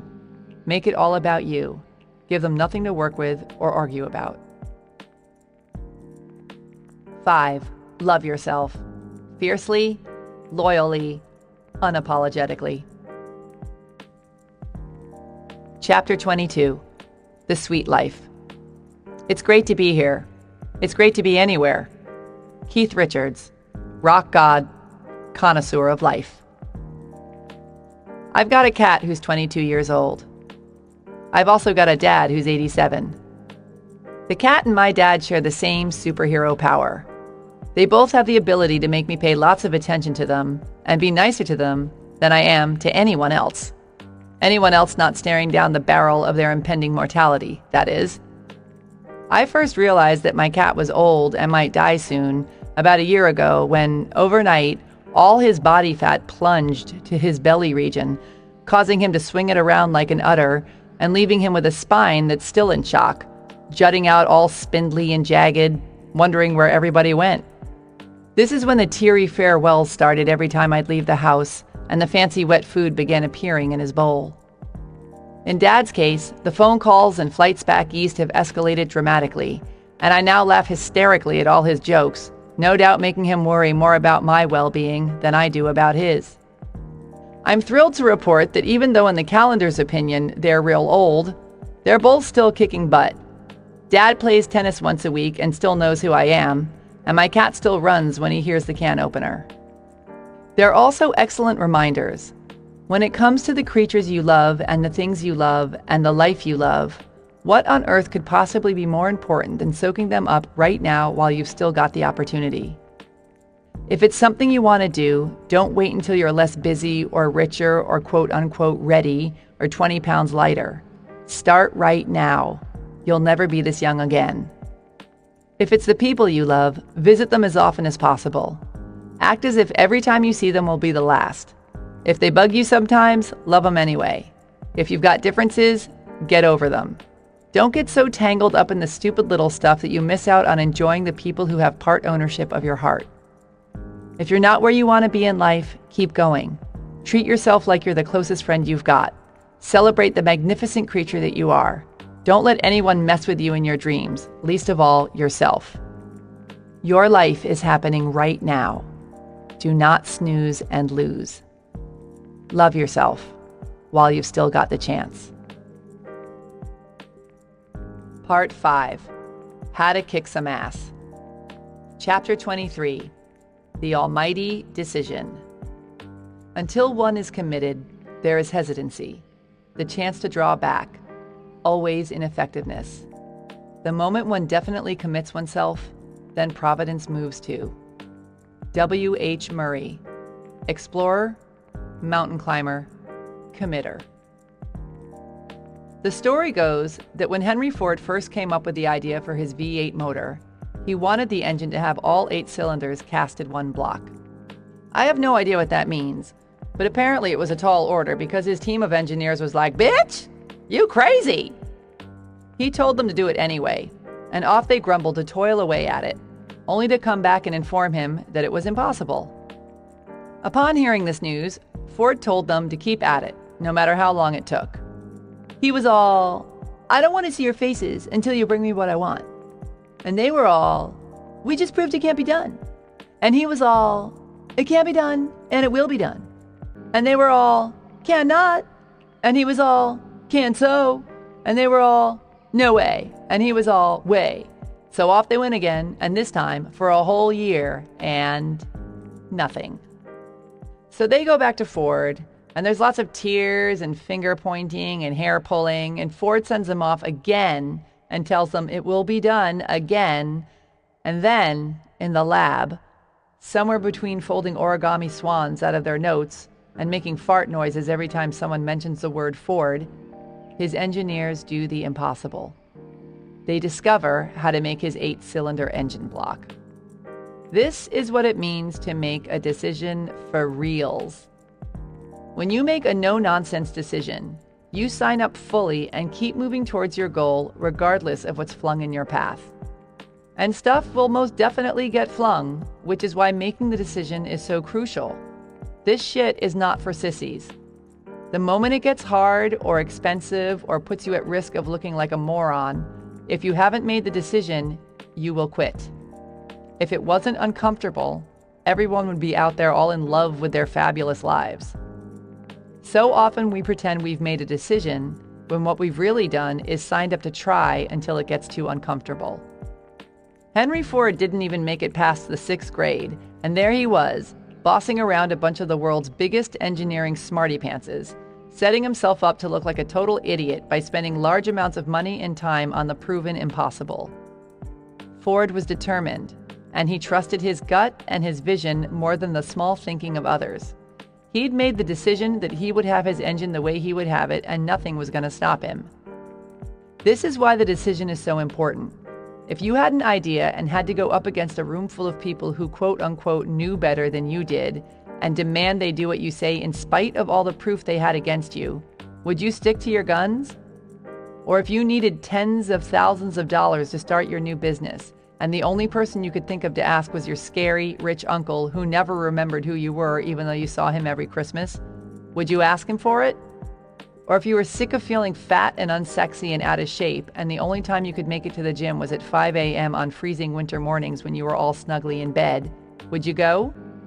If you made the decision that you were going to reach your goals, you would do whatever it took. If you merely wanted to, but hadn't made the firm decision to, you'd roll over and begin convincing yourself that your life is fine just the way it is. This is where being connected to your desire and source energy and having an unshakable belief in the not yet seen is so critical. There are plenty of times when we get a brilliant idea and it temporarily fails, or it pushes us into unfamiliar territory. If we don't have a strong connection to the truth, we live in an abundant universe, we are awesome, glorious, tear-jerkingly lovable, etc., a blazing desire, and an unflinching belief in our own vision before it's manifested, we'll fall prey to our own fears and everyone else's fears that it's not possible and give up, instead of course-correcting or pushing on through and bringing it to life. As Winston Churchill so aptly explained, success consists of going from failure to failure without loss of enthusiasm. Nobody gets to the top of the mountain without falling on his face over and over again. By the way, back when Henry Ford insisted to a room full of annoyed engineers that his V8 engine could be built the way he envisioned it, it was after he'd already gone bankrupt in his first attempt at creating an automobile empire. So at that time, he already had plenty of proof that he was capable of failing on a massive scale. But his faith in himself and his vision was so strong that he stuck with it in spite of all the evidence around him that pointed to big fat loser, and became one of the most successful entrepreneurs of all time. Temporary failure is all the rage. All the cool kids have done it. Michael Jordan was cut from his high school basketball team for lack of skill. Steven Spielberg, a high school dropout, was rejected from film school 3 times. Thomas Edison, who was dubbed too stupid to learn anything by a teacher, tried more than 9,000 experiments before successfully creating the light bulb. Soichiro Honda, the founder of Honda Motor Company, was turned down by Toyota for an engineering position, so he started his own damn company. Beethoven's music teacher told him he was talentless, and more specifically, was hopeless at composing.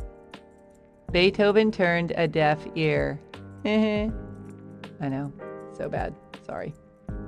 Fred Smith wrote a paper while at Yale about his big idea for an overnight delivery service. He got a C. He went on to create FedEx anyway. The only failure is quitting. Everything else is just gathering information.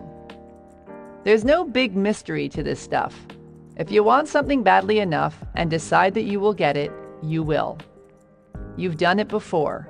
You've lost the weight, gotten the job, bought the house, quit the nasty habit, gotten in shape, asked someone out, splurged on the front row tickets, grown out your bangs.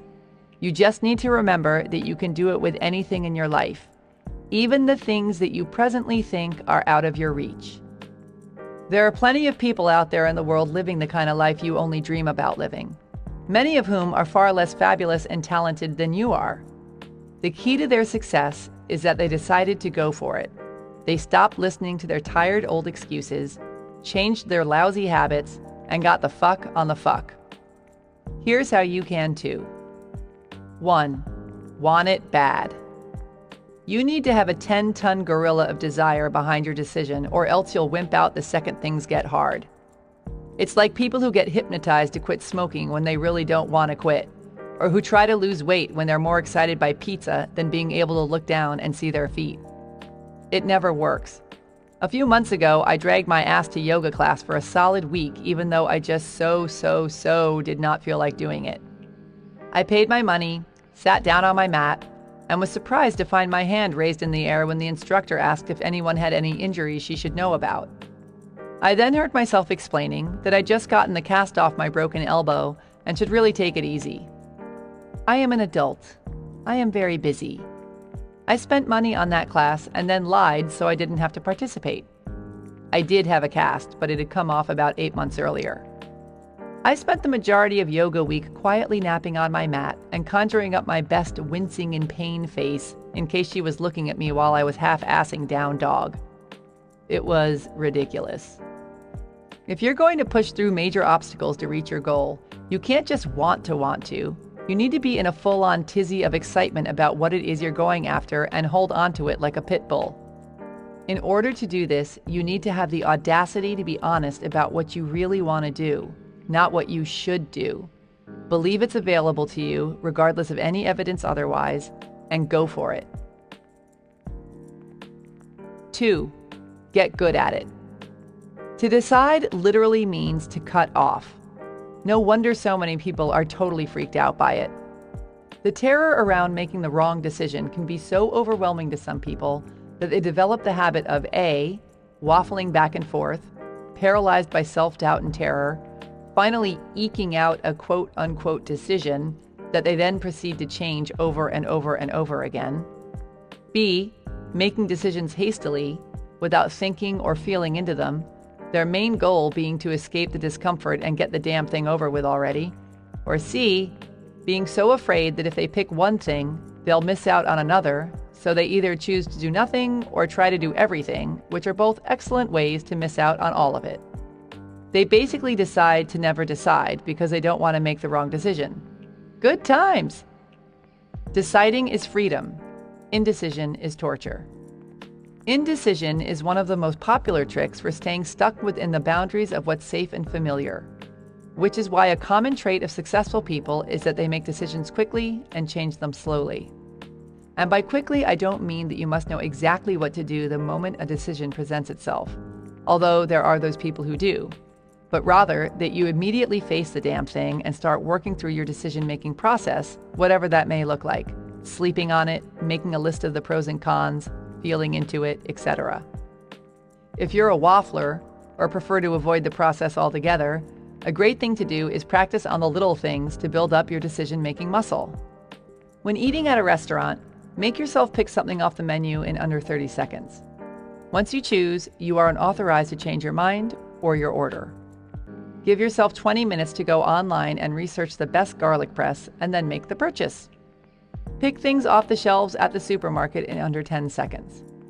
Knock yourself out of the habit of being a deer stuck in the headlights by demanding you wake up and choose something. If you're someone who needs to sleep on it or mull it around a bit, give yourself a deadline.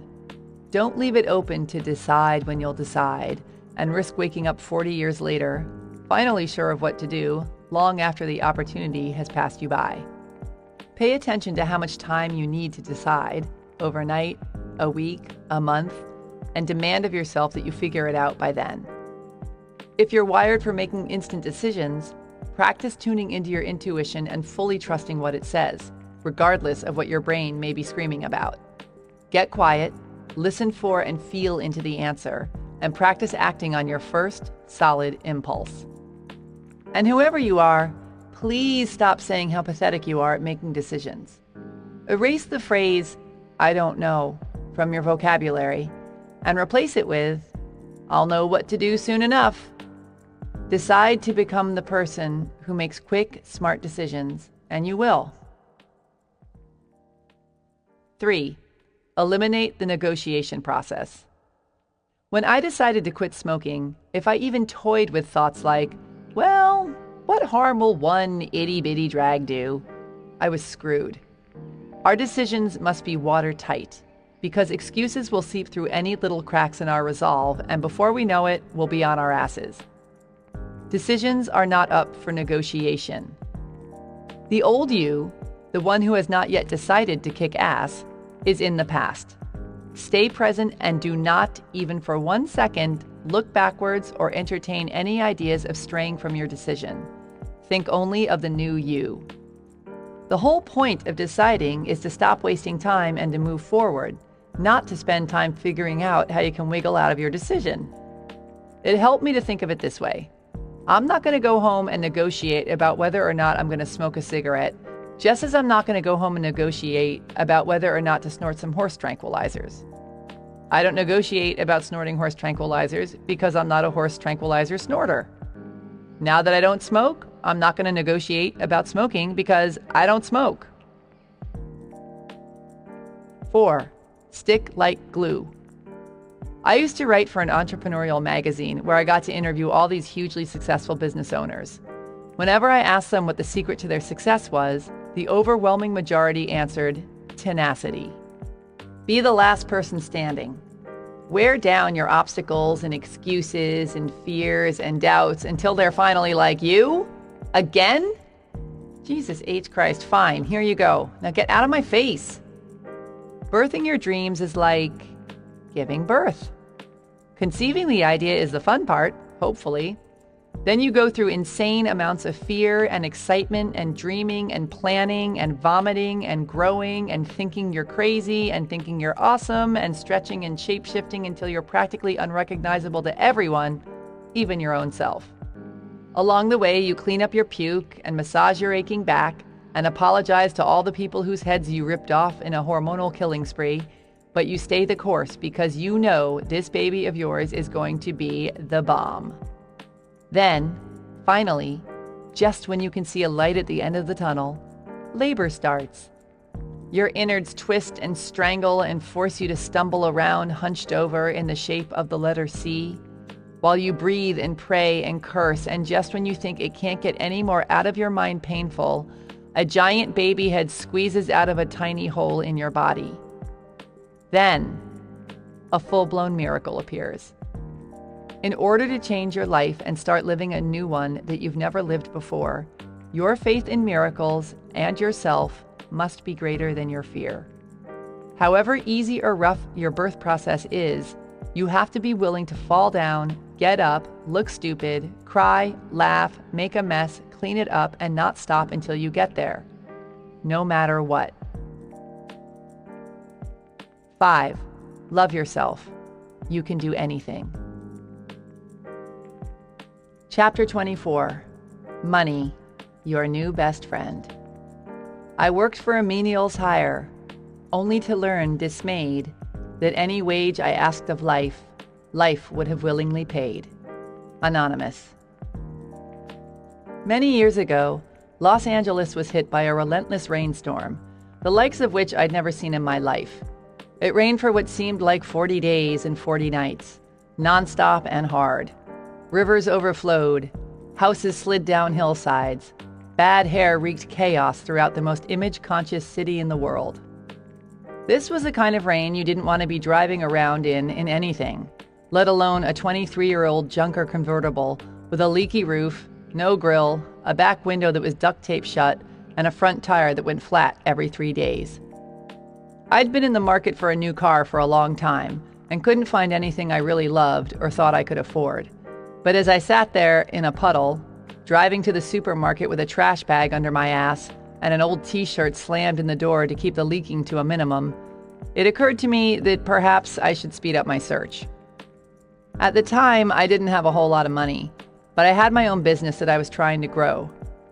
The problem was, I felt stuck in that place where even though I wanted bigger and better things for myself monetarily, as well as feeling more mighty and self-actualized in general, I was worried that if I raised my prices, I'd lose all my clients. And my self-respect. Or that I'd get called out as a money-grubbing pig. Or a fraud who had no right to charge that much. I was also scared that if I went big and grew my business, I wouldn't be able to handle it. I'd have to hire tons of people, spend my time doing things I hated, and get so busy I'd never get to travel again.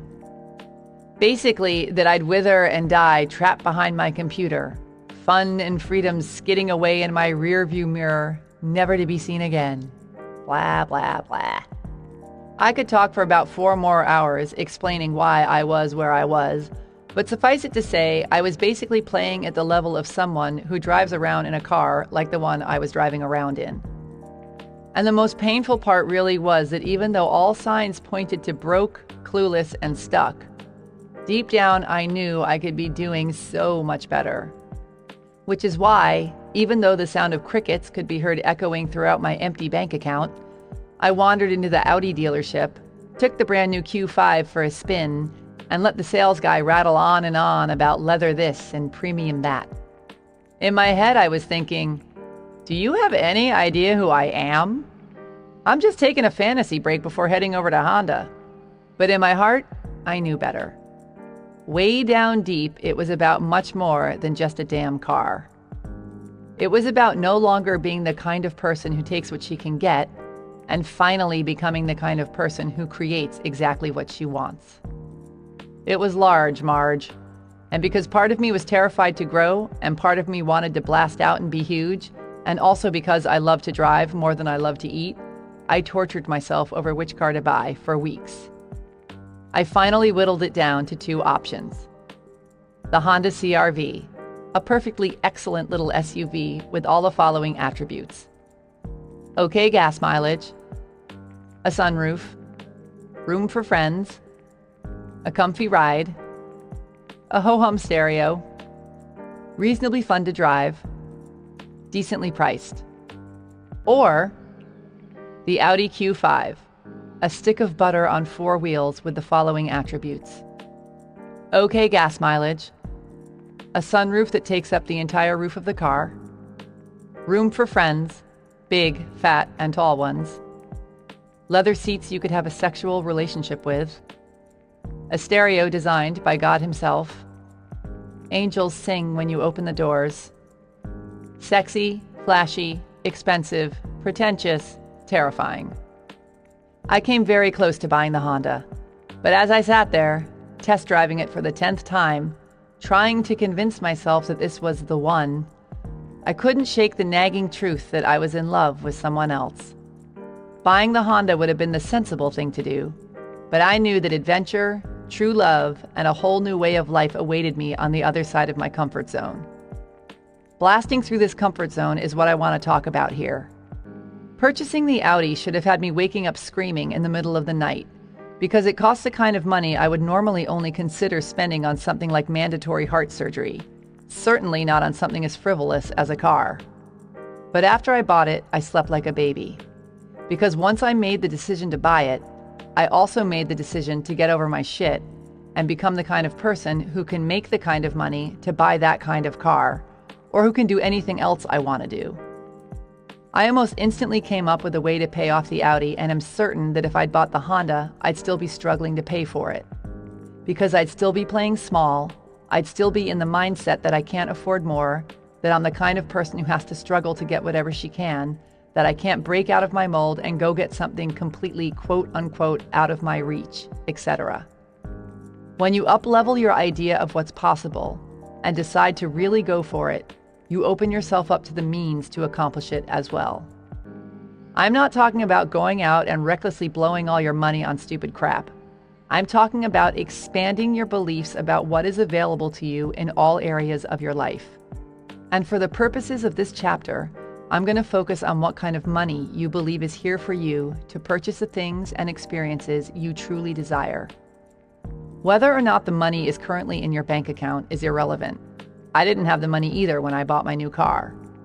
When you're available to play a bigger game, i.e., quit your ho-hum job and invest in your own business, buy a new house, send your kids to private school, hire a coach, hire a house cleaner, buy a new mattress, etc., you either need to pay for it with the money you have or manifest the money if you don't have it already. And manifesting it is going to be pretty damn hard if you insist that not only is it not there for you, but that you aren't the kind of person who could ever make it or pay it off if you borrowed it.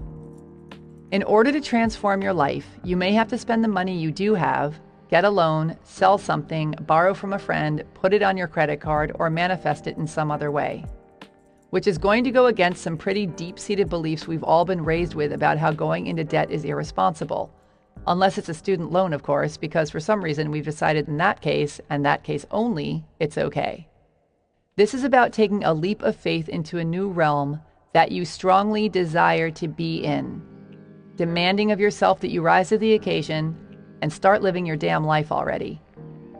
After I took my great leap into luxury car land, I made multiple 6 figures with my business for the first time ever, began traveling the world on a regular basis, got my 3rd book deal, made huge donations, for me anyway, to causes I'm really passionate about, and help my clients achieve similar personal bests too.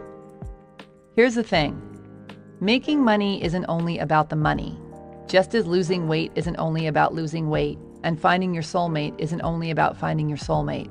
It's about who you become and what you believe is possible for yourself. Money is currency, and currency is energy. As we've discussed, we live in a universe that is vibrating with energy. Our universe is abundant, and everything you desire is here, in this moment, waiting for you to shift your perception and your energy and receive it, money included. Money is energy like anything else, and when you're operating at a high frequency with no resistance to it and take right action, you can manifest the money you desire. We all know that we have to work to make money. We've been taught that all our lives.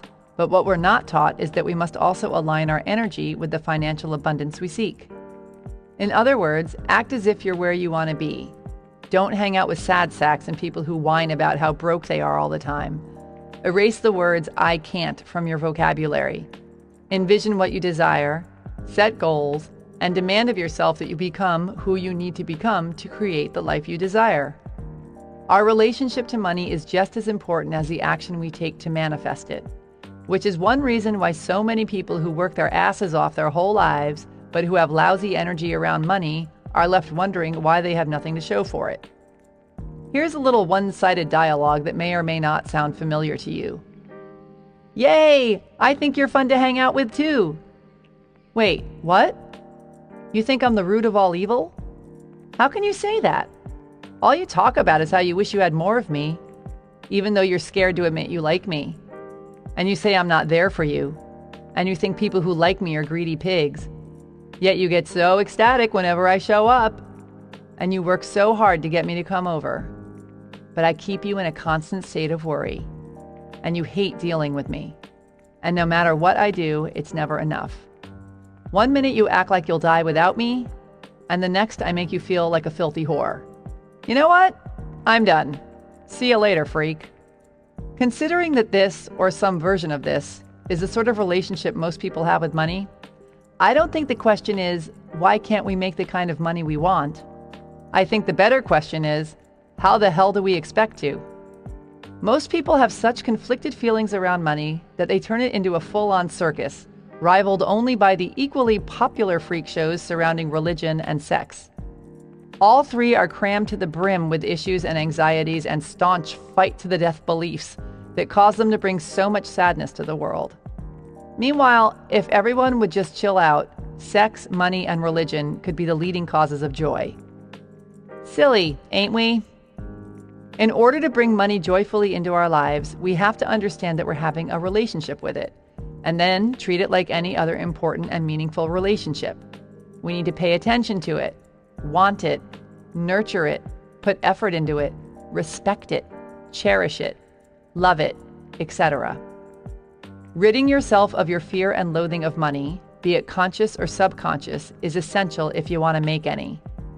I was extremely poverty proud for so long. I felt I was so much nobler in my pursuit of art and fun and altruism than those people who wasted their lives just going after money. No way in hell was I going to sacrifice my awesome life just to chase the filthy dollar. No, instead I was going to choose between having health insurance or a place to live. I was going to spend precious time that I could have spent making money, driving an extra 30 blocks to the gas station where I could save 3 cents a gallon, sifting through piles of clothes in search of the gems at Goodwill, clipping coupons, hunting down sales, researching which bars had free food at happy hour. Productive things like that. In my quest to make money an inconsequential part of my life, I was basically thinking about it more than anyone who actually had money ever thought about it. What I didn't realize was that it's not an either-or situation. I could make great money and keep my integrity, and have more fun, and make more art, and help more people, and make a bigger difference in the world. Oh. I just had to get over myself. I had to stop working with the equation that wanting/having money equals greedy scumbag. And I had to get a freaking plan. First rule of wealth consciousness: come from a place of abundance, not lack. When we say we want money for something, we often come from a place of, I don't have it, it does not exist, so I need to create it. This has us focusing on and believing in lack, thereby lowering our frequency and attracting more lack. When we say, I am manifesting $5,000 to go on a trip to Italy. You just watch me. Our faith in the yet unseen is strong and our frequency is high. Thus, so is our ability to attract money. This is why buying the car worked so well for me. It forced me to face my fears and strengthen my faith because I bought it before I had the proof that the money was there. I don't see the money, but I believe it's there and it will be mine, damn it. This abundance is available to everyone, including you, regardless of what your life looks like at this very moment. Some people are born into cushy lives full of trust funds and connections and opportunities and fancy educations. Some of these people go on to make great financial successes of their lives, and some of these people don't. Some people are born into extreme poverty and live in cardboard box houses by the side of a freeway. Some of these people go on to make great financial successes of their lives, and some of these people don't. While their obstacles and initial childhood impressions about money can be extremely different, those who achieve success share one key thing: the belief that they can be, do, and have whatever they set their minds to accomplishing. Your beliefs hold the key to your financial success. Believe that you can have what you desire, that it really truly already exists, and then go out and get it. Once you understand that we live in an abundant universe, you can also drop the limiting belief that you serve the world better by not taking too much for yourself or by getting too big. Your playing small simply withholds your gifts from the people who are meant to receive them, including you. Can you imagine if your favorite musicians never let themselves make enough money to buy guitars or take lessons or hire producers or buy purple platform boots and tight sparkly pants or pay thousands of dollars for studio time so they could record the songs that saved your ass in high school? Or if the people who build airplanes refuse to make the money they need to pay for the research and the materials and the factories and the engineers and the electricity and whatever plethora of other costly things that go into building the miraculous flying machines that allow us to travel the world, hang out on tropical beaches, and visit the people we love so dearly? The more you have to share. There's plenty of money to go around. You not letting yourself make it doesn't save more for other people, just as you making it doesn't take it away from them. The only reason you should feel gross about accepting money for a product or a service is if you're scamming someone, not doing or giving them what you said you would, or if you're causing harm in some other way. It's all about contributing to the world by making life easier, happier, safer, healthier, better, tastier, more beautiful, more fun, more interesting, more thoughtful, more loving. Whatever you do, bring something good to the party. If you're coming from a place of integrity, any icky feelings you have about not deserving the wealth you desire are a waste of time, just as any icky feelings you have about money itself are a waste of time. Greedy people do greedy things for money, so don't go getting all up in money's face and blame it for their lousy behavior. Here's a brilliant little spanking in this department from author-speaker Marianne Williamson that I recently heard in a talk she gave. Having money is like anything else, a tool. And if you see it that way, making it not just about you, but about a way that you can play a part in the dynamic by which money is used for the betterment of all things, then having money is not only a blessing, it's a responsibility. Having money is a responsibility. Let your inner money critic chew on that one for a while, okay? Second rule of wealth consciousness: get clear on where you're at. Write a little ditty about how you feel about money. Get clear on all your craziness around it, because trust me, if you don't have any money, you definitely have some crazy. Write something along the lines of, "So the truth is, I don't really trust money. I want lots of it so I can do whatever I want and make big changes in the world, but I don't believe it'll come to me. Or that if it does, it won't stick around. It never has. I resent needing it. I think people who make it are evil and have bad priorities. I ignore it because I hate dealing with it. I wouldn't know what to do with it if I made it anyway." If it's easier, pretend money is a person and write it as if you're writing a letter to someone. Just get it on the page so you can look at it. Then break it down, sentence by sentence, and expose your drama around money for the award-winning performance that it is. For example, "I don't believe money will come to me. Has it ever? I guess so. Can you imagine a specific time and a specific amount that came to you that was really helpful and enjoyable? Yes, I was a graphic designer for 5 years. I got to work on a lot of really cool projects with great people, making good money. Any other times? Have you had other jobs or monetary gifts or dividends? Yes. Can you list off 5 to 10 significant times that money came to you? Okay. So if it came to you all these many times, is it possible that it could come to you again? Yeah. Can you change your belief from money doesn't come to me to money does come to me? Fine. Yes, I can. Now that you see the truth, focus on money coming to you. Imagine receiving all the money you need, visualize how you'll spend it, and feel it in your bones. Change your story from money doesn't come to me to money comes to me all the time. Make this an affirmation that you walk around saying in your mind out loud, that you write down, read over and over, and tape to your bathroom mirror. Drill it into your brain and your bones. Another example. I resent needing it. How come? Because I never have enough to do what I want. Is this true? Have you ever had enough money to do what you want? Well, there have been some times where I've had the money. So is it true that you never have enough money to do what you want? No. And when you have the money you need to do what you want, do you resent needing it? Not really. How does it feel when you have it and you spend it on something you're really excited about buying for you or someone else? Pretty cool, actually. So is it true you resent needing it? No. Once you've caught yourself in your big fat lie, focus on what it would feel like to spend money lavishly on yourself or the people you love or a cause you're passionate about or whatever, and really feel it in your bones. Imagine receiving it and feel yourself filling up with gratitude for it coming to you. Be grateful to money for the awesome tool it is and for allowing you to feel so good. Replace the story, I resent needing money, with I'm grateful to money for helping me live such an awesome life. Start healing your relationship with money. Sit your broke ass down and write a letter to money and then break it down sentence by sentence like I just did. Really do this, please, and create some new money affirmations. Repeat your new affirmations and feel them in your bones. Walk around thinking about how much you love, love, love money. Did hearing that just make you throw up a little bit in your mouth? You're going against some seriously deeply ingrained beliefs here. Money is incredibly loaded for most people. So if you want to get over your issues and start making money, spend some time on this. You are rewriting a story that was written in blood by you and generations before you that you've been buying into your whole life. So it's going to take some effort to rewrite it and start living it.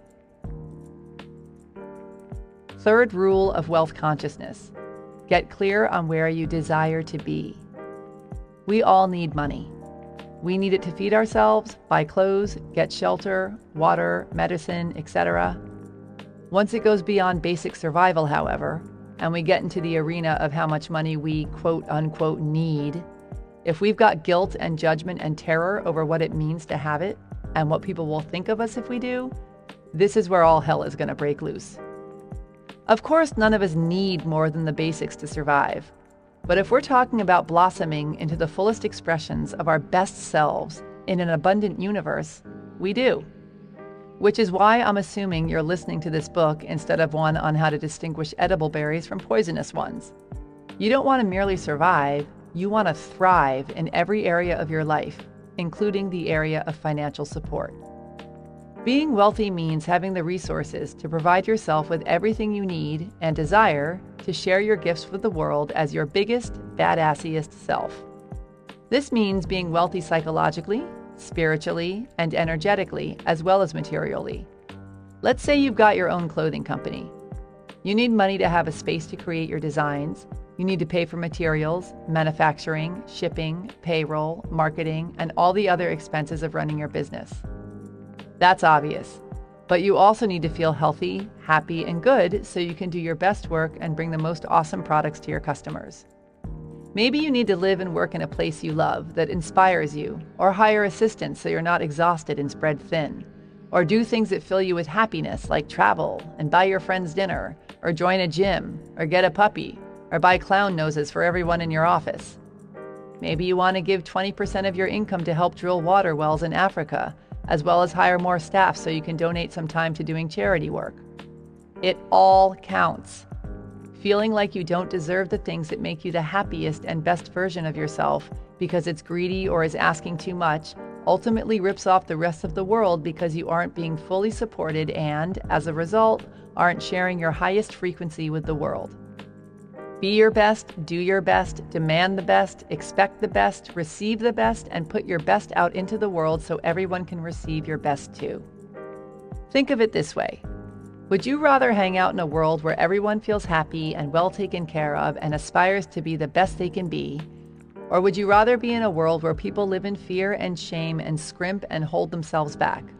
What would each scenario do to your energy? One of the best things you can do to improve the world is to improve yourself. It's a grassroots effort. So if you need money to improve your life, get over it already and go get yourself some.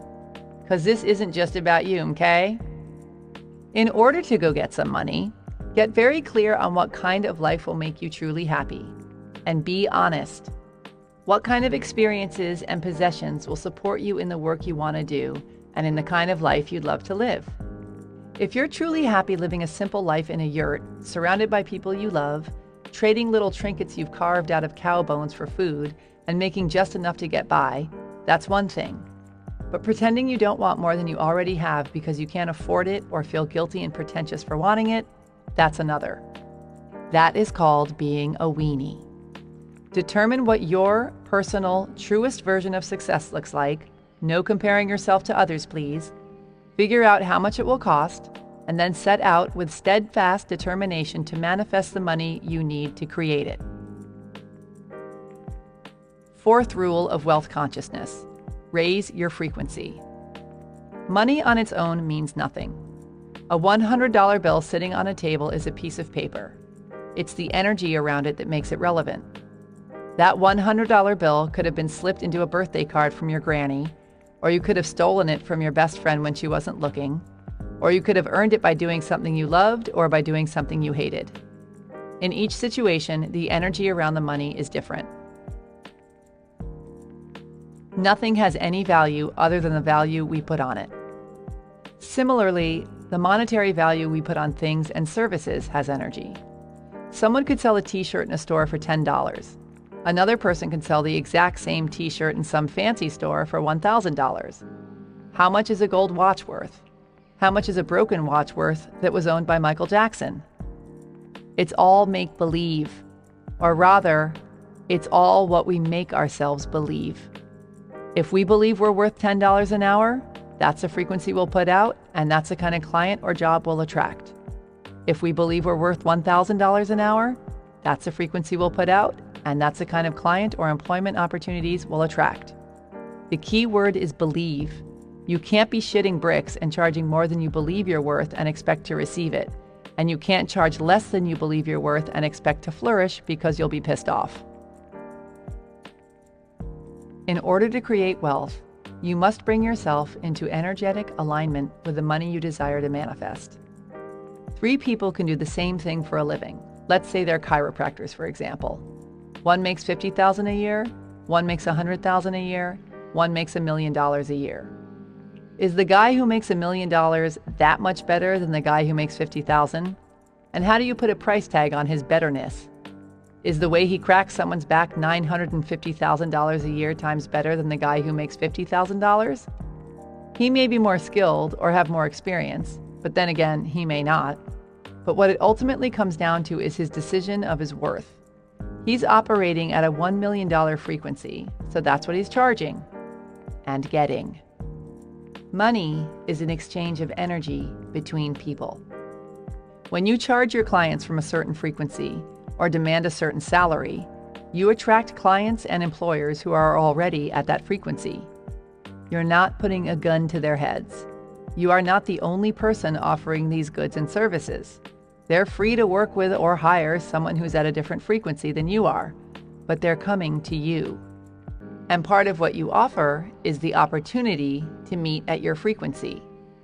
Lowering your frequency out of fear leaves everyone vibrating at a lower frequency. If it's important to you to offer your services for free or rock bottom prices for people in serious deep doo-doo, then you can have a charitable leg of your business or some sort of scholarship dealio, or find a patron, or get grants, or seek another means of income that sustains you while you work for free. But exhausting yourself because you need to work 8 million hours in order to survive because you feel guilty charging what you're worth is real low-level stuff. You ultimately wind up helping fewer people because you're tired and crabby and less effective. So where are you at energetically with what you make? And where do you want to be? You can figure this out by getting nice and clear on the kind of life you desire to live, figuring out what you need to be making to manifest this reality, and set about matching your frequency to your desired income. If you're nowhere near where you want to be, keep pushing yourself to raise your prices or seek higher paying jobs. Surround yourself with higher frequency experiences and people. Beef up your education and know-how. Make vision boards of what you want your life to look like. Again, raising your frequency is like developing a muscle. Strengthening it is a process. Fifth rule of wealth consciousness: stay in shape. You must keep your frequency high and your belief in limitless possibility strong to manifest your dream house or your goal of going to the Olympics or to call in your soulmate. Otherwise, you run the risk of sliding backwards into having your father's lame relationship with money, or your mother's terror of being visible, or your divorced parents' mistrust of intimacy. When it comes to being mighty about money, one of the best ways to do this is to read wealth consciousness books all the time, over and over. My two staples have always been Think and Grow Rich by Napoleon Hill and The Science of Getting Rich by Wallace Wattles, but there are plenty of others out there. Find some that work for you and read them for at least 30 minutes every single day. Surround yourself with inspiring people who don't think money is bad, and those who either already have it or are intent on making it. Watch your thoughts and your words. Make a conscious effort to keep your positive financial mindset strong and unwavering. Get into reality about how much you want to make and why. There are countless ways to make serious money, and depending on what business you're in, they will obviously vary, but there are some general rules that apply across the board. Start by thinking about the life you'd love to live and why. Figure out exactly how much money you need to manifest to make it happen. If you don't know how much it would cost to build your dream house, do the research. If you want to travel, figure out where and by when, and do the math on exactly how much it'll all cost. If you want a lifestyle where you eat out more and wear nicer clothes, crunch the numbers. How much money do you now need to make per year? Per month? Per hour? The universe responds to details. The universe responds to energy. The universe responds to badasses. There's a big difference between walking around saying you want to make $1 million a year and having crystal clear intentions, fierce desire, and hell-bent action towards specific goals. Make a list. Be super specific about exactly what it is, how much it will cost, why you want it, how it will make you feel, etc. You need to be in a full-on lather about it and want it so badly that it is not negotiable. It will and it must happen regardless of how long it takes. Decide what it is you want and write down the exact cost. Make it urgent. Ever notice how when your rent's due in a week and you have no idea how you're going to pay it? Or if you really need a specific amount of money for a specific urgent purpose, like getting a throbber of a rotten tooth pulled, that you always manage to somehow figure out how to get the money you need just in time? Usually, a check that you had forgotten about arrives in the mail, or an unexpected freelance job comes in, or you suddenly develop the nerve to ask someone for a loan, or you sell grandma's jewelry, or you compete with the 5-year-old selling lemonade down the street and make a killing. You shift from wasting your time whining and worrying because you're suddenly too busy making it happen. This is the power of clarity, urgency, not screwing around. The money is there if you really, truly desire it. It's just a matter of being so serious about it that you don't stray from the path of manifesting it no matter what gets thrown in it. The trick is to treat your dreams with this same urgency and determination. It's one thing to kick ass when your back is against the wall and you've got to come up with your kids' tuition. and quite another to create self-imposed urgency so you stay the course until you've created your dream life instead of settling back into the big snooze. You need a sense of urgency to keep from dropping the ball when it gets difficult and sliding down into thinking, screw it, I'm fine living next door to a kennel full of barking dogs. It's nothing getting some earplugs and boarding up my windows can't fix. Instead of being in reaction mode, it's about being in action mode. It's about no longer acting like a victim, letting your circumstances control your life, and instead acting like a superhero, creating a life that has you waking up in giddy disbelief that you get to be you. A great way to psych yourself into upgrading your life is by raising your bottom line. So often we take the massive leaps of faith only when we have to, when we need to put out some sort of fire, aka pay off some huge bill. Because this is about changing you, not just about changing your income, why not decide to be the kind of person who always has a certain amount of money in the bank? Be someone who's not in struggle and panic and constantly behind the 8 ball. Come up with a figure and decide your account will never go below it. Make it non-negotiable. For example, if you decide that you will always have $2,000 in your checking account and refuse to see your balance go under it, it will light the fire under your ass to generate income the second you get close to dipping below it. Or decide that you will always donate 10% of what you make to charity, no matter what. Make a new bottom line. Get yourself out of struggle by changing your mindset and being conscious of how you deal with, generate, and receive your money. Envision yourself with this money and the specific things and/or experiences it's going to provide. As I said, money on its own means nothing. It's what we attach to it that gives it meaning and inspires us to have it in our lives. It's what this money makes us feel like that puts us in the proper tizzy to manifest it. Write a mantra that you can run over and over in your mind to help you manifest the money you desire. I see myself making $150,000 by December 31st by being an accountant and serving 30 new clients in the best way possible. I'm so grateful for this $150,000 by December 31st that allows me to take my family on a vacation to Bali and renovate our kitchen and donate money to build schools in Kenya. I see myself in the jungle with my kids and my wife. We're staying at my favorite hotel in Ubud.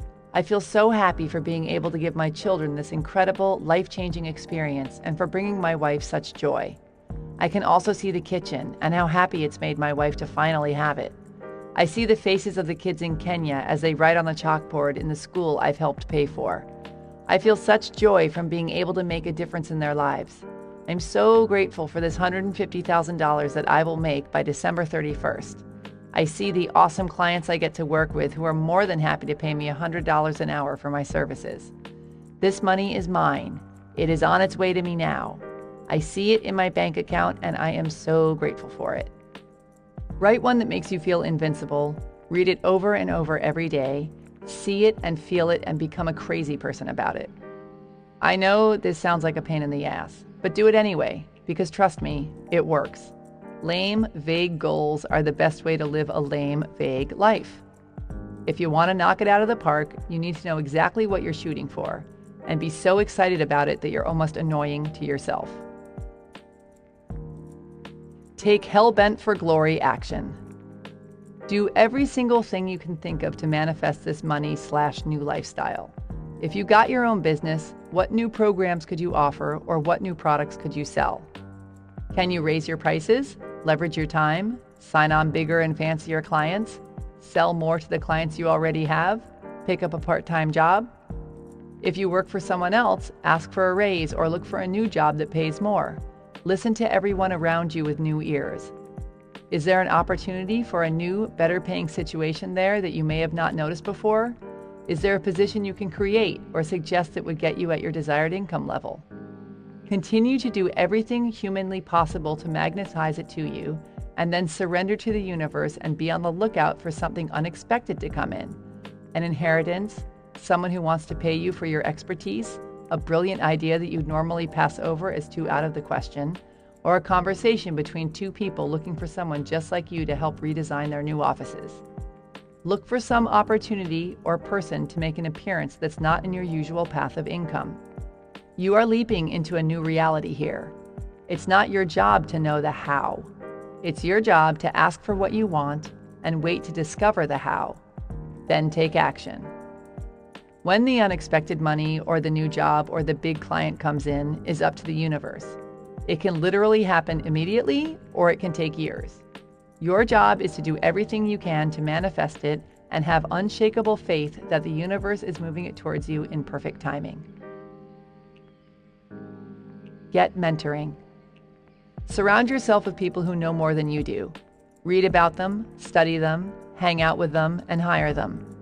Be on the lookout for the perfect coach or mentor or book or seminar, because when the student is ready, the teacher appears.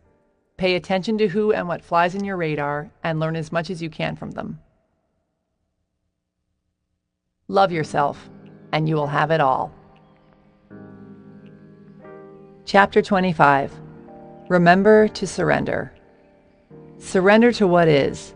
Say yes to life, and see how life suddenly starts working for you rather than against you. Eckhart Tolle, author, channeler, high priest of being present.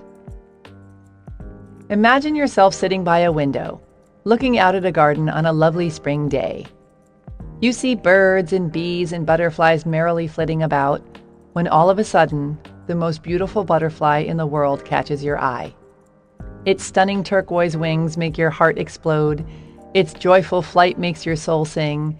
Its metamorphosis from wet, wormy thing to creature of soaring beauty fills you with inspiration. Suddenly you leap up, overcome and crazed with a fierce desire. It must be mine, mine, mine! You sprint to the closet, grab your net, sneak outside, and tiptoe through the tulips, stalking your beloved prey, all senses alert, focused, determined, tenacious, swinging your net over your head as you chase your butterfly around the garden. You chase it for hours and hours, but all you seem to do is scare it off rather than catch it. It's only when you stop trying so desperately, relax, breathe, and surrender your desire to the universe that the butterfly of your dreams calmly comes and lands on your nose. When we want something so badly and are working tirelessly to get it, if we don't surrender, we end up pushing it away instead. There comes a point where we need to hand the job over to the universe. This doesn't mean that we give up or discontinue taking action.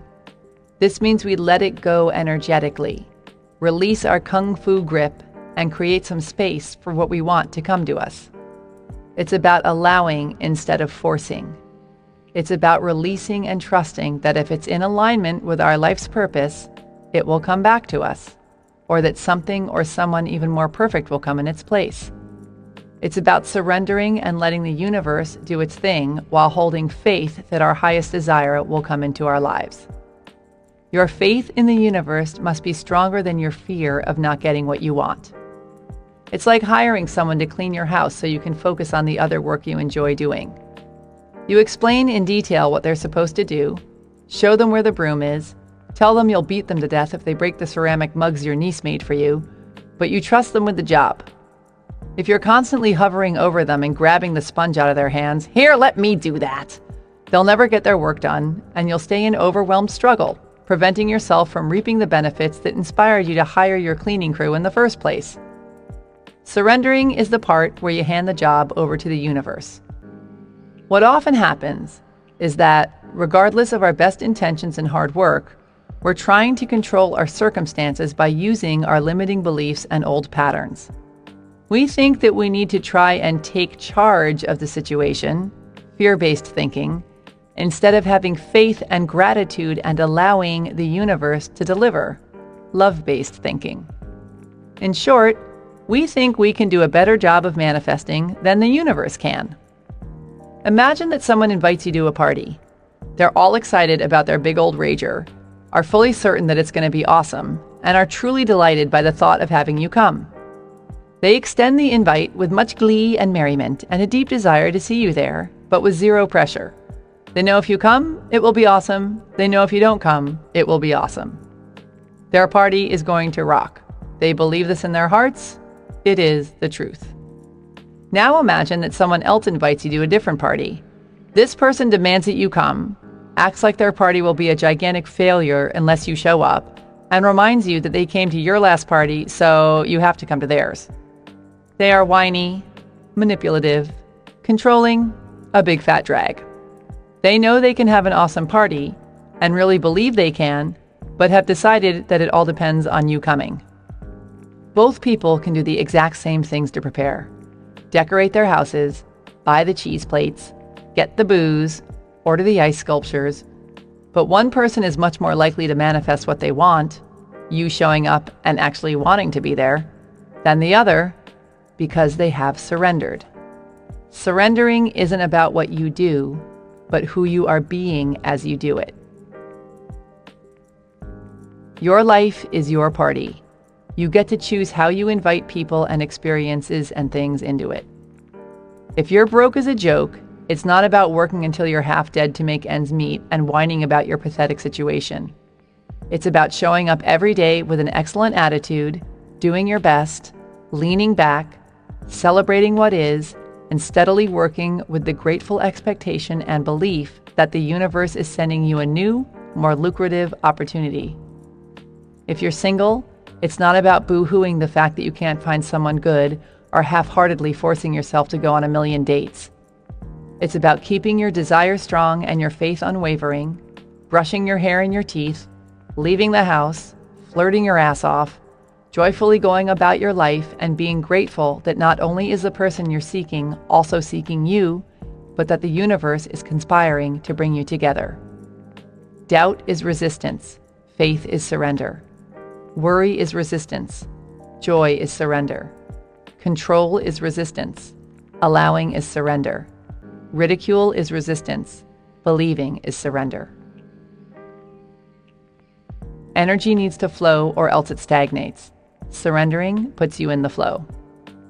Not only does surrendering create the space to manifest your desires, but it opens you up to manifest good-feeling experiences and things that are presently outside your realm of awareness, aka miracles. As I mentioned before, when you're moving into a new, awesome life that you've never lived in before, you can't expect to know how to get there because it's new territory, so you can only do that which you already know how to do and stay open to discovering the new how.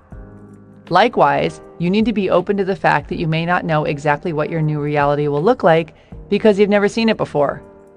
You're only able to envision that which is already known to you, so the mind-bogglingly awesome new life may be out of your scope of imagination. And by stubbornly holding on to the exact vision of what you want instead of surrendering, you set yourself up to miss out entirely on the very thing you're looking for. Sometimes your new reality will look just as you pictured it, sometimes totally different, and way better. Here's the basic breakdown on how to surrender. Get crystal clear on what you desire to manifest. See it, feel it, taste it, fall in love with it, believe it is already here. Decide you will have it. Inform the universe of your intention by behaving and thinking as if you already have it. Meditate, connect with infinite possibility, your intuition, and source energy. Take hell-bent, joyful, passion-fueled action. Be grateful that it's yours, that it's already here. Breathe. Let it go. Let it in. When you believe that everything you desire already exists, you are in a natural state of surrender. Surrendering is the free falling backwards into the unknown and trusting that the universe will catch you. And this can't be done from a place of lack or a place of mistrust. Okay, I'm releasing. You better come through, biatch. You have to give it all you've got and totally let it go for reals. You must fall back, have faith, be grateful, and wait. And while you're at it, love yourself, and the mother lode shall bestow her magic upon you. Chapter 26. Doing versus spewing. God will not have his work made manifest by cowards. Ralph Waldo Emerson. Fearless writer and poet, highly skilled spewer and doer. I have a friend who had the word duh tattooed on the inside of her upper arm in homage to the fact that all of our big aha moments are no-brainers. Fear is a choice. I am lovable. Don't worry, Be happy. Every time she high-fives or lifts her arm to see if she needs a shave, she gets reminded of how often the sublime lies waiting in the obvious. You know countless of these truisms of which I speak. You've heard them or thought them a million times, but when they finally sink in and you get it, they suddenly become earth-shattering news. An epiphany is a visceral understanding of something you already know. Once something moves from our brains to our bones, that's when we can use it to change our lives. The million-dollar question is, will we? Oh, the years people spend talking the talk, rolling out the shoulds, woulds, and coulds, attending the classes, trolling the seminar circuit, and burying themselves in all sorts of shelf-helpery before they finally, if ever, do anything with it all. There's a statistic that says that only 5% of people who sign up for something, like a course or a seminar, actually do anything with it. And this includes very, very high-priced somethings, not just the money management class at the community college down the road.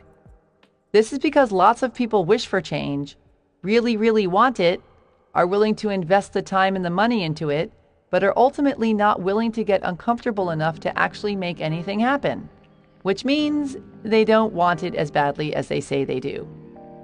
I tried is the poor man's I kicked butt. People who are successful are not only willing to get uncomfortable, but they know they have to make a habit of it if they want to stay successful. They keep moving through each new challenge instead of stagnating and settling. The muscle of ass-kickery is like any other muscle. You have to use it or lose it. If you have one big breakthrough and feel like, I got this, I am on it, and then sit back and wait for your long overdue stream of awesomeness to keep pouring in, you will lose your muscle mass and fall back to the marshmallow state that you were in before you started working out. Keep moving, keep growing, keep pushing through obstacles, keep evolving. You break through at one level, arrive at the next, and take another step up. Each time you grow, you get to learn something new, which basically means you have to get uncomfortable again. Because when you arrive at a level you've never been at before, you're faced with challenges you've never experienced before. It's the willingness to keep pushing through new challenges, not shrink back from them into your comfort zone, that separates the successful from the unsuccessful. New level, new devil. All life is either moving forward and evolving or shrinking back and dying. If you want to evolve in your own life, you have to push through the obstacles instead of running from them. Obstacles and challenges are the agents of growth. Nobody gets to be large and in charge without facing challenges and moving through them. Birth is messy, painful, scary, uncertain, and freaky. Birth is also a glorious miracle that leads to new life. If you want the new life you say you want, you have to do the work instead of just studying and discussing and wishing and wanting. I recently had a real wake-up call in this department that I'll share with you in hopes that it'll inspire you to do the work and keep the faith no matter what. At the moment, I don't live anywhere, or I guess you could say I live everywhere. I got rid of my place 2 years ago and have been exploring the world indefinitely ever since. I've always loved traveling, and since all I need to run my business is my computer, a strong internet connection, good cell phone reception, and a sandwich, I decided to put all my things into storage and go for it. I saw this as a chance to walk my talk of living life on your own terms, to be the priestess of high vibe, to quantum leapfrog around the globe, to see in how many different languages I can learn how to say, "Would you mind watching my stuff while I go to the bathroom?" My main focus at the moment is mastering surrender. I want to have unshakable faith in the not yet seen. I want to get so comfortable trusting the universe that it becomes second nature and I can just leap into the void with toes pointed and daisy petals in my wake. Or, at least do it with more grace and ease. Especially now that I'm traipsing around the world, loftily preaching about decision this and let it go that. I too would very much like to do instead of spew. Surrender comes into play often, especially when it comes to figuring out where I'm off to next and where I'm going to stay once I get there. My modus operandi is to go with the flow and trust that the universe will guide me to the perfect place at the perfect time, which I'm quite pleased to report has yet to disappoint. After following my sudden and bizarre impulse to go to Tokyo, a city I had zero interest in checking out, I not only fell in love with the place, But the ideal furnished apartment came up for rent and was handed to me on a silver platter when I decided I wanted to live there for a while. An invitation to stay in a gorgeous guest house in the Spanish countryside with great friends came in unsolicited and out of the blue when I was trying and failing to figure out where to go next. I keep finding myself repeatedly and fully coincidentally crossing paths in distant corners of the world with several of my fellow global nomads whom I met and befriended in Bali and who have me drop-jawed and giddy every time I bump into them. You're in a tiny remote fishing village wearing nothing but a sarong and a frizzy hairdo in the middle of nowhere, Indonesia too? Yet even though my cosmic travel agent has more than proven that she knows exactly what she's doing, I was still fairly nervous about this last free fall. Because this time it wasn't all, just send me anywhere that seems cool where awesome things will happen to me, okay? Thanks! I needed to land in the perfect place to write this book. I only had a month left before it was due to the publisher, and I had quite a bit of it left to write. So I was a tad uptight about the wheres and the whats and the hows. I was in Tokyo at the time, and my plan was to fly to LA to meet with a client, then road trip through the American West and wind up at some fabulous, fully furnished luxury rental home with a great view and lots of sunshine where I could concentrate and get lots of work done. I imagined being surrounded by awe-inspiring nature, but being close enough to a city where some friends lived in order to avoid the isolation best known for driving riders to drink heavily, or, in my case, to delve into failed experiments with cutting my own hair. If there were animals around to keep me company, that would be the cherry on top, but the rest was non-negotiable. About 2 weeks before leaving, I went online and started searching for houses to rent. I looked in every state west of Colorado, but everything I liked was booked. I asked everyone I knew and everyone I didn't know if they had any ideas. I sent out emails, Facebooked, tweeted, and texted, but again, nothing. There was always the hotel option, but I really had my heart set on a house, and I was starting to panic about the fact that I'd waited until the last minute. This was a big deal. This was my book. I needed inspiration and high frequency. I wanted to look up from my desk and gaze out the window upon an awe-inspiring view of mountains or ocean or rolling fields. Meanwhile, if something didn't come through soon, I was going to be gazing out the window of the bedroom I grew up in upon my mother sweeping the driveway in her slippers. I began resigning myself to the fact that I'd blown it. Instead of having faith in the universe and joyously anticipating the manifestation of my dream home, I started shrinking and talking myself into taking what I could get. What am I whining about? I'm lucky to have my mom's house to go to. I love her. Plus, she'll feed me lasagna while I'm writing. Then I realized what I was doing. What kind of hypocrite would I be if I got all fearful, small-minded, and low vibe about where to write my book about how to not go through life fearful, small-minded, and low vibe? You have to keep the faith, always, even when your ass is on the line. So, 48 hours before my flight left Tokyo for LA, I calmly sat back, focused on my ideal writing place, envisioned the wide open space it looked out upon, luxuriated in its plush couches and big open kitchen, soaked up the sun pouring in through its huge windows, felt it in my bones, believed it was real, did the whole wickety-woo thing, and got all excited and grateful that it already existed and was on its way to me. Then I sent out one more mass email asking if anyone knew of a great place for me to write my book, surrendered it up to the universe, and took myself out for a big fat sushi dinner to celebrate the awesome writing paradise that was about to land in my lap. When I returned to my hotel, there was an email waiting for me from a friend who knew some people who had a place I could move into ASAP. I'm pleased to report that I'm writing this in a big, luxurious, open, sunny, magnificent house with huge windows and spectacular views an hour outside of San Francisco, where 5 of my best friends from college live. The house is on top of a hill overlooking 17 acres of rolling farmland, and I can stay for as long as I want, as long as I take care of their adorable horse and 2 goats. This shit works. So, how serious are you about not settling? You can make a quantum leap in your life right now. You can change your entire reality on a dime if you want to badly enough, or massively increase your income level, or drop 10 pounds, or begin waking up excited to be who you are instead of merely putting up with your day until it's cocktail hour. Whatever level of upgrade you want, it's available to you right now. You just have to decide to make it happen, to be engaged with your life and let the universe work for you.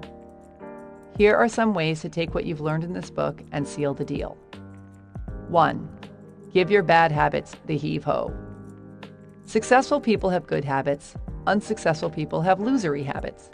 Because our habits are all the things that we do automatically, without thinking, they help to define who we are. If you're in the habit of getting up and working out every morning, you're in shape. If you're in the habit of never doing what you say you're going to do, you're unreliable. And if you're in the habit of getting massages 3 times a week, you're really psyched. Pay attention to the areas of your life that you're not so thrilled about. Figure out which bad habits helped create them and trade those habits in for some good ones. Form the kind of habits that successful people have. Good time management habits, good decision-making habits, good thought habits, good health habits, good relationship habits, good work habits, etc.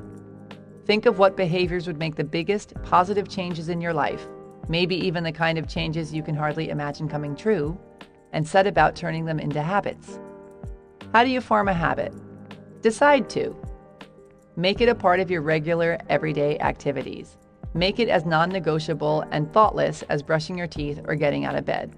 Schedule it in. Work on uncovering your subconscious beliefs and rewriting your stories. And if it's something you've tried to change on your own, get some help. Hire a coach, a mentor, a personal trainer. Tell a friend to spray paint "I'm a lazy lard ass" on the side of your house if you don't reach your goal of going to the gym 5 days a week. Whatever you have to do, start developing successful habits if you want to become a successful person. 2. Breathe amongst the people. Your superhero power, i.e. your connection to source energy, is available to you 24/7, not only when you're sitting cross-legged in your robe meditating. Once you get your brain used to shutting up and tuning into source energy, you can start doing it throughout your day. The whole point of everything you've learned in this book is to use it to improve your life, not to take a break, go off and read, and then head back out to live your life again and leave everything you've learned back there on the couch where you were reading.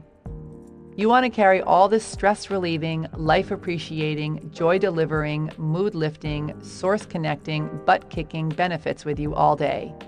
And the best way to do this is through your breath.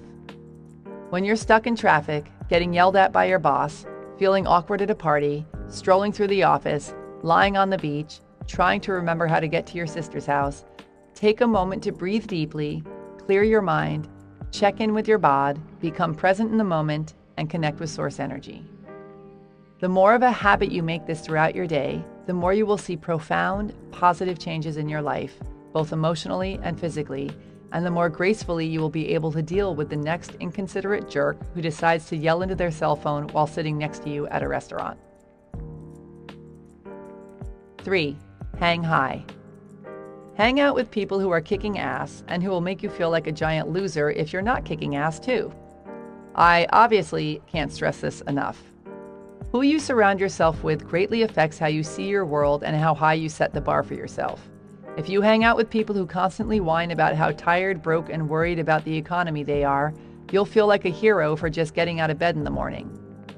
Hang out with people who are living on purpose, who meet their challenges with a "step aside, suckers" attitude, who are dating super awesome people, making exactly the kind of money they want to be making, or working towards it, or taking the kinds of vacations they, and you, want to be taking. And you'll not only see what's possible for you too, but you'll have more incentive to follow suit.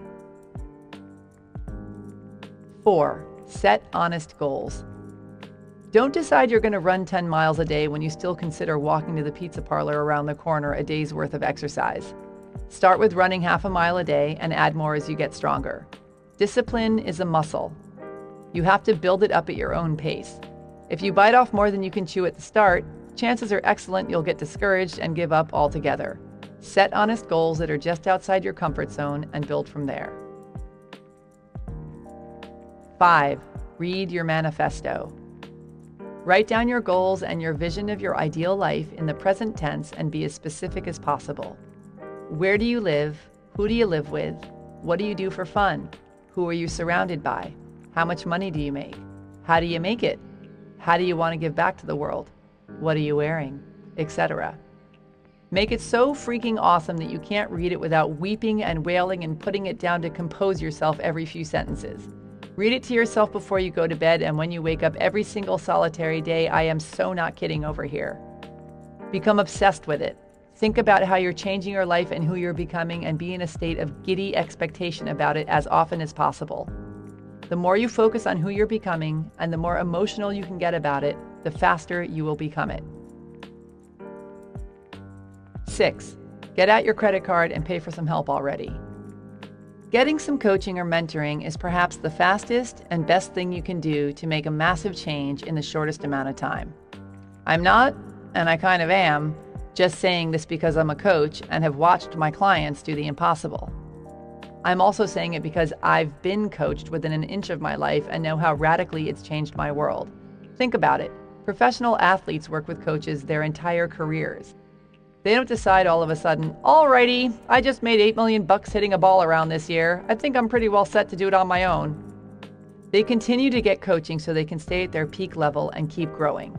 What makes you think you can do it all by yourself, especially if you spent the majority of your life basically proving you can't? 7. Get your body in on it. Your mind will follow where your body leads. If you're in a bad mood and remember to stand up nice and tall and straight, your mood will automatically lift. And when you're in shape and have tons of energy, you feel like you can take over the world. If you're serious about getting your act together, stop being a lazy cow. Get the blood flowing, eat food that excites you and nourishes you, get your breathing deeper, use your mind, body, and soul together to make this thing happen for yourself. Advanced body option. Okay. So this is totally weird and won't go over well, but I'm going to give it to you anyway because it works. If you want to really get yourself rock solid and determined and pumped up, pound your chest and punch your fists in the air while you repeat your affirmations at the same time. Yell things like, I am powerful, I am confident, the universe has my back, and I am going to kick ass, or whatever your deal is in the affirmations department. Get your body engaged and anchor in the words physically, and your affirmations will have far greater power. The mind and the body are way more powerful together than either one is alone. 8. Use your secret weapons. Make a playlist of songs that gets you pumped up. Listen to motivational tapes. Surround yourself with pictures of people who think you're awesome. Wear clothes that make you feel sexy and smart. Dance, scream, pound your chest, go for a run while listening to the theme from Rocky. Figure out what makes you feel like you could carry a horse over your head and do it as often as possible. You're going for the gold here. You have to stay in the zone. 9. Love yourself with a kung fu grip. Chapter 27. Beam me up, Scotty. Nothing is impossible. The word itself says, I'm possible. Audrey Hepburn. Actress, icon, fabulist. My grandmother on my mother's side lived to be 100 years old. Nana was as waspy as they make 'em. Prissy, reserved, able to avoid confrontation with the skilled precision of an F-16 pilot. For as long as I can remember, she always looked exactly the same. She was eternally adorned in a cardigan, pinned together at the top by an antique brooch, her pink lipstick and sparkly brown eyes shining through a face full of wrinkles that erupted in a series of "oh dears" every time she laughed. In her long lifetime, Nana witnessed the birthing of such pivotal human achievements as the phone, the car, the TV, human flight, the computer, the internet, and rock and roll.